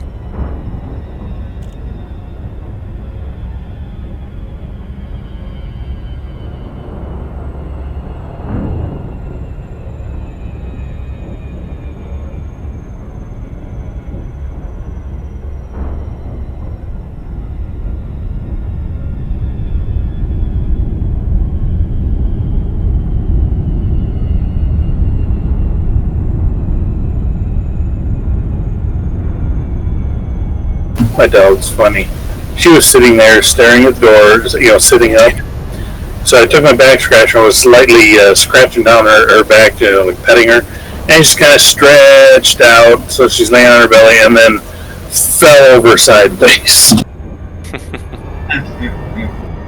Didn't roll sideways, she just kind of fell sideways.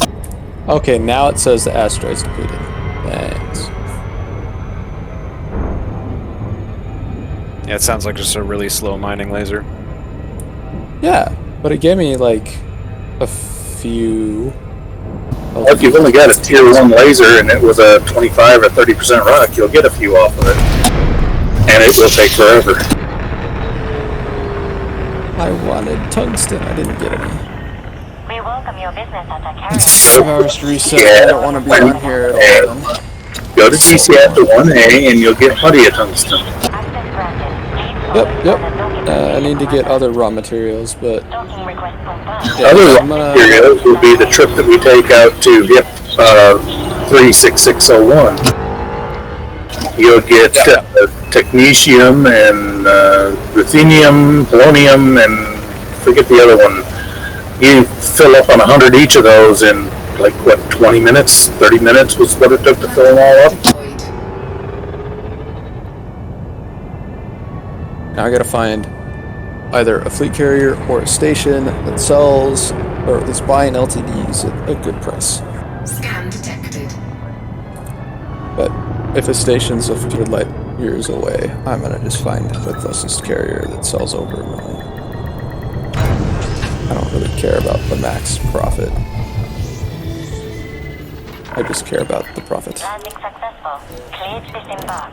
Did you rack that one up, Moon? No, I was watching whether you were going to do it, actually. I got it.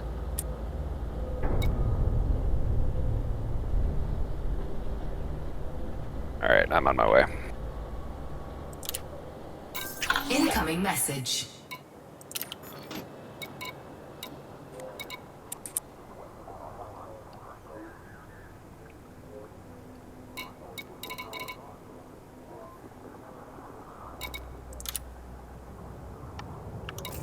Took the opportunity to change my livery.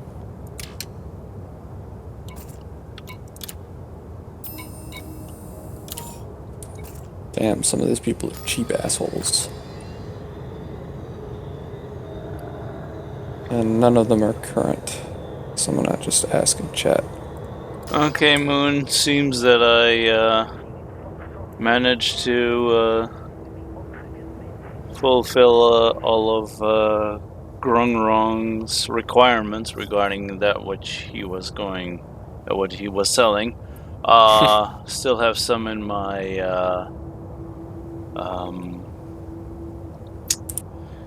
cargo racks. Would you need any of that? What cargo are you talking about? Tritium.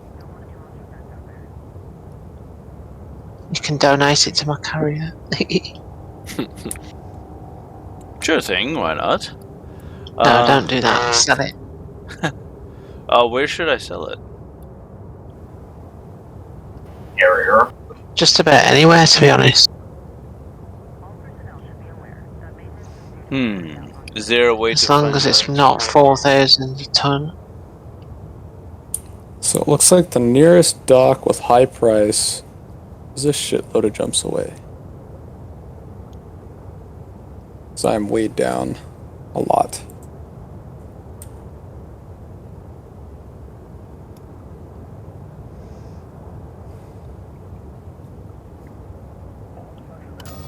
Seriously?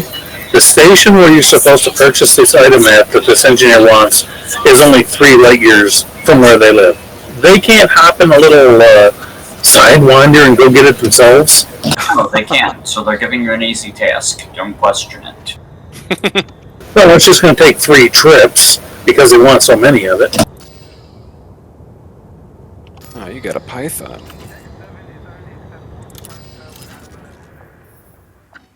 The station only sells 24 at a time and they want 50.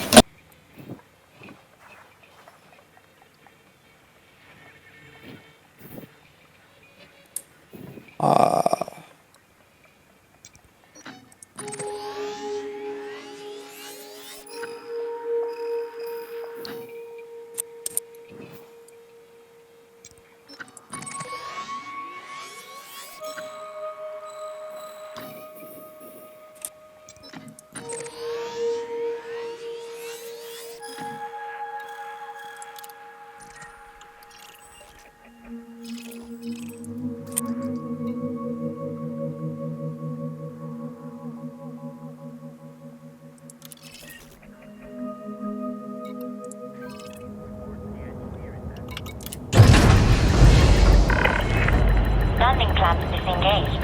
You are clear to leave.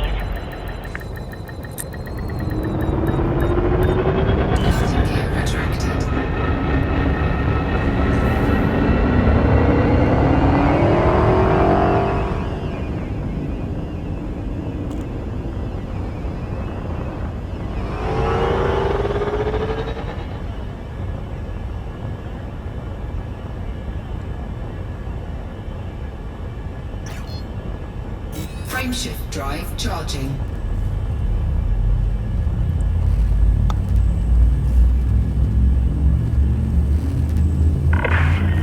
You have less than no fire zone. And just how much of a drunkard is this engineer anyway that every player that unlocks her is supposed to bring 50 tons of booze?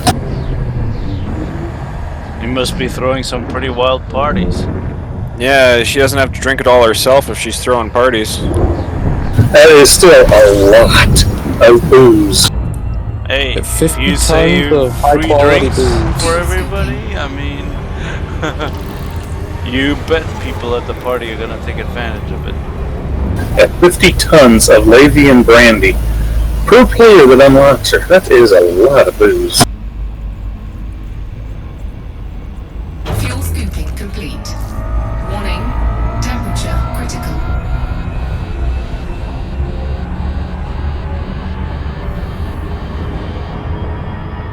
No thanks. Frameshift drive charging.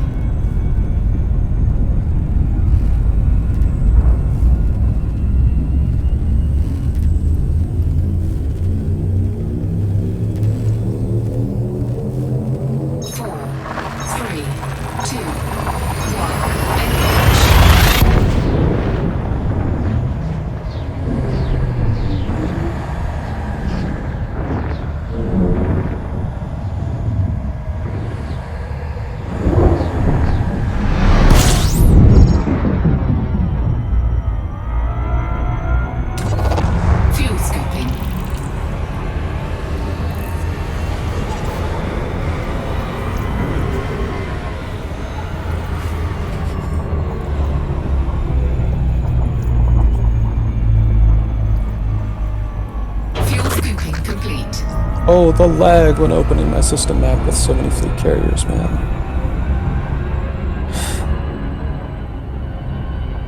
What system are you in? It's a system right next to the egg system. So there's like 30, 40 carriers here or something like that. Probably a maximum number of carriers in the egg system too. Yeah, exactly. Yeah, the egg system is max. You can't. There's a reason why there's so many fleet carriers in every single system near it. Okay, so they said that Chile. What the fuck is Chile?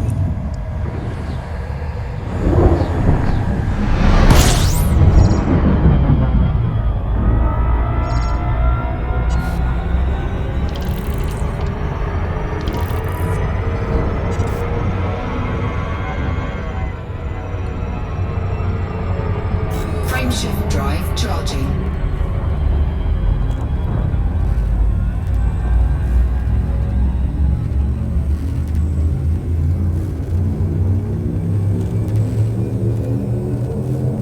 4, 3, 2, 1.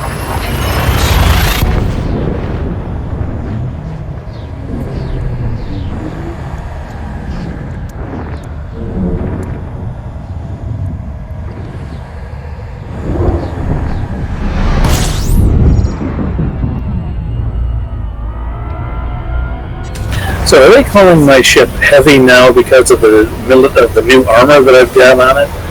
No. Rather than the lightweight armor I had before? Because it used to be they never called my Anaconda heavy. It would just be Lakon Charlie Echo Romeo. Now that's because it's a bot. It didn't matter which station. It didn't matter which station I landed at. Before it would say Lakon Charlie Echo Romeo. Now it says Lakon. Is there any chance an engineer that you landed at? Yeah, I'm landing at an engineer. Yeah, it's a bot. Yeah, they always say heavy when it's an engineer. Do they? It said heavy at Crown City too, though.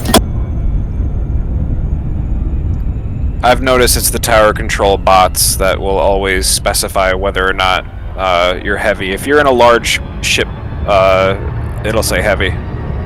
It never used to say that for my Anaconda.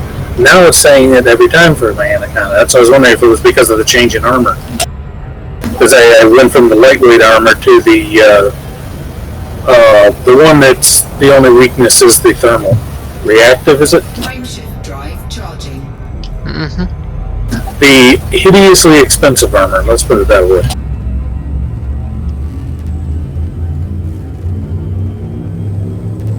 Yeah, Moon's Carrier also calls me heavy when I go to land on it now. And it wasn't before. I was wondering if there was like a mass limit that you go over and it starts to be heavy, or if it was because of the armor. No, from what I've noticed, like I said, I think maybe one of us is misremembering, but I'm fairly certain it's just any time that it's a robot, they'll make that specification. Or they'll make that. You have the robot option for the voice of your carrier, so it stands to reason that they've had all of the actors say the same thing, and they've read off the same sheet as the engineer.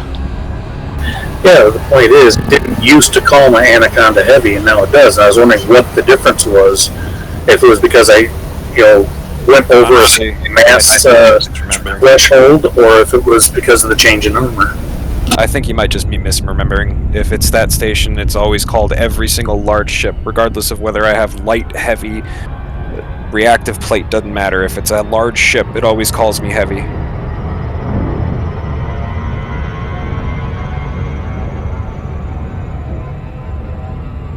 Frameshift drive charging.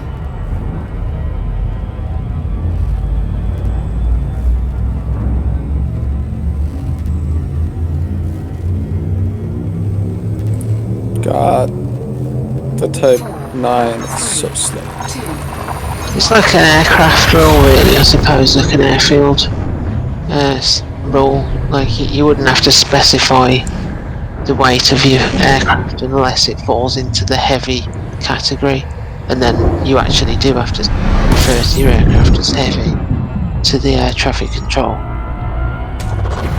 That's why I was wondering if there was a weight threshold for it, because my Anaconda... It's nothing to do with the armor. Yeah, I was saying, or a weight threshold, because I did add some stuff to my Anaconda that's made it a good bit heavier since than it was when it was just simply a mining conda.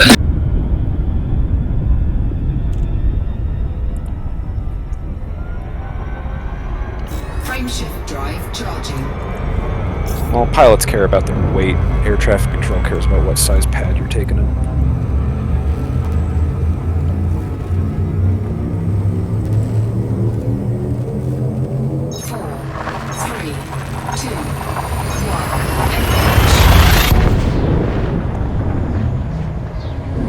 It's a good thing you don't have to go more than 4 light years at a jump for this, considering that they want 50 tons, like I said, and the most I can buy right now is 44.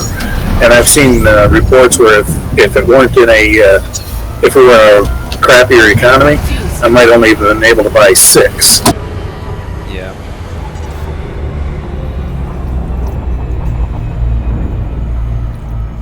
That would have been a royal pain in the ass, considering you have to land on the planet to drop them off every time. Fuel scooping complete. God, that took so long to land. Warning. Temperature critical. 414 million or 330 or 377 LTDs. Ching. After buying that I need to do another LTD run. I'm down to 400 million on hand. I'm at 482 million. I was very broke after buying this ship. So go A-rate your FAS and get out here. It is A-rated. I just need to grab it. Mission complete. That is a perfect time for me to get some Zen. Because I A-rated it a long time ago when I was killing shit. I just need to engineer stuff. Oh, did we finish that wing mission, Moon? Yep. Copy. I'm not really tired. I could actually just keep going, but I won't. See, if you could do 10 missions that paid 40 million each, in the same amount of time it took you to do this mining, it'd be great. But most of the time, you're not going to get wing missions from 10 different factions that want you to kill the same exact faction at the same time. That's the only way to do it.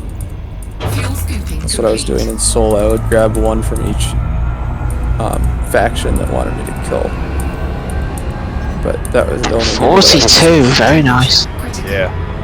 How many million for it? Is it just 42 kills or 42 million? 42 million payout. Ooh. Yeah, I should. Nice. Primo missions because you're elite rank. You know, I really do want to go and grab.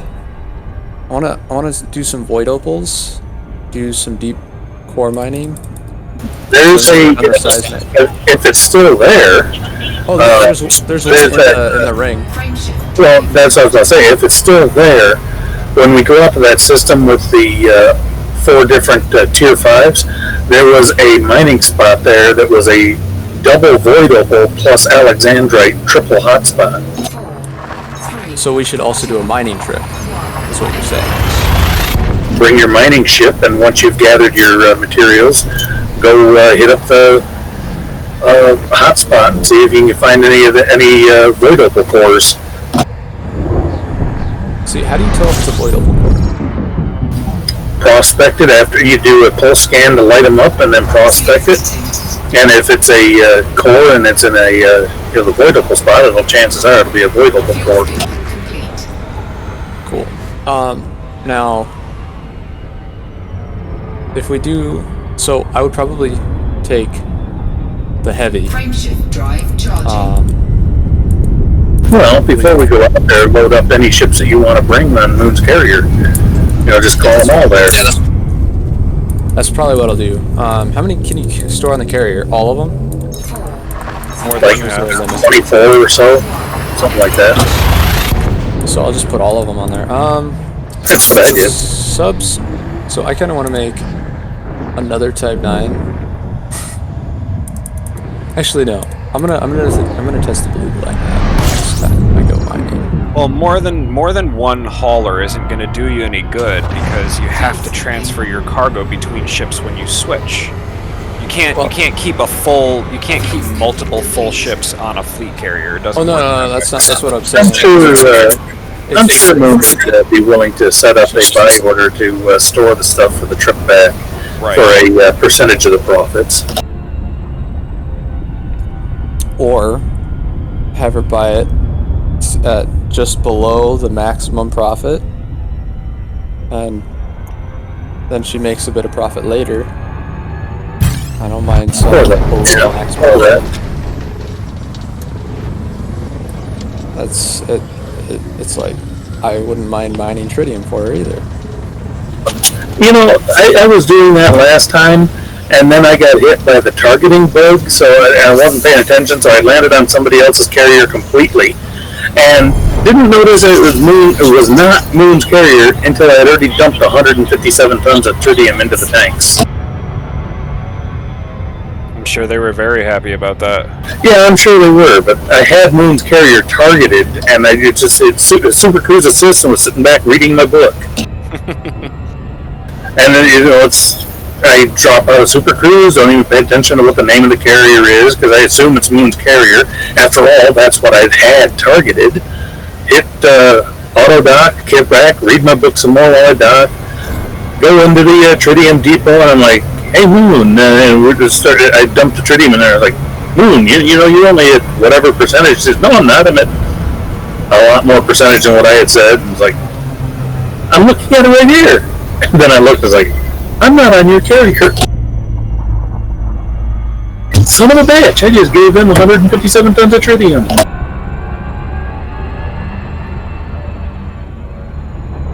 Right now, Volt is actually higher priced.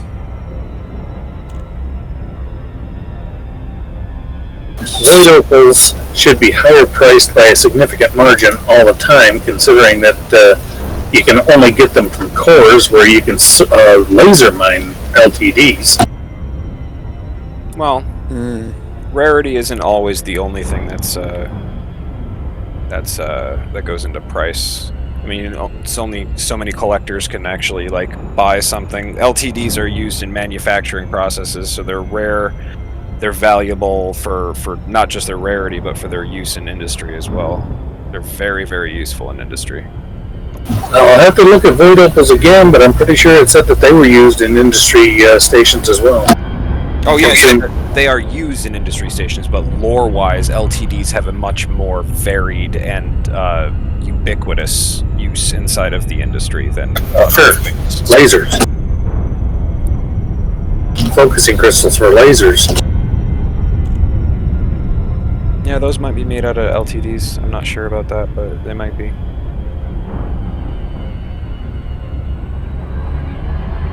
Well, you know what they probably do for diamond's supposed to be the hardest substance, right? So they make all the flat cannon ammo out of them. Yeah. Put them up into little shards, load the flat cannons, and you're shooting LTDs at your enemies. Sounds like fun. Yeah, I like the blue glider because I can put 2 mining lasers on it, and 2 subsurfaces, and 1 seismic. Because abrasion blasters are just like, ugh. The surface mining stuff is just not very good, I'm gonna be honest.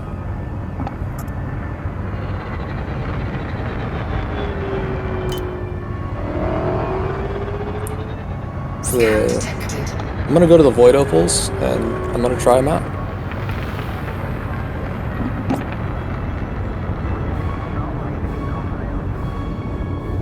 Are you hoping that maybe it would be more profitable? Is that what you're trying to do? No, I'm just gonna check it out. Oh, Moon, did you quit? No, I've got a mission on Gotcha. Transactions tab that I can't turn in. And I'm lagging. Yay! Yeah, I'm lagging too. Not I. Let's go blow Niles up so that he starts lagging in a different way. Bring it. Touchdown. Deploying ground services. Yeah, I've seen his Corvette. I don't really want to fight it. I mean, in my FAS, I might be able to stay behind him, but it's only a might. I think you have a good chance in your FAS. I think you need to get back out into the combat, man. You're a promising pilot. Oh, I will. I just need to get enough money to buy all the ships I want. I'm close. I need a few $100 million more and then work on federal rank and get the Corvette. I think you're So going to be a tomorrow, force probably. to be reckoned with if you stay in medium ships. Maybe. Well, if I get engineers unlocked, which is what I'm planning on doing, I will go in, engineer my FAS, and make it a badass ship. What you need to do is wing up with Moon, and she'll show you how to use a gunship. They're not as maneuverable as the FAS. I like the maneuverability. They have other advantages. Like more fire, more weapons. More DACA. More weapons, more armor. Mm. And with More engineering, stability. they're not that bad. More what? More stability. Ah, stability. They've got more thrusters than a lot of ships. I'm only a halfway decent combat pilot, which is probably why I'm going to stick in large ships and just stick to PvE. I'm really not that good. I'm not good enough for medium and small. I'll get better, but I'm just not good enough for it. But I think, yeah, I think you got a good potential. Yay! I got potential. Yeah, seriously, man, you scrap. He was the first time I winged up with him. He was out in Hazrez's hanging out until he had 2% hull and still popping people left and right.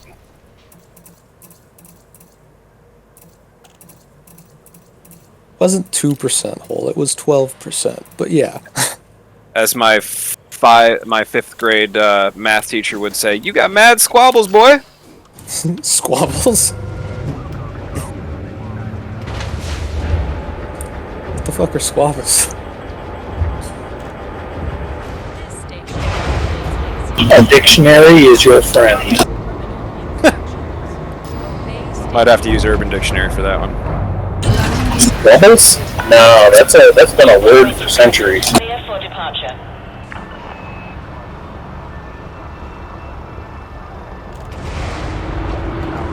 Squabbling would be what brothers and sisters do in the back of a car when your parents are saying, "If you don't stop squabbling, I'm going to pull this over." Yeah, but that's why I'm confused, because squabbles doesn't make sense for what he was saying. Right, yeah. Urban squabbles is different than proper squabbles. That sounds like that's an excellent threat. You better calm down before I give you some proper squabbles.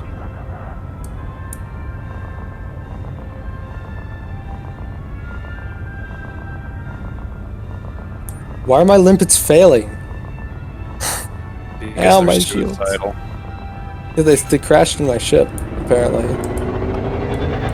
Your limpets are failing because you've didn't program them properly. Uh-oh. I don't know about that. Shots fired. I think they're just suicidal. Frameshift drive charging. I mean, they're the Class A's, so I would hope they're programmed correctly. What's the matter, buddy? Way ahead is clear. Safe travels, Commander. Okay. I'm fine, thank you. She's just kicking back and enjoying the interplay going on. Of course, there's a bunch of surface quality entertainment, you know. Actually, I have to check at least if do my one fed the one cat. thing. Sorry, I'll be right back.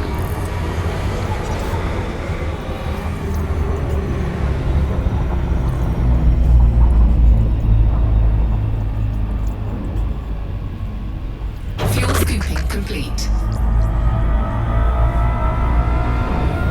Well, you think Ebrius's complaints about mining were annoying? Just wait until he sees what he has to do for this engineer. He hates landing on planets. That's because planets like breaking his ship. 4, 3, 2, 1. High gravity planets. I don't mind landing on planets. I can usually drop out a glide right within the 7.5 docking request range of whatever station I'm going for. But it just takes so long. Ebrius is actively annoyed when he has to land on a planet. Landing on a planet a few times would be a lot better than having to do this. In a half hour, I will have been working on this fucking mining chore for 12 hours. Oh, that's Should just be a subsurface. minor Should be done by now. Told you, Ebrius, you should have just done it for an hour or two, and then gone and done something that you enjoy doing, like the combat or Warzone or whatever. Drive charging. Yeah, do a mental recharge before you go back to something you hate doing. Well, I can't seem to find anything in this void opal hotspot. If it's a single hotspot, they're going to be scarce, yes. They'll be there, but they'll be scarce. So far, none of them have had the fissures. In a single void opal hotspot, you might find 2 or 3 asteroids if you're lucky with fissures that out of an hour's worth of searching. You need to get a double, triple hotspot to really find any.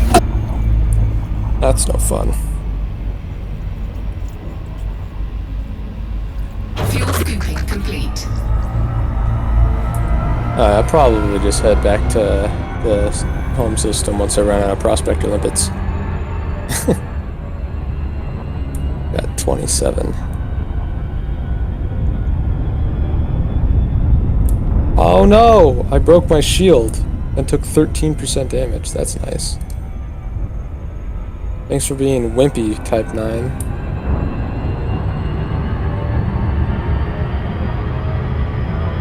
Frameshift drive charging. Right, I'm off to bed. Enjoy the rest of your evening / morning, everybody. See you later. Bye. Bye.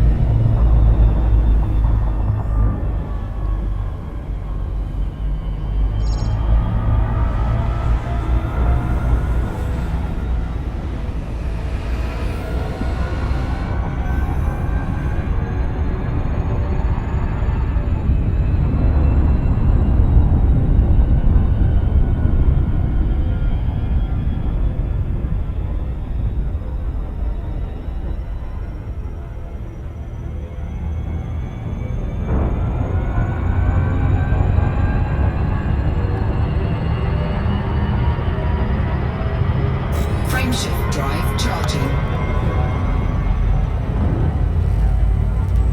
Okay, yeah, this time the station didn't call me heavy, so...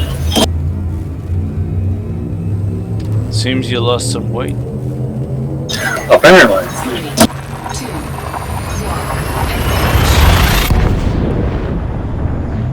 Well, pull up in a Type 9.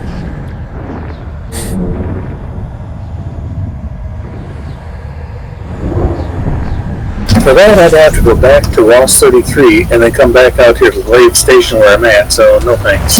Fuel scooping. I found some tritium. Okay, this is getting boring. I'm gonna go grab that FAS. Well, I'm gonna not grab it. I'm gonna have it brought to me. At my favorite system. Warning, temperature critical. Fuel scooping complete.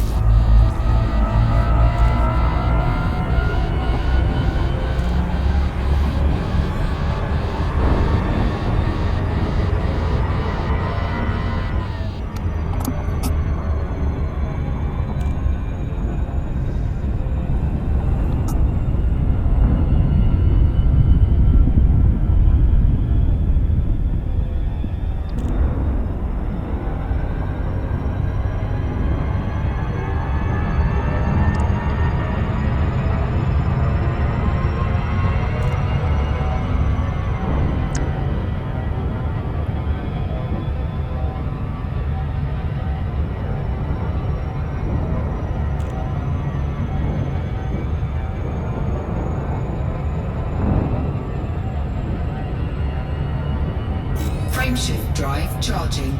Last trip delivering this winch's groceries. A winch? What else would you call somebody that is sending you after 50 tons of booze? I don't know, an alcoholic? A sponge. Yeah, sponge, lush. You know, I might even buy a new damn good. Better have some damn good engineering stuff available. Watch them have crap. Jack Diddley. Well, it's shields and forget what else. Shields and something. Never underestimate the powers of inspiration from alcohol. This for some crazy You know, engineering you can look shit. up that engineer and see what they grade 5 for you.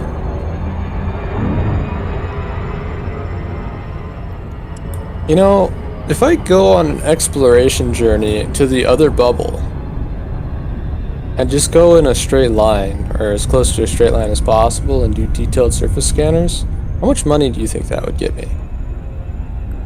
In terms of exploration, around Colonia? Probably a billion. Maybe a billion. It's what did he say he got when he by the time he got there? It was some 360 million.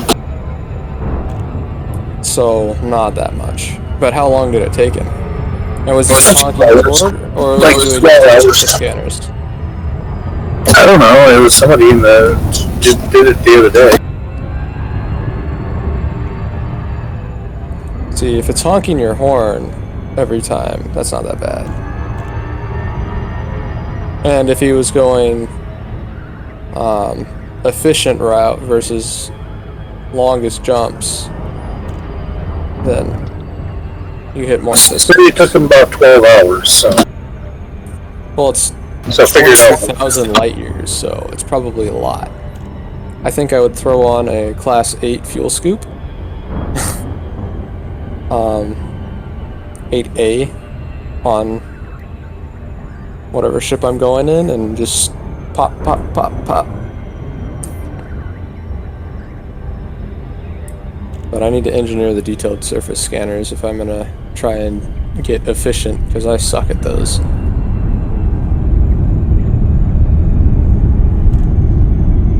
I can usually scan a 2 probe in one shot now. Exactly. I still suck at them. I just haven't figured it out yet, is all. Well, I've already heavily engineered my surface scanners, I think. Ha. I have more conflict zones than you know, and I'm tied with the Donna. Congrats. So where's Ross? Hey, you mark me up for, you know, like 20 or 30 of them just because. Why am I asking? No, I'm gonna just go to Ross 33 and request all my ships to Moon's carrier. Where all my ships are right now. Yeah.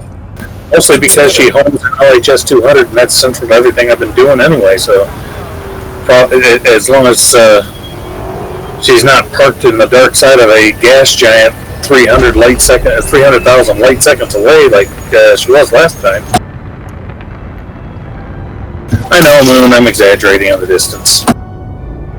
Quite a marathon, 300 light seconds. 300,000, I said. I know she was on the dark side of the planet, so they had to loop around, but I mean, that's no big deal. Gear deployed.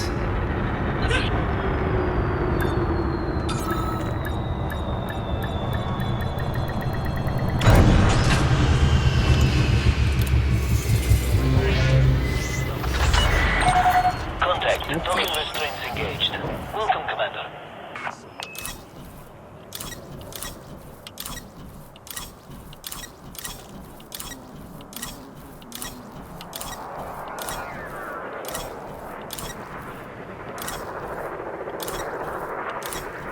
Wait, is Ross 33 not in the bubble? Oh, that's 337.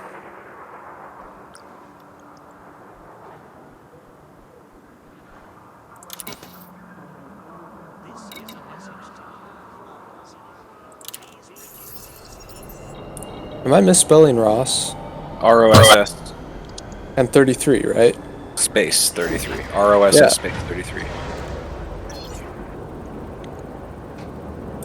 There we go. This was putting me to 337.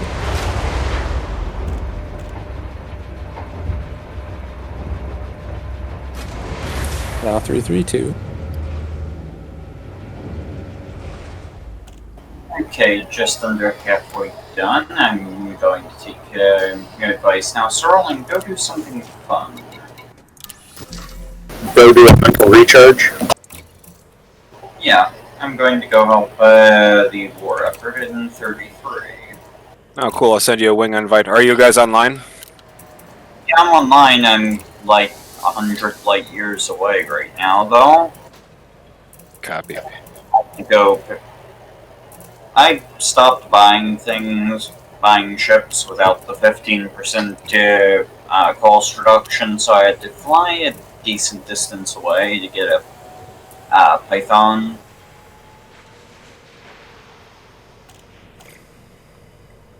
Damn it, I'm all out of heat conduction wiring. Son of a bitch. If you have thermal resistance modded on two different, say, shield boosters, for example, do they stack? Yes. Yeah, however, if you try to put a third one on, you start getting diminishing returns. So if you've got 3 shield boosters, all modded for thermal resistance, they do stack. You get less than 3 individual set worth, because the last one has diminishing returns, but yes. Yeah, 2's more efficient. Yeah, I'm only doing 2 of them, but I've got 3 total that I can modify. I'm looking at modifying one of the others for different resistance. Kinetic, probably. Shields are already like really kinetic resistant. The way that I do it on my vet is I'll do 4 heavy duties and 2 thermals. If you really want to go the extra mile and give yourself a nice full spread, do 2 heavy duty, 2 augmented, and 2 thermal. I don't see augmented as an option here. Thermal, resistance. Oh, wait a minute. Resistance augmented, you mean? Yes, sir. That's, yeah, kinetic and explosive, but it reduces thermal. The thermal should recoup for that. The augmented reduces thermal quite a bit less than the thermal buffs it. Yeah, I see the resistance augmented at tier 5. That will actually boost the thermal of the thing once I can afford tier 5, but I don't have any conductive components, which are required for tier 2, tier 3, and then conductive ceramics from tier 4, tier 5. Guess I need to start harvesting more ship crap. There's a really helpful video. posted in the resources chat from a Commander Hawks that I use to get all of my manufactured materials. Yeah, but having to shut all the way down and back up is really irritating. So I just don't care. I'll go to a different system. Yeah, either way, high-grade emissions, searching for high-grade emissions in systems is the most efficient way to do it. I mean, you could pick them up from ships, but it's not quite. It's not quite. High-grade emissions are from where ships are blown up or whatever. Yeah. So still ship crap. Yeah, but it's not ships that you killed. Well, I didn't say that. I just said I need ship crap. Yes, manufactured. Earl, I swear to God, they're gonna put that on your damn tombstone. I didn't say that. Well, it's true.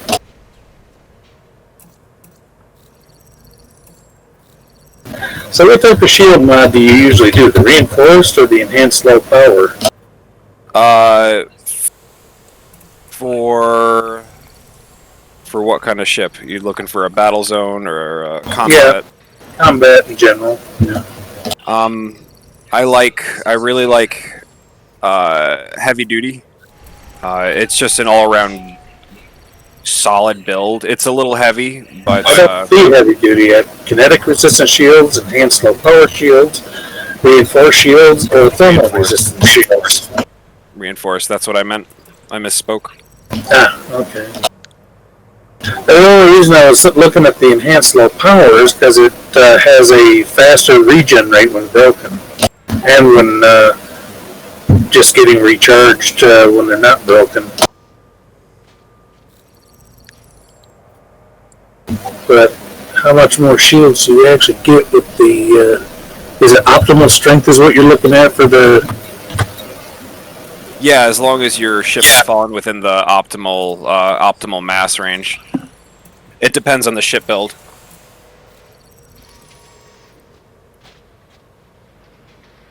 The heavy big reduction in broken regen rate. Ew. But a big boost in a decent boost in resistances though, which is nice. Don't forget experimental modifications too. Yeah, once I get up to enough of a tier that I can actually put them on there. You can put them on as soon as you do your first augmentation on grade 1. We put experimentals on the shield enhancement modules, but yeah, I do see it on the shield thing here. So let's see. What do you put on the shield for that? That depends on what you want to do. I generally do, I forget what the name of it is, but it's the one that helps recharge faster. If you're going for max strength, fast charge. Yeah, fast charge. That's the one for fast charging, and I think what is it? There's another one if you want to go weave for even better resistances. Yep, that's another way to go. And then there's the one that just boosts your max shield health, which is good for really, really large shields. Yeah, if you're doing prismatics on a large ship, most likely you'll get the most EH capacity. I think you mean high cap for the shield strength. Yes. Oh, I can throw on grade 1 engineered multi-cannons now with the sulfur I have. Yay! Damn it! Ship a little bit stronger. Need more conductive components.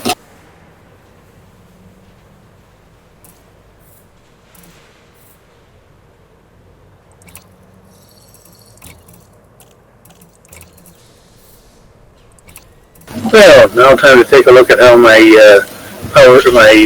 reactor is handling all the changes to the shields. I think I had a lot of forward before, and now let's see how much less I have. So, I really need to get bounty vouchers for my dude, the engineer. He only accepts Alliance ones. You need to go to a system owned by the Alliance and kill pirates there. Wait, which one? Todd the Blaster? I was probably going to go to where he's at and then find systems nearby, and I feel like that would fit. Well, that's got me up to 914 shield strength, which is almost 200 increase. Yeah, I think all Ebrius was saying is just make sure that they're Alliance systems. Yeah. I want to build reputation with the Alliance anyhow, so I'll do Alliance missions that give me easy kill Guzmajiggers. You'll need a lot. I didn't turn them in, but I tried doing trading for one of the ones that only wants to trade. You need a lot of stuff in order to get them to actually go up from that. I like hunting pirates. Yeah, I'm going to be busy in the war zones for a while. The next engineer I want to unlock wants 1,000,000 credits worth of combat bombs. Well, the war zone's only got 1 or 2 days left in it, just so you know. That war zone? Yeah, this one. There'll always be more. Yeah, there's war zones all over the damn place. Oh, and this particular engineer is in Seoul. How interesting.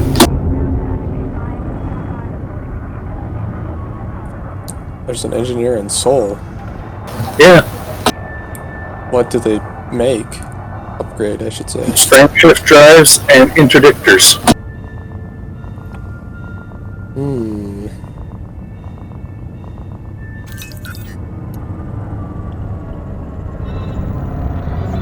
The Sarge. Or no, Colonel Briss Decker.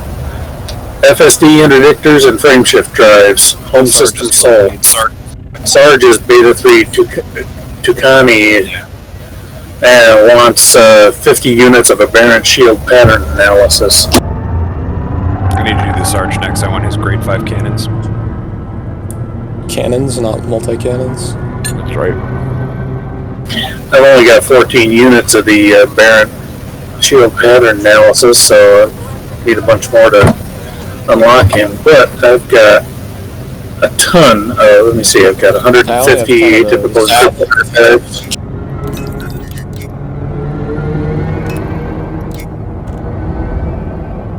I've got a couple of data types that I've got 60 plus of that I could, that are higher tier that I could trade them. I have pretty much maxed of all the low tier ones, so now I just need to get the... Go to Jameson's crash site. I did that. That's how I traded down from that.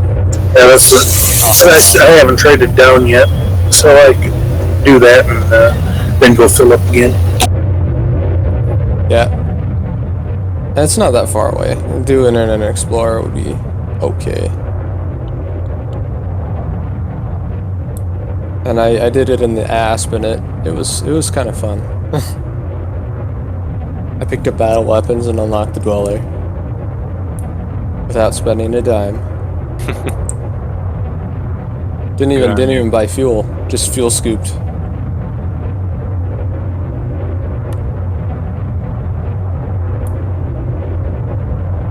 I don't think I've ever not bought fuel whenever I had the chance. I don't buy it when it's like 10 credits, because it's like that just is the bar that goes down as you fly around in Super Cruise. But for when it's the big bar, I almost always fuel scoop right when I get into a system and let it fill all the way up, unless I'm in a hurry.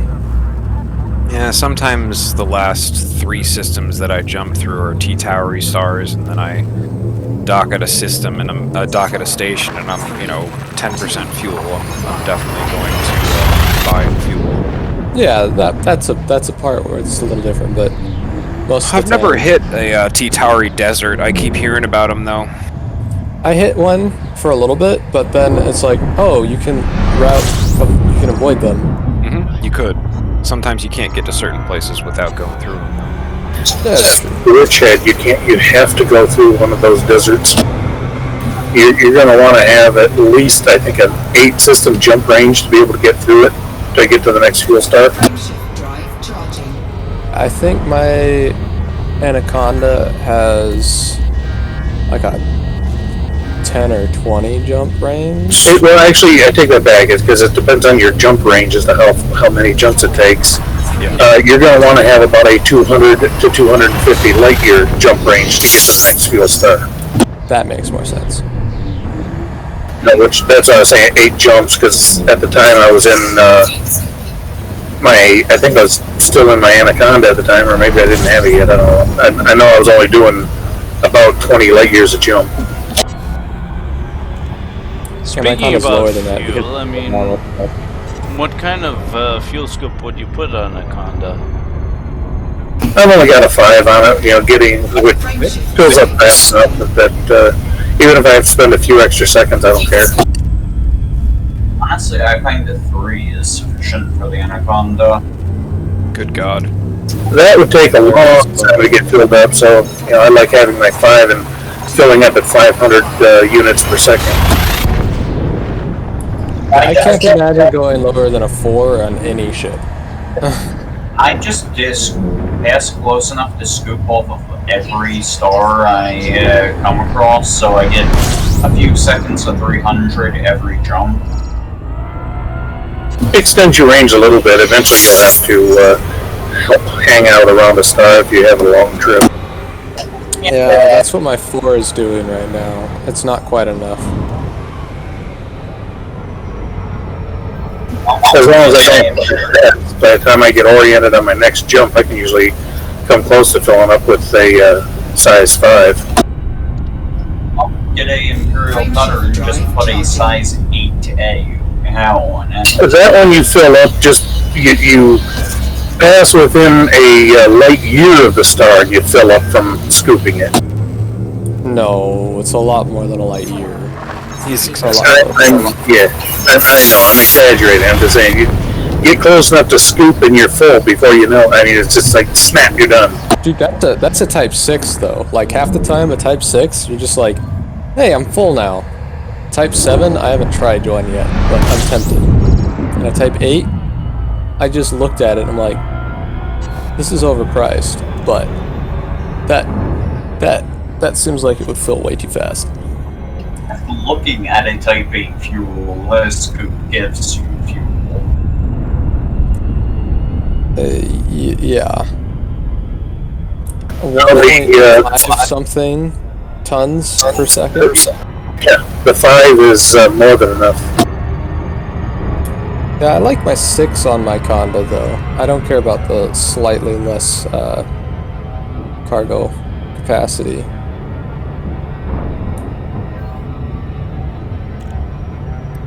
I mean, a 5 you can easily scoop 500 units per second, which you see the bar filling fast, and any faster, and it's like it's overkill. Moon, are you still there? I am. Looking for another cargo check. You looking for nano breakers? Not at the moment. No, I'm full of those, and they're not needed very often. Copy. Oh, my FAS doesn't have any cargo capacity, so I need to dump my bits. Everyone should check out resources. There's something really important there. Okay. But, well, we'll see.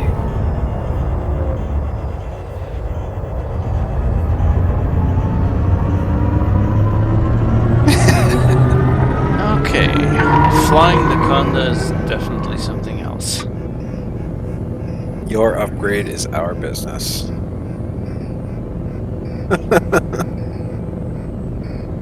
Looks like you got a new desktop. Yeah. Self-indulgent.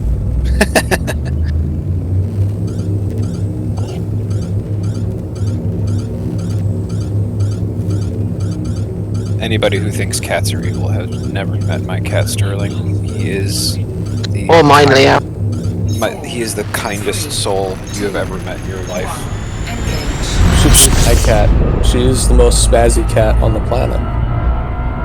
Should see my cat Phoebe. She is so laid back that I can rub her belly with my foot, and she'll just lay there and enjoy it. Never. Most cats, you rub their belly, they attack you. Not Phoebe. And she even lets me pick her up off the floor with my foot. She'll just drape herself on my foot. Cat, I put her on my head and she starts purring. Like I hold my cat's back paws up off the ground and do the wheelbarrow with him when he lets me. I'm pretty sure my cat would do that too. Fingy would not allow that. She'd pull free right away, but... And I can mummify him in toilet roll and he just stands there looking at me like, what are you doing? No, Sterling will run away if you do something he doesn't want you to do, but he has never attacked anybody at any time his entire life. Can't say that about Phoebe. She's only that way with me. She has a tactic of the people when they frown to pet her. Yeah. No, Bebop is the asshole, and he'll bully Sterling. He'll bully Sterling enough so that Sterling will put him in his place, because Sterling's almost twice his size. But other than that, Sterling doesn't attack anybody. Access permitted. Set course for landing pad 3-2. Bebop's a skinny little thing, but he thinks he rules the roost.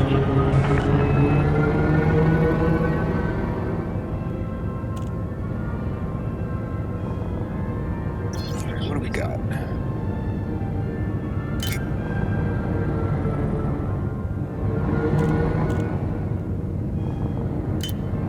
So, where is the fleet carrier? Ross 33. I know, but which... Okay, there's only... Like 7 light seconds away from the conflict zones. There's a few fleet carriers. Yeah, we're talking about the fleet carrier. Yeah, obviously that's new. Yeah, so we got the tech and security is in system. The miles data. It's 4 light seconds away from me, except I'm flying further away from it. Oh, they're all set on 0% and they all offer the same stuff, so... Abraxas is in system. Moonweb's Equipment Emporium is in system. Yeah, even if it's not called that. Abraxas is Slim Screws, I think. Okay, I'm gonna land there and then I'm gonna go eat dinner. So... Nope, the Abraxas. Abraxas, like in Jupiter Rising. Yeah, I think it's Vix. It's Vix. Oh, he's named all of his after angels. Yeah. Okay, why can't I find it? Are you looking in the system map? System map. Yeah, no, I'm looking at it. I mean, I flew away from it, and then I flew towards it, and then I flew away from it again. And now I overshot it, maybe. I don't know. Yeah, I overshot it. Have you targeted it? I targeted it.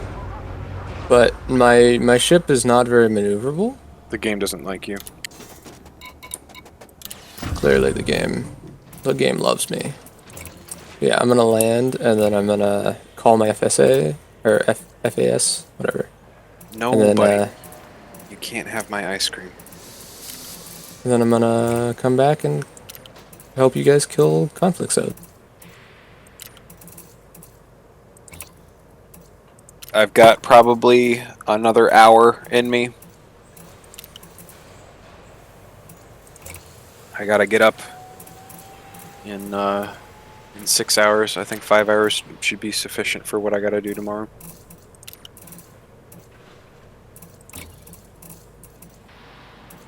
But man, this ship is so slow. But I don't have upgraded thrusters on it yet, so that's part of it. Are you in open? I'm in system, I'm ready.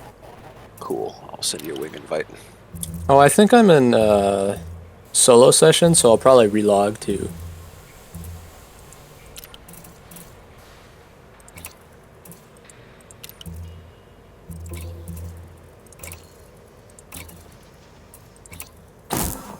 This is what usually happens in a war, by the way.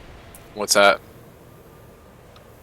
We'll sort of... It'll be on the task list and a few people will contribute and then suddenly the enemy's winning and then everyone just gets together and we completely hammer them. It happens every time. Drag our ass for the first day and then... Yeah, and then we completely hammer them. Yeah, when my landing gears deploy, I can only go 66 with 4 pips to engine. Moon, if you had to critique me in the battlefield, would you say anything? So far, everything looks good to me. You're killing them at about the same rate I am. Because Will is always hammering me about using subsystems, targeting subsystems. Yeah, well, in a conflict zone, your main priority is to kill as many as you can, as fast as you can, and with as few reloads and returns to station as possible. So it's a good idea to use plasma slugs and large magazines for conflict zone ships. Or autoloader. Well, autoloader's okay, but you tend to find you chew through your ammo really quick with those. Well, the thing is with the huge class multi-cannons, they're so damn efficient that I don't really miss. Yeah, the efficiency of the multi-cannons and cannons and flat cannons you can sort of take across into your power plant, because every time you overcharge your power plant you make it weaker. Right. So, like, what most people do, what I did to begin with, you overcharge all your power plants and you put loads of weapons on, you're like, wow, this is amazing. But then later on you start thinking, how can I defend my ship, how can I make it tougher, how can I make it last longer? It's about efficiency and completing the job, you know. Yeah. No, I can jump like probably like 6 or 7 CZs. These low intensity ones. I could probably do 6 or 7 without having to restock, because I'm not popping any banks. I'm not using any heat sinks, and the only thing I'm going through is either missiles or multi-cannon, and I can complete as many as I want with 0 missiles at this point. Yeah. These low conflict zones are super easy, but when you get into the medium and the high ones, you need to be targeting those subsystems. Yeah. Ebrius, what's your status? I'm just about to drop in on one. Which one? I just picked one. Another thing we do when we're doing this, and it's a more difficult scenario when we're in a wing, is that each of us will target a different module on the given target as well. I'm back, but I won't be eating. I mean, I won't be talking, I'll be eating. WJ yeah. always goes for the drives. I always go for the shield generator. Someone else goes for the power plant. Yeah, I've been going for power plant.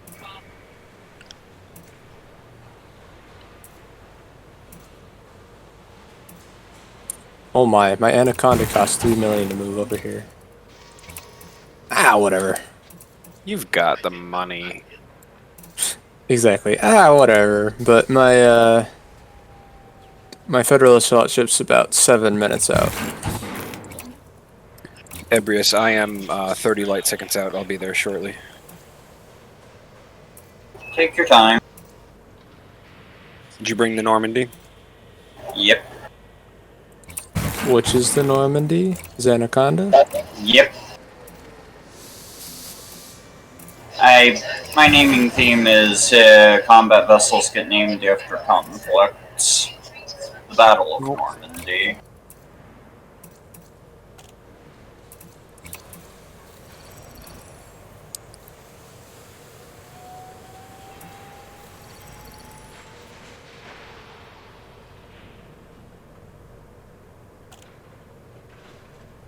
So what do you have for modules stocked, Moon? Modules stocked? What do you mean? In backup? In the fleet carrier. Oh, what do I stock? Most combat-oriented modules, tier 3. So you've got A-rated shield boost, D-rated hull reinforcements and module reinforcements, A-rated limpet collectors, 4, 5, and 6 sized cargo racks. Everything you need to make a combat ship, basically. Shield cell banks as well. Cool. Because I was thinking I might refit something that I'm bringing over here into Anaconda. Change the mining tools out for railguns and probably beams.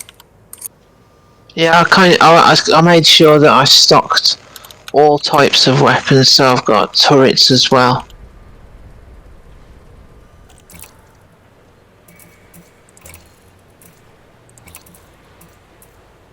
And railguns, plasma accelerators, etc. Oh, you have Class 8 AFMs. Mm-hmm. Oh, and the fuel scoop? 8. Yeah. Oh man, he evaporated. Yep. Moon, if you were to rig up a federal corvette to make best use out of it being in a constant state of overheat, would you just put all beam lasers on it? You mean with thermal conduit? Yes. It's a tricky one because when you use the thermal conduit ship, where it's all designed to overheat, and you've got the module reinforcements and the beam lasers and everything, yeah, longevity becomes a problem. It's really a one-on-one ship, that is, when you absolutely definitely have to win a fight.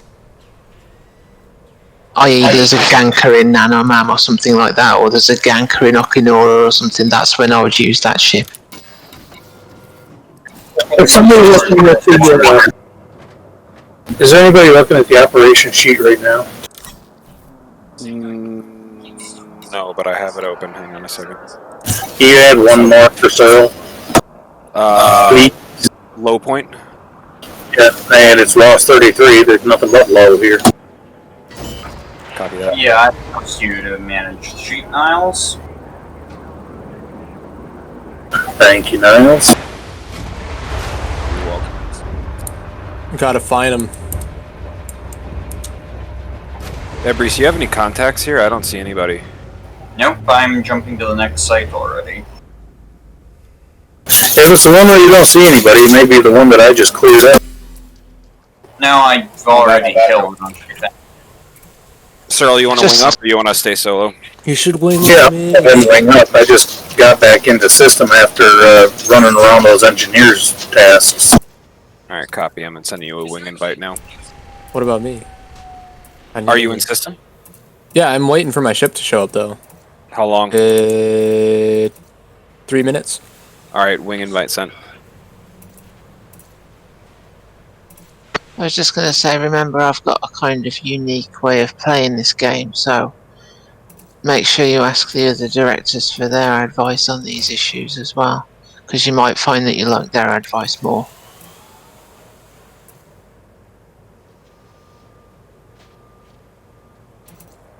Cleared out the combat zone, you're still getting down and dirty, huh, Cyril? Still one left who hasn't shipped his weapons, so... Copy. I'm jumping to the next one. I'm already there.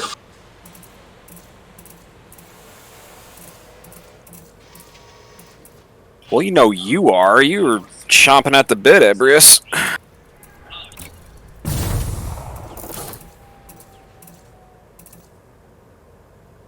I really want to put my carrier back in an HF200 where it belongs. We got two others. The Miles Davis is here. I don't know if having multiple carriers is going to be super advantageous. I know that's it's a show of force. Yeah, the bosses wanted a show of force, so... Oh, my meta allies are very expensive. I always reduce the prices for friends, so... Oh, I'm not buying it right now, because I'm going to change into my Federal Assault Ship, which has 0 cargo capacity. If you ever want to buy anything, just let me know. Ooh, I've got a... I'm just looking at your commodity list. It's interestingly large.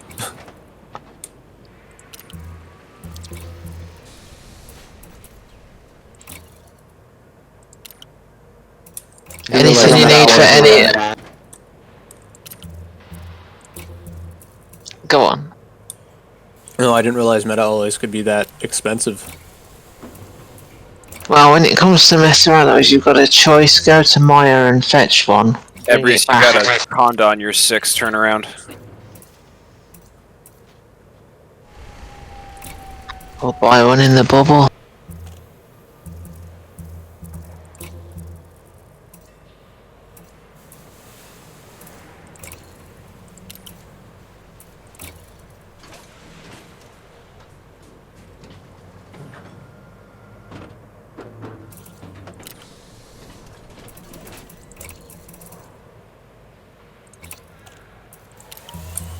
Prepare for death by snoo snoo.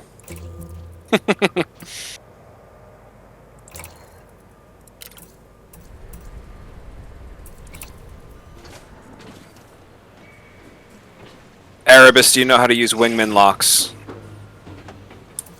Me? Yes. Okay, cool. If you find yourself in trouble, just target what we already fire at. You'll do just fine.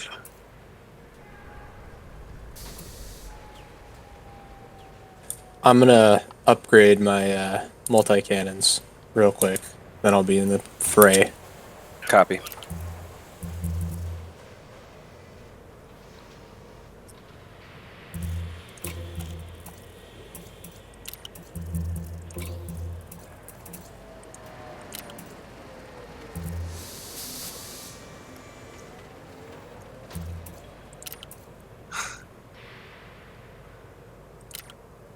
Okay, this is impressive.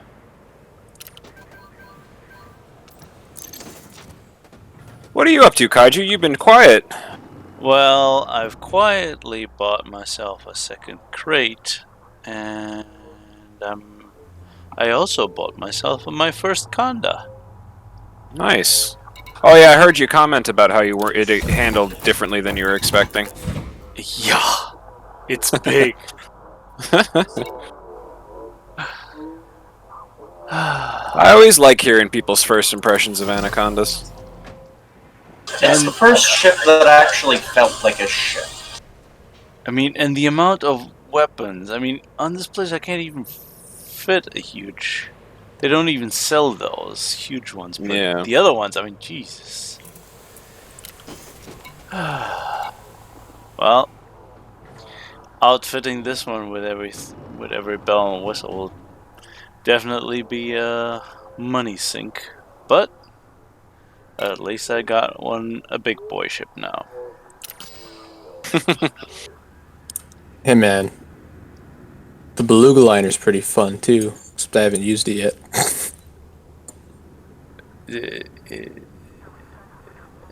I tell you what, depending on how you use it, you could have had a big boy ship when you got a Cobra all the way back at the beginning of the game.